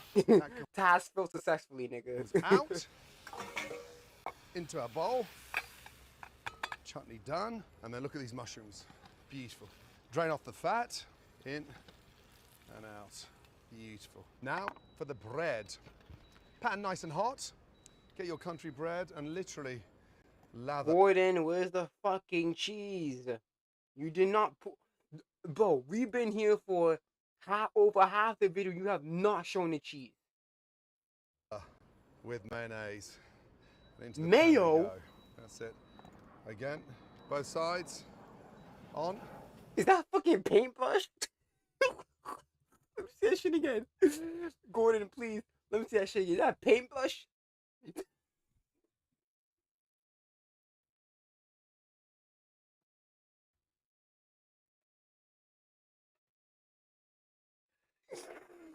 Bro, this man is yo. I love Gordon Ramsay, bro. I just can't hate on this guy, bro.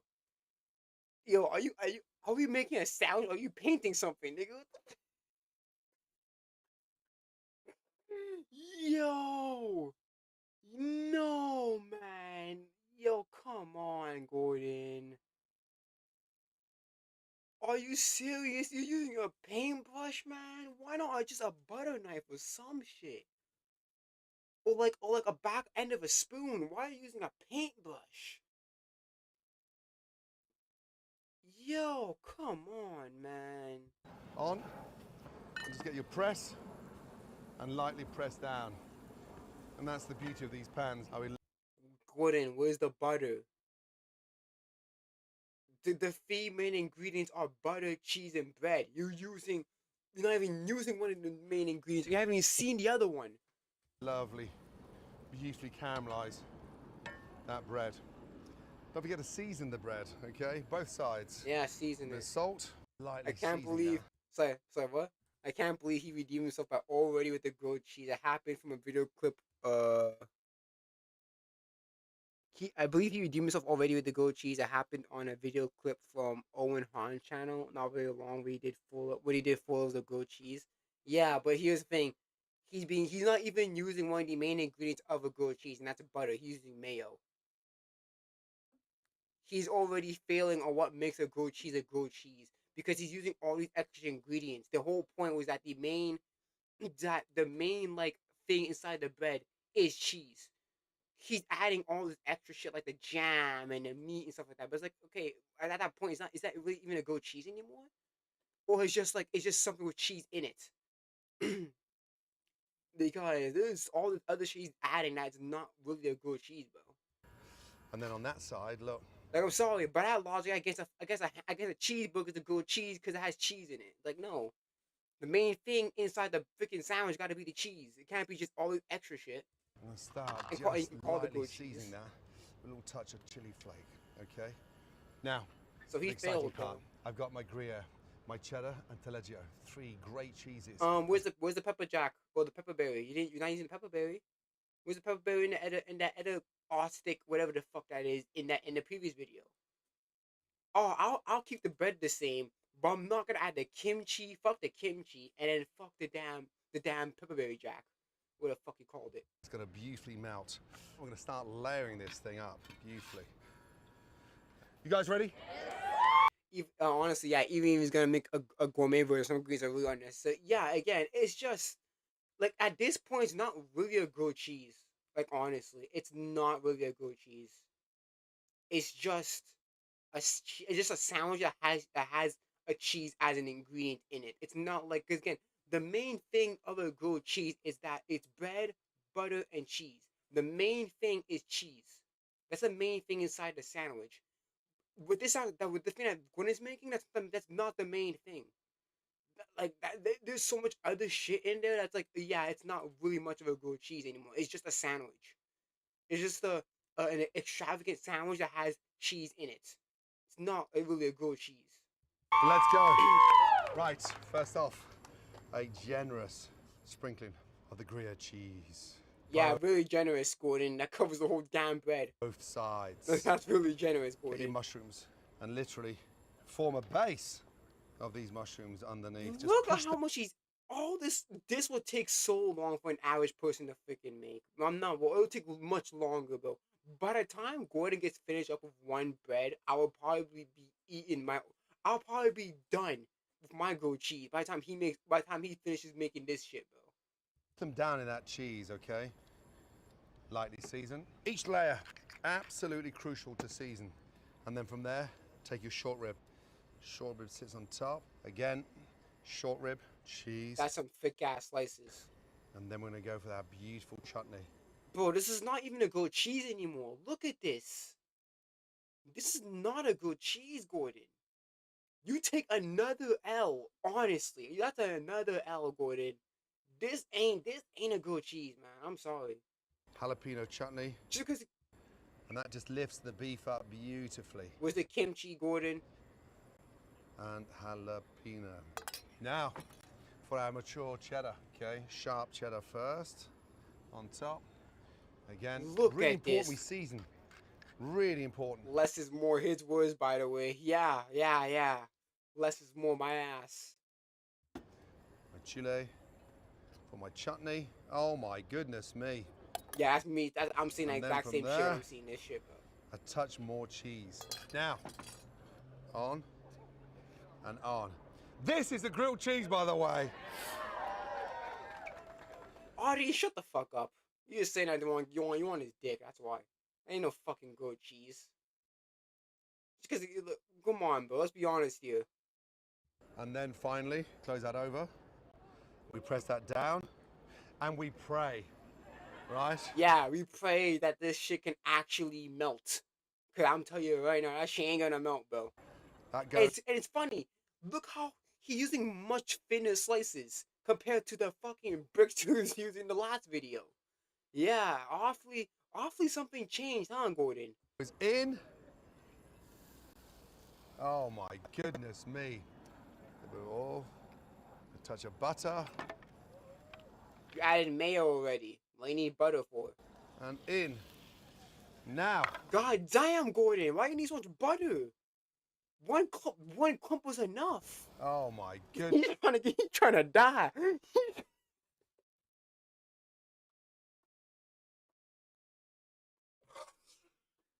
Yo, this guy is off his rocker, man. I respect Gordon, but like, grilled cheese, that's a grilled set of cheese sub. Yeah, no, again, this is not a grilled cheese, bro. It ain't, cause again, the main thing inside the sandwich is not cheese. There's meat in there, bro. Goodness me. Oh, a Touch of butter. And in. A touch of butter. I'm gonna laugh so fucking hard. A touch of butter. And here you go adding 2 big ass scoops. I swear, this man's gonna eat it and get a fucking heart attack. I swear.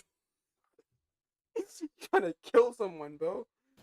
Now, we take our press and we push down. And then very quickly, 4 minutes in the oven at 350 Gordon, where's the spatula? Cause how you gonna flip it? degrees. You guys excited? This is so unnecessary, man. You don't need an oven. You don't need a fucking oven, man. He is so unnecessary. He's trying to redeem himself so hard, bro. He's trying to redeem himself so fucking hard, man. A world-class chef should match the definition of a touch. Yeah, that was not a touch. Dude, those big-ass clumps of butter was not a touch. Let me see that shit again. Look at that. That's apparently a touch in Gordon's opinion. And then guess what he does? Look what he does. Look at next frame. Next fucking frame. Fuck off. I'm not doing this shit. Next fucking frame.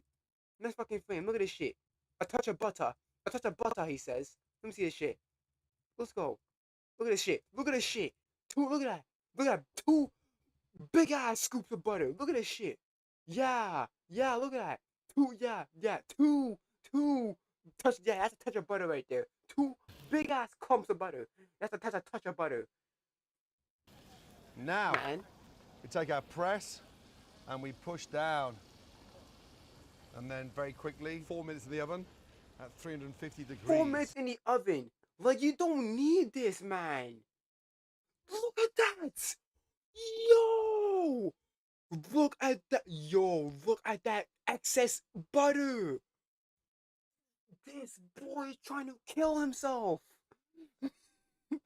Look at the excess butter right here, man. Yo. Okay, man. Okay. You guys excited? I'm not. So am I. The moment of truth. Here we go. Oh my goodness me. Come on. Tom, look closely. Nick, look even closer. Let's get this out. Lift that up. Gordon. Oh my goodness me. Gordon. Gordon. This man like getting grilled or fried, both. You're getting both, bro. Oh my goodness me. And here we are. A beautiful, amazing. There you go. Look, you see that stringiness? The stringy cheese? That's what you're supposed to get, Gordon. You did not get that last time. Grilled cheese with short rib. Finally. It's not a grilled cheese, Gordon. Shut up. It's a short rib sandwich with cheese in it. Shut up. I'm sorry, man. I love Gordon. I love you, Gordon Ramsay. But it's like, nah, man. You worked your ass off to get here, and yeah, come on. No, just no. I don't agree with you, Gordon. I guess we can do let me see, Joe. Cool. Let me like that shit though. Marvelous Sunday. Wait, today is Sunday. I'm gonna like that shit though. All right. I guess we can watch. Well, not. It's a, oh, right here. This is the video you're talking about. 3 levels of grilled cheese. F off 4. Level 1. That. Whoa. No. I was gonna say that was good, but until the cheese wasn't melted. Albert, you fucking donut. Level 2. That's a big ass jump. I'm not gonna lie. Let's go back.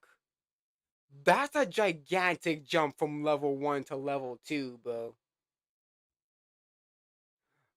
That's a big jump from level 1 to level 2, man. Albert, you fucking donut. Level 2.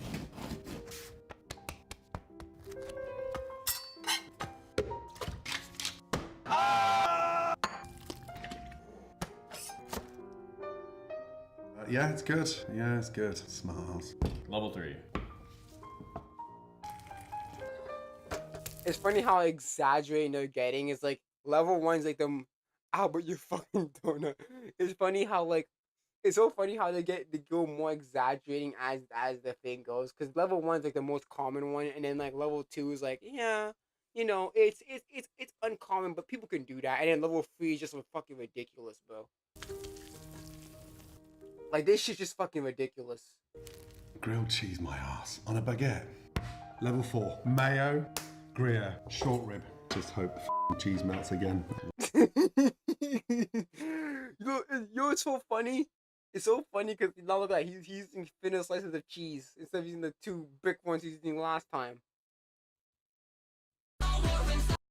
3 levels of grilled cheese. He loves my asshole. Cheese melts again. Look at that. Beautiful. Good. Let's go. Yes. Please. Melt. Finally! Recipes in our new book. You, it's my book. What are you? You know what?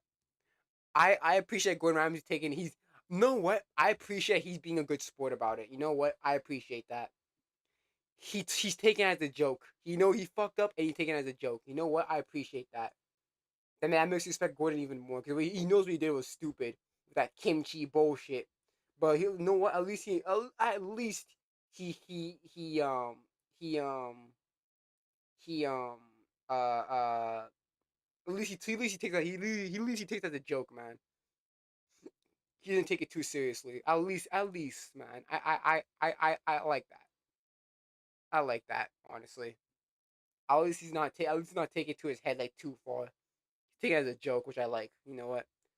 So I appreciate that. I appreciate that for sure. Again, I still love Gordon. It's just that, you know, every good thing, like obviously every star has their off day, man. Every star chef, every star basketball athlete, whatever, they always have their off days. And unfortunately, that was Gordon's off day. Where he just fucked up on the sandwich. But hey, he's taking it as a joke. He's not taking it too hard. I appreciate that. I respect Gordon more for doing that. But again, it's just that all the extras he added for that second one, it was just too much. Even the first one was just too much. I don't need kimchi to make a good sandwich, bro.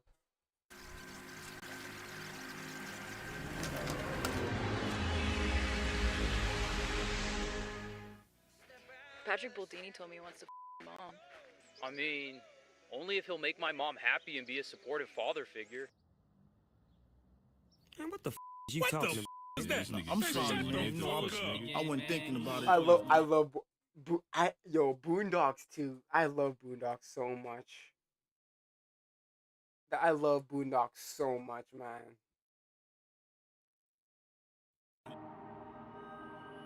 Hey everybody, and welcome to. What do you think about What do you think about Drake's recently dropped Iceman albums? I haven't listened to them yet. I have no opinion on them. I heard that he dissed LeBron James for essentially switching up on him, but I'm like, LeBron never really he didn't really like you that way, bro. It was more one way. It was more of a one side relationship on Drake's part. Like, don't forget, Drake had LeBron tattooed on his fucking arm. Like, I'm sorry, man. I'm not gonna have another man. Like, I'm not gonna like. It's not like my man. Not like that man like my brother or some shit or some or like a really close relative of mine. I'm gonna have this celebrity dude tattooed on my arm. Come on, bro. I'm sorry. Like, Drake, you're kind of going way too far, bro.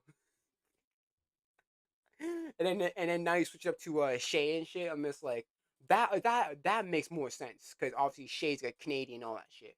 Like, you having that shit on LeBron, having that tattoo on LeBron's fucking thing on your arm, bro. You would dick riding him way too hard, bro. I'll never do that. I love LeBron, but I'll never do something like that where I'll get fucking LeBron tattoo on my arm. Even if I knew him personally, I wouldn't even do that. to Mixtape, a game so bad that it can hardly even be called a game. A game indeed so bad that it caused a rift on the internet between the humble gamers and then the reviewers and influencers out there. It's a game that is being regarded as the non-gamers game of the year, perhaps even game of the generation thanks to the perfect review scores and deeply emotional praise that it is receiving from them. Initially, I wouldn't be friends with somebody. I wouldn't be friends with someone with 5 track to call me your PDF. Yeah, facts. Like literally, like don't forget, he was talking to Millie Bobby Brown, and then obviously that 17-year-old girl in one of his concerts and shit like that. Like he's a weirdo, and don't forget he also talks to like underage girls. Like I'm pretty sure there's like another case where like it was like he was talking to like a group of underage girls, like they were like 17 or some shit. Yeah, Drake is a fucking weirdo, for sure. the No, situation I'm not gonna say he's done like any sexual acts with them. No, I'm not gonna say that, but he's a weirdo for hanging out with them and that shit, bro. Especially when you just at a high school game, look at him like, bro, you're just weird, bro. Like unless you're related to any of those girls, you shouldn't be in that school, bro. What are you doing? just looked like a meme because of the contrast between what people thought versus what the industry thought. I didn't even feel like reviewing it, it's just such an obviously an appealing game. You And could I was honestly argue that mixtape is an industry plant because nobody was talking about mixtape until fucking IGN and all these reviewers started fucking giving it 10 out of 10s and shit like that. That's all. That it came out of nowhere, it came out of nowhere, and all of a sudden it has a better record, it has a better score than like Crimson Desert and Expedition 33 and all that shit. Like, okay, buddy, okay, okay. also an easy one to assess. I mean, it's short, you can watch clips online, there's barely any gameplay, but since then the discourse just Then kept why is it a game? If it's barely any gameplay, why is it a game? Might as well make it a movie and call it a day. It'll cost you less money. I shouldn't be shocked to see you in that arena because you always made career off of switching teams tough. That's the lyric. Again, first of all, I would even say that because first of all, LeBron is you acting like LeBron like requested a trade and shit like that. LeBron, every time LeBron went to a team, it was as a free agent. When he left Cleveland, he was a free agent. When he left Miami, he was a free agent. When he left Cleveland again, he was a free agent. You acting like, and he not only that, he brought you a championship in every team he went to. He brought a Cavs a championship. He brought Lakers a championship. He gave Miami 2 championships. So you acting like he doesn't do anything on those teams. Like, give me a break, bro. And don't forget, he's only been on what, 3 teams? And out of LeBron's 23 years of playing, he's only been on 3 teams. Come on, bro. You acting like he's KD or some shit. Like KD was a big snake because this nigga, he went to Golden State. He lost. He went to the team he got beaten by in the conference finals. He went to freaking Golden State. Bro, don't talk about that, bro.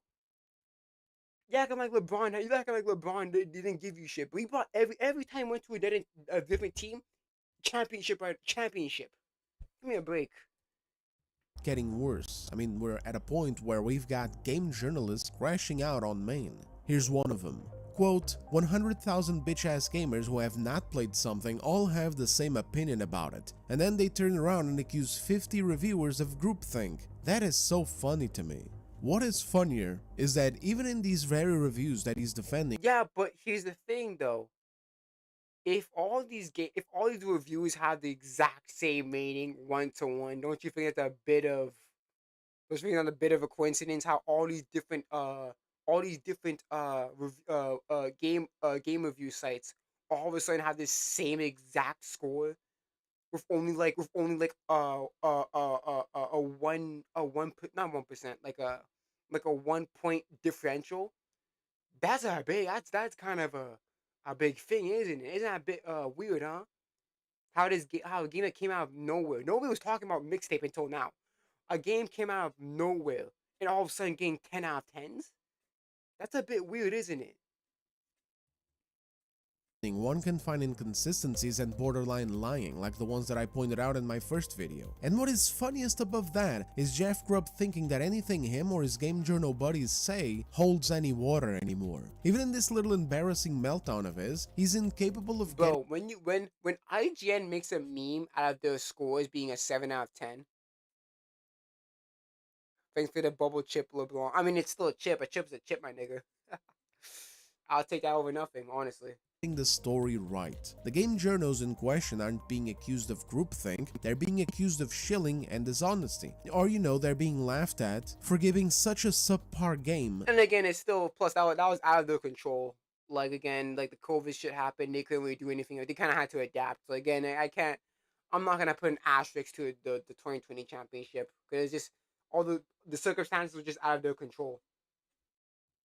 A perfect 10. But today we're not here for that, we're here for the game itself. We're gonna take a deep dive into the shallow waters of Mixtape and see what lies inside. We're gonna be on the lookout for what it is that these people regard as a perfect 10, and by the end we'll see what the game's true score is. One last warning before we jump in though, unironically speaking, this game can get very boring to look at. So throughout this review, when I have to show you guys something, I will show it of course, but in other instances where I'm just getting through a point or whatever. No, the chips are the same. By that logic, a short and seasoned chip 1 is exactly the same. I mean, yeah, kinda. Like, it affects it though.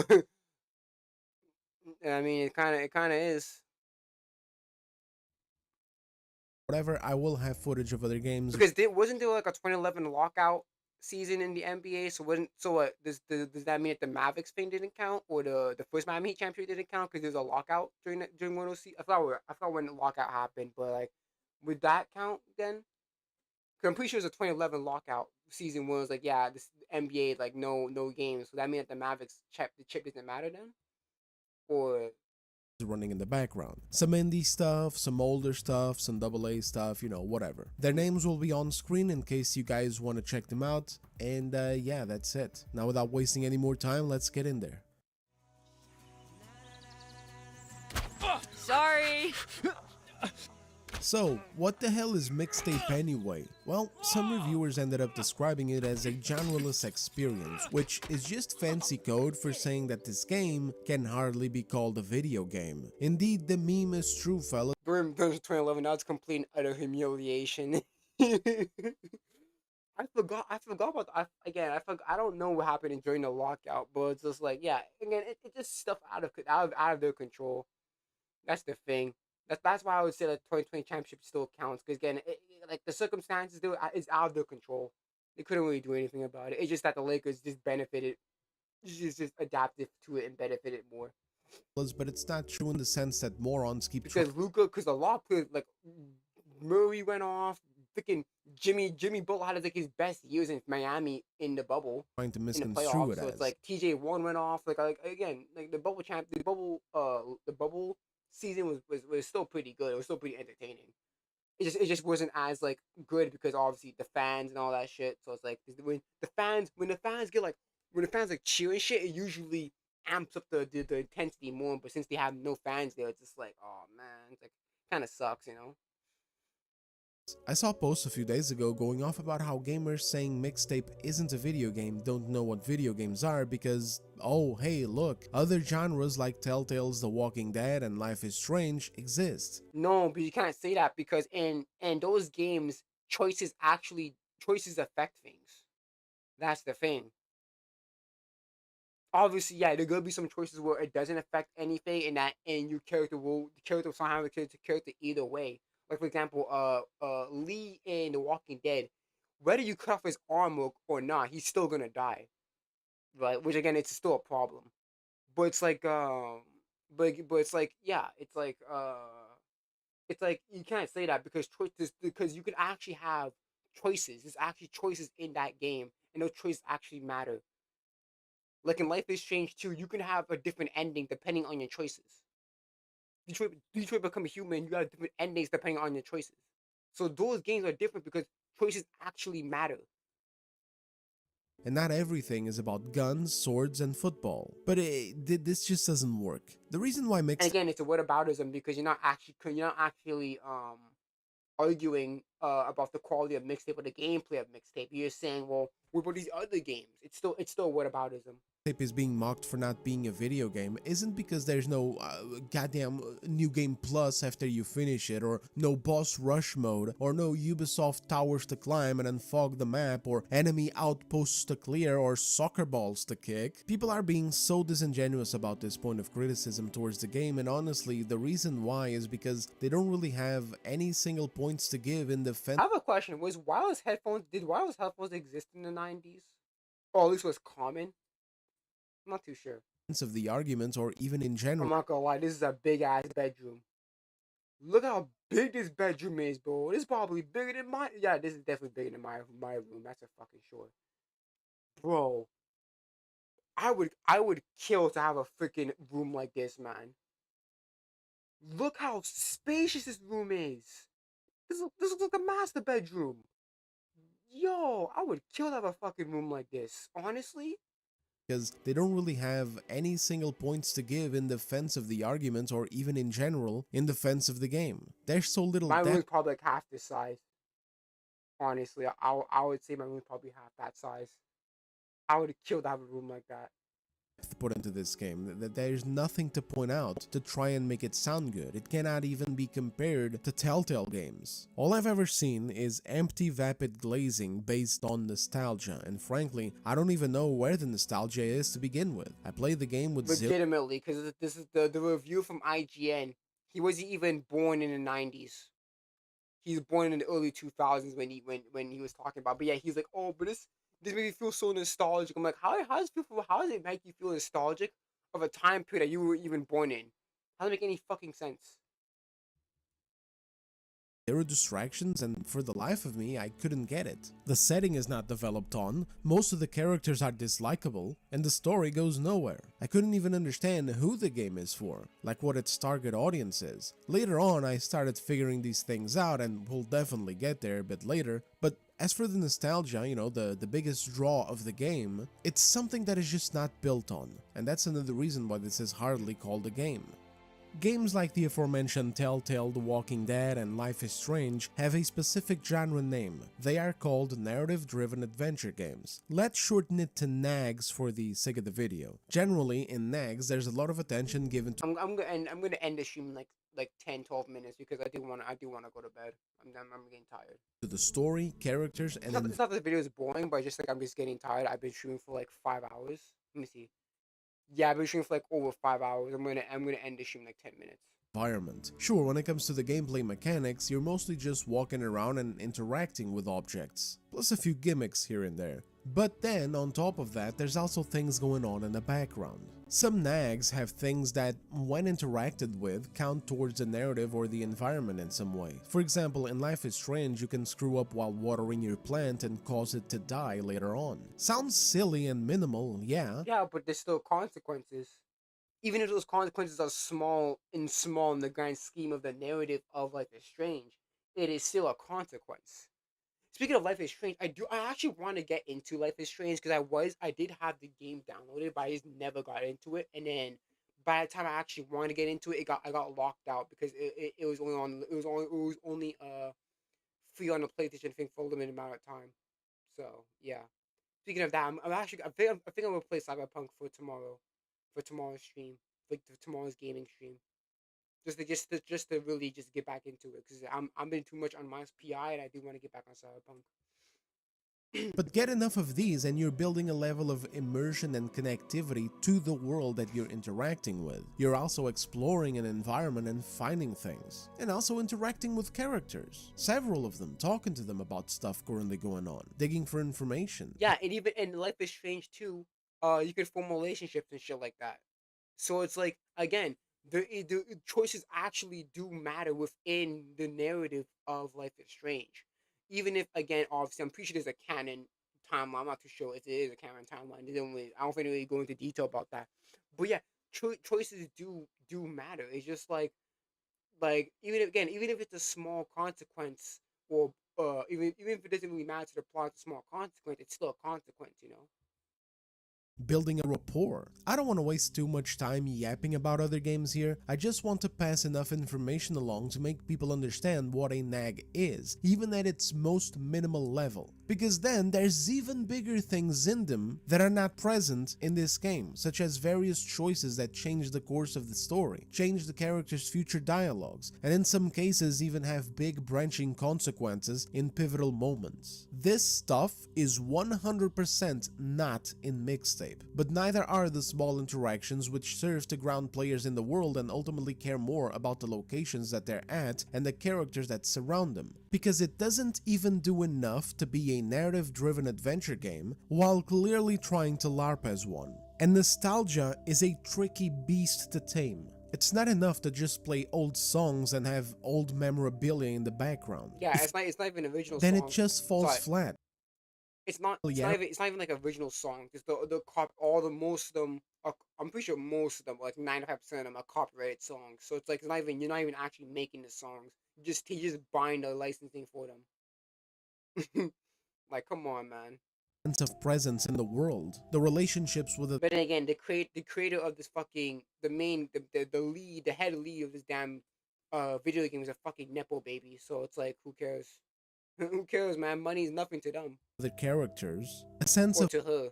familiarity and belonging in the world itself in the game, then it just falls flat. And that's exactly what happens here, because the game doesn't take a minute to establish itself and its characters, it doesn't take a minute to develop relationships, it's constantly just wanting to play the next licensed song while something happens in the background. And you know, sometimes it's something where you do have to press buttons on your controller to do something, and other times you can just put your controller down and it plays on its own with zero interaction from your side. These are some examples here. In this instance, you are headbanging in a car. I actually did press buttons here, but you don't have to. You can set the controller down and they just ride awkwardly without moving to their destination. Over here, you're riding in a car again. The length of your interaction is you can press buttons to make fireworks go off in the background, or you can just put your controller down and do nothing. The car just keeps going to its destination while another song awkwardly plays. In this instance here, you're just floating away while a song plays. You can sway to the left. Yeah, I saw this. I was watching a stream by Hero vs Babyface, and he literally like didn't touch the controller, and the thing progresses normal. So it's the gameplay is the gameplay feels optional. What I'm seeing, because the gameplay looks optional, because you don't have to do anything to really you don't have to really do anything to progress the story. It's just like it'll just go on its merry way. It's like what did Jada Costa call it again? A narrative movie. That's what no, not a narrative movie, an interactive movie. That's what he called it. That's literally this is what mixtape looks like. From what I'm seeing from the various gameplay and all that shit from various creators, it just looks like a narrative, not narrative, an interactive movie. That's just what that is what it is. It's just an interactive movie. It's not even an actual video game.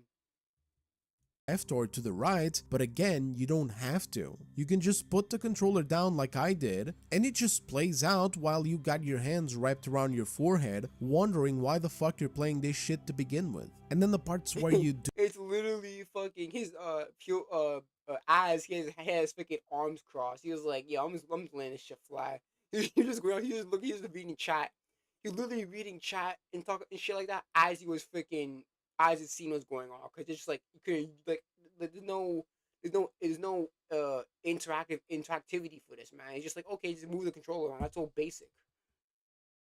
play, it's just a gimmick mainly designed to be done on controller. The only one I had fun in where I lingered for a bit was a rock skipping gimmick where you could hit some targets on the water. It was just a distraction, but everything else may as well not be there. And maybe it would have benefited this to even be more of an animated movie than a video game. The game opens very dynamically, like you're skating down a road into town, and there's a couple more skating sections later on as well, but everything is on rails. Your speed is grounded. You got a flip trick button and a grab trick button that play a generic animation, but you can't go off the beaten path, you can't try to experiment with anything, and part of me feels very silly even bringing this up because, duh, it's obviously not a skateboarding game, so of course it's unreasonable for me to expect to be able to grind a few ledges and actually have some freedom of movement. Like, I'm not an idiot. But then this ends up being applied to the entire game, and that's the problem. It's to the point where some people are not accepting any criticism whatsoever. You can't point out that these sections are bad because, oh, it's not a skating game. You can't point out the bare bones gameplay sections in other chapters because, oh, it's not an adventure game or a platforming game or an action game. It's not meant to be good and substantial. You can even point out that it's a weak-ass game with hard... That's such a weak excuse. Oh, it's not meant to do this, so it's like, come on, man. That's such a dumb excuse.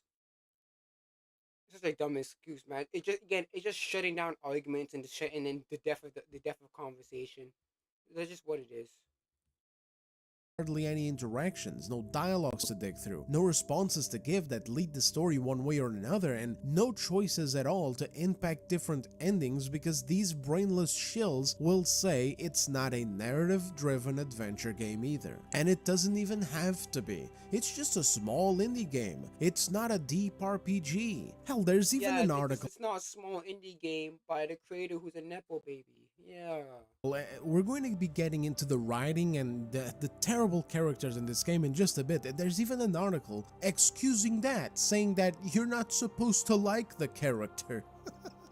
I mean, it's to the if you point... don't like them, then why? Then if you don't like them, so then why should you care about anything that happens to them? Where you basically just end up being unable to criticize anything with this game, any flaw or this is tricky, man. I thought this is SSX. Bro, I actually want to get that. I actually want to play that game. I remember getting that game. I remember having that game on PS2. SSX. Yo, such a good snowboarding game. Love that game, bro. That's nostalgia. And guess what? I lived through it because I actually played the game. I'm not nostalgic of the time that I wasn't even born in. Fuck out of here, man. I actually played the game. So that's nostalgia. Product of laziness that you see is supposed to just be ignored, as this is just part of the genreless experience. Like, what can I criticize here? The music? Is that allowed? I mean, it's meant to be the centerpiece of the game, but then again, since it's music, it's subjective to taste anyway, so I guess not. Mixtape is just... It's not even authentic because it's not like they made the music themselves. It's copyrighted music, bro. So it's like, the whole point of the game is to basically make a mixtape or fucking whatever. But yeah, you don't even make a song or anything. It just here's a bunch of copyrighted music. Here you go. It's like, okay, cool. Just a perfect 10 out of 10 game, and it's pointless to refute it. It's undisputable. And if you don't think so, then it must be because you don't have a media literacy. This is why I don't even care about the whole "this isn't a video game" conversation anymore. It's because the people who are ride or die for mixtape don't care either. That's the thing that people who are trying to take jabs at this game by saying it's not a game need to understand. It's that you're taking pot shots at nothing. They don't care if it's a game or not because they don't care about the medium of gaming. There's nothing of value for them in mixtape. They haven't cared in years, man.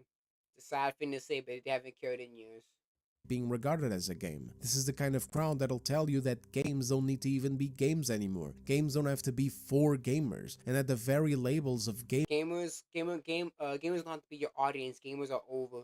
Game culture, as we know, is kind of embarrassing. It's not even culture. It's buying things, spanking over memes and in-jokes repeatedly, and getting mad on the internet. Yeah, sure, buddy. Yeah, sure. I guess gaming it doesn't involve gameplay or anything. Yeah, or interactivity. Yeah, just spanking me, just doing memes and jokes. Yeah, okay, buddy.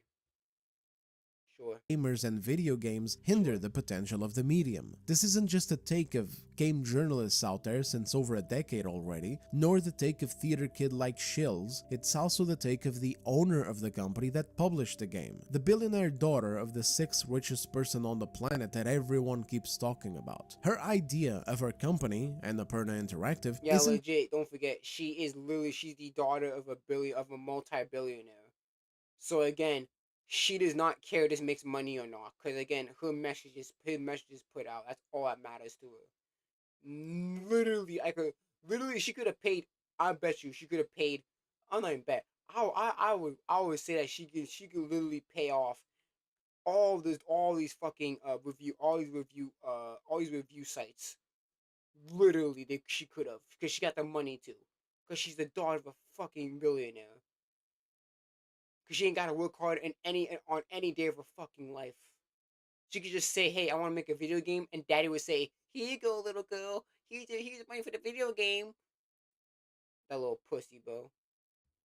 Cause I bet you $10 that this is not her money. This is her daddy money.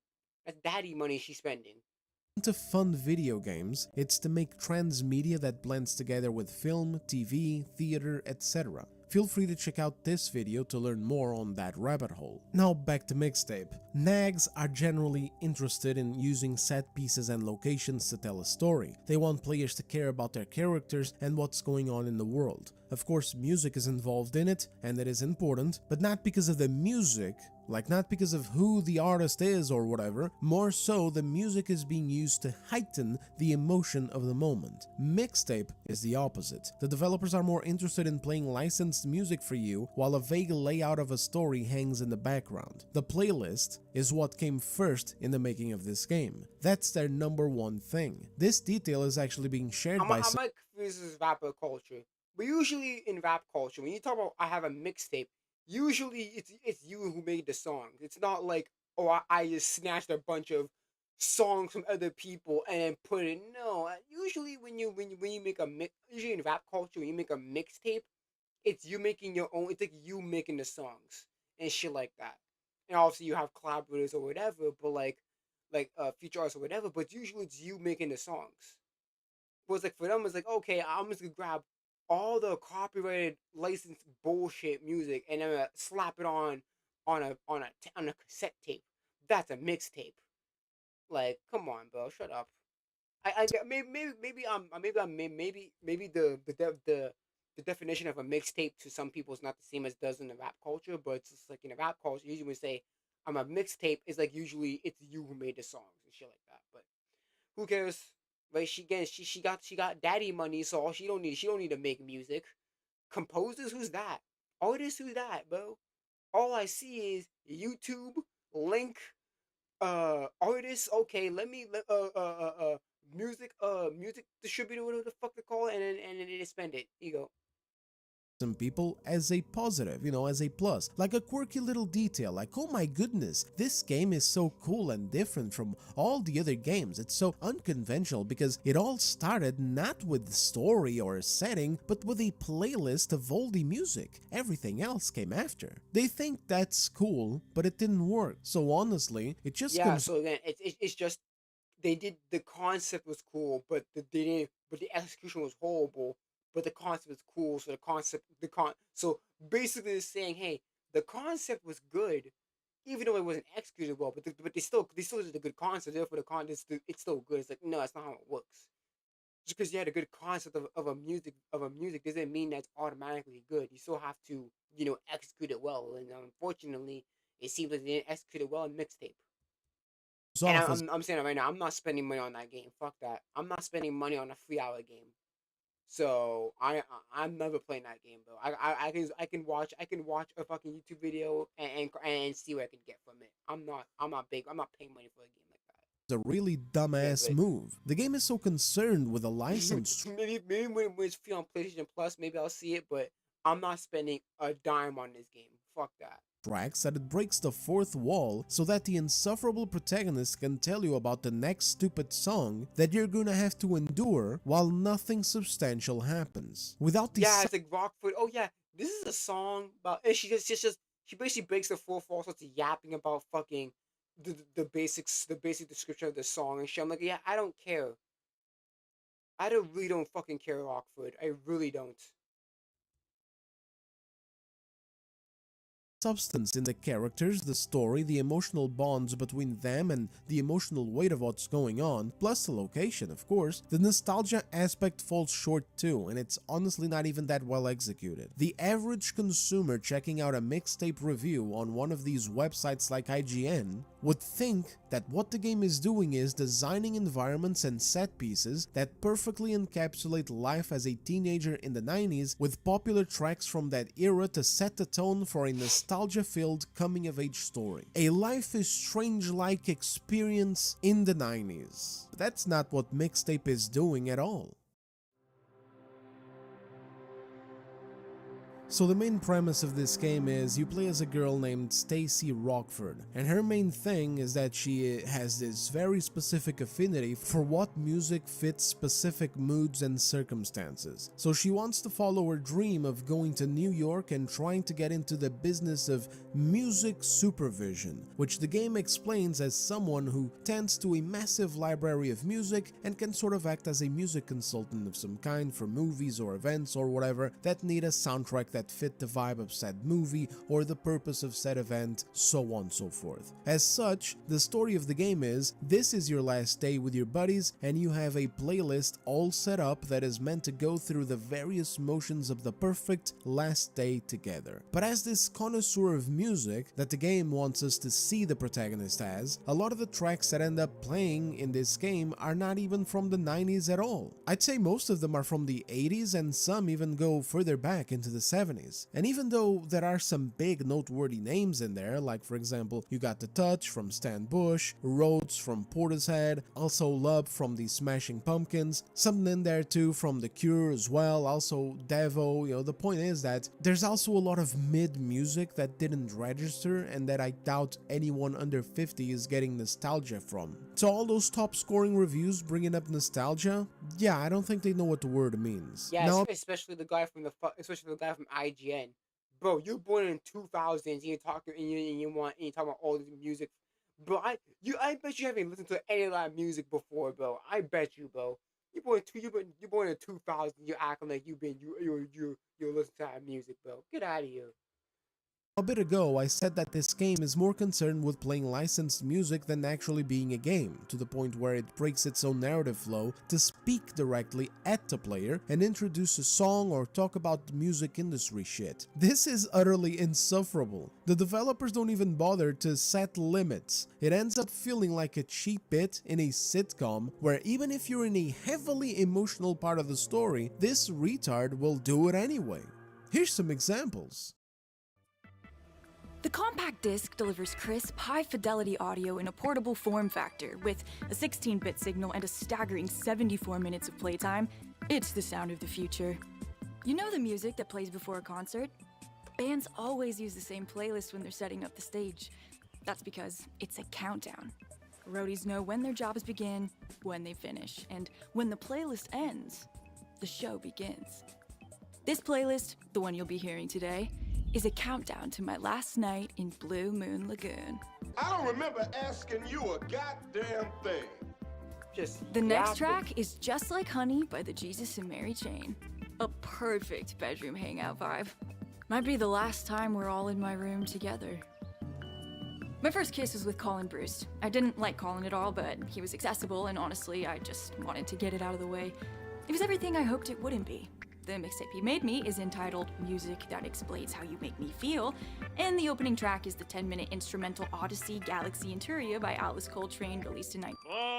She's fucking yapping, man.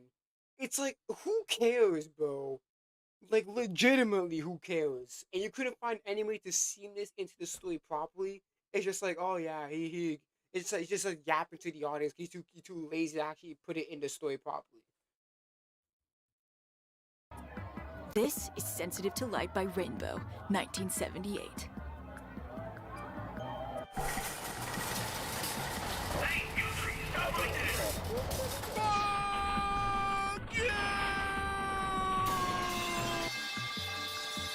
This is Monochrome by British group Lush off their second album, Spooky. It's a fat whale of a song. Lush were one of the first bands to be called shoegaze. It's heavy, but it's nonchalant, like my friend Cassandra. Cass was pretty tame up until freshman year, then she chose rebellion. This next track is State of the Heart by Australian band You need to shut the fuck up! This is The Touch by Stan Bush, originally released in 1986 on the Transformers animated movie soundtrack. It's the cheese, the stuffed crust, the quattro formaggio. But this is my only sporting memory, and it feels tonally appropriate.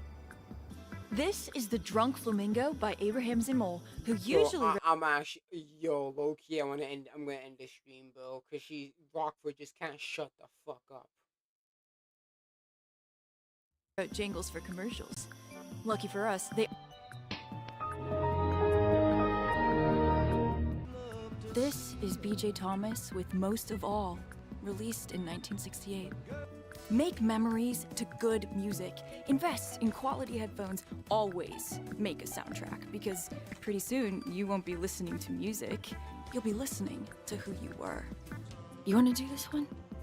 You sure? This is Atmosphere by Joy Division, released in Even he's doing that shit. Okay, I'm gonna end the stream. I'm done, bro. We got fucking this. We got goofy ass string bean over here. I mean, I mean, I'm almost as skinny as he is. I'm a bit beefier. We got fucking even the etiquette is getting onto him. Yeah, that's enough, bro. If I was a Rockford thing, no, I guess Slater does it too. Fuck out of here, man. I'm ending the stream right here. Tomorrow is gonna be most likely Cyberpunk 77. If not, it will probably be. No, I said the fanfic writing stream. Fuck. Fuck. I'll push it. Fine. Tomorrow's stream, fanfic writing stream. I'll just play Cyberpunk on my own. Whatever. It's fine. Anytime I end the stream, dear, thank you so much for coming. I'll see you guys tomorrow. I'm gonna be streaming on Twitch, by the way. So please go to my Twitch. It's okay. I'll probably put the video on. Probably put the video on stream on Twitch. But yeah, sure. I'm gonna be on Twitch tomorrow. So I'll see you guys tomorrow. Have a great rest of your day. Peace out. Fuck, man. And yeah, fuck mixtape. And Gordon Ramsay, I respect your ass. Even though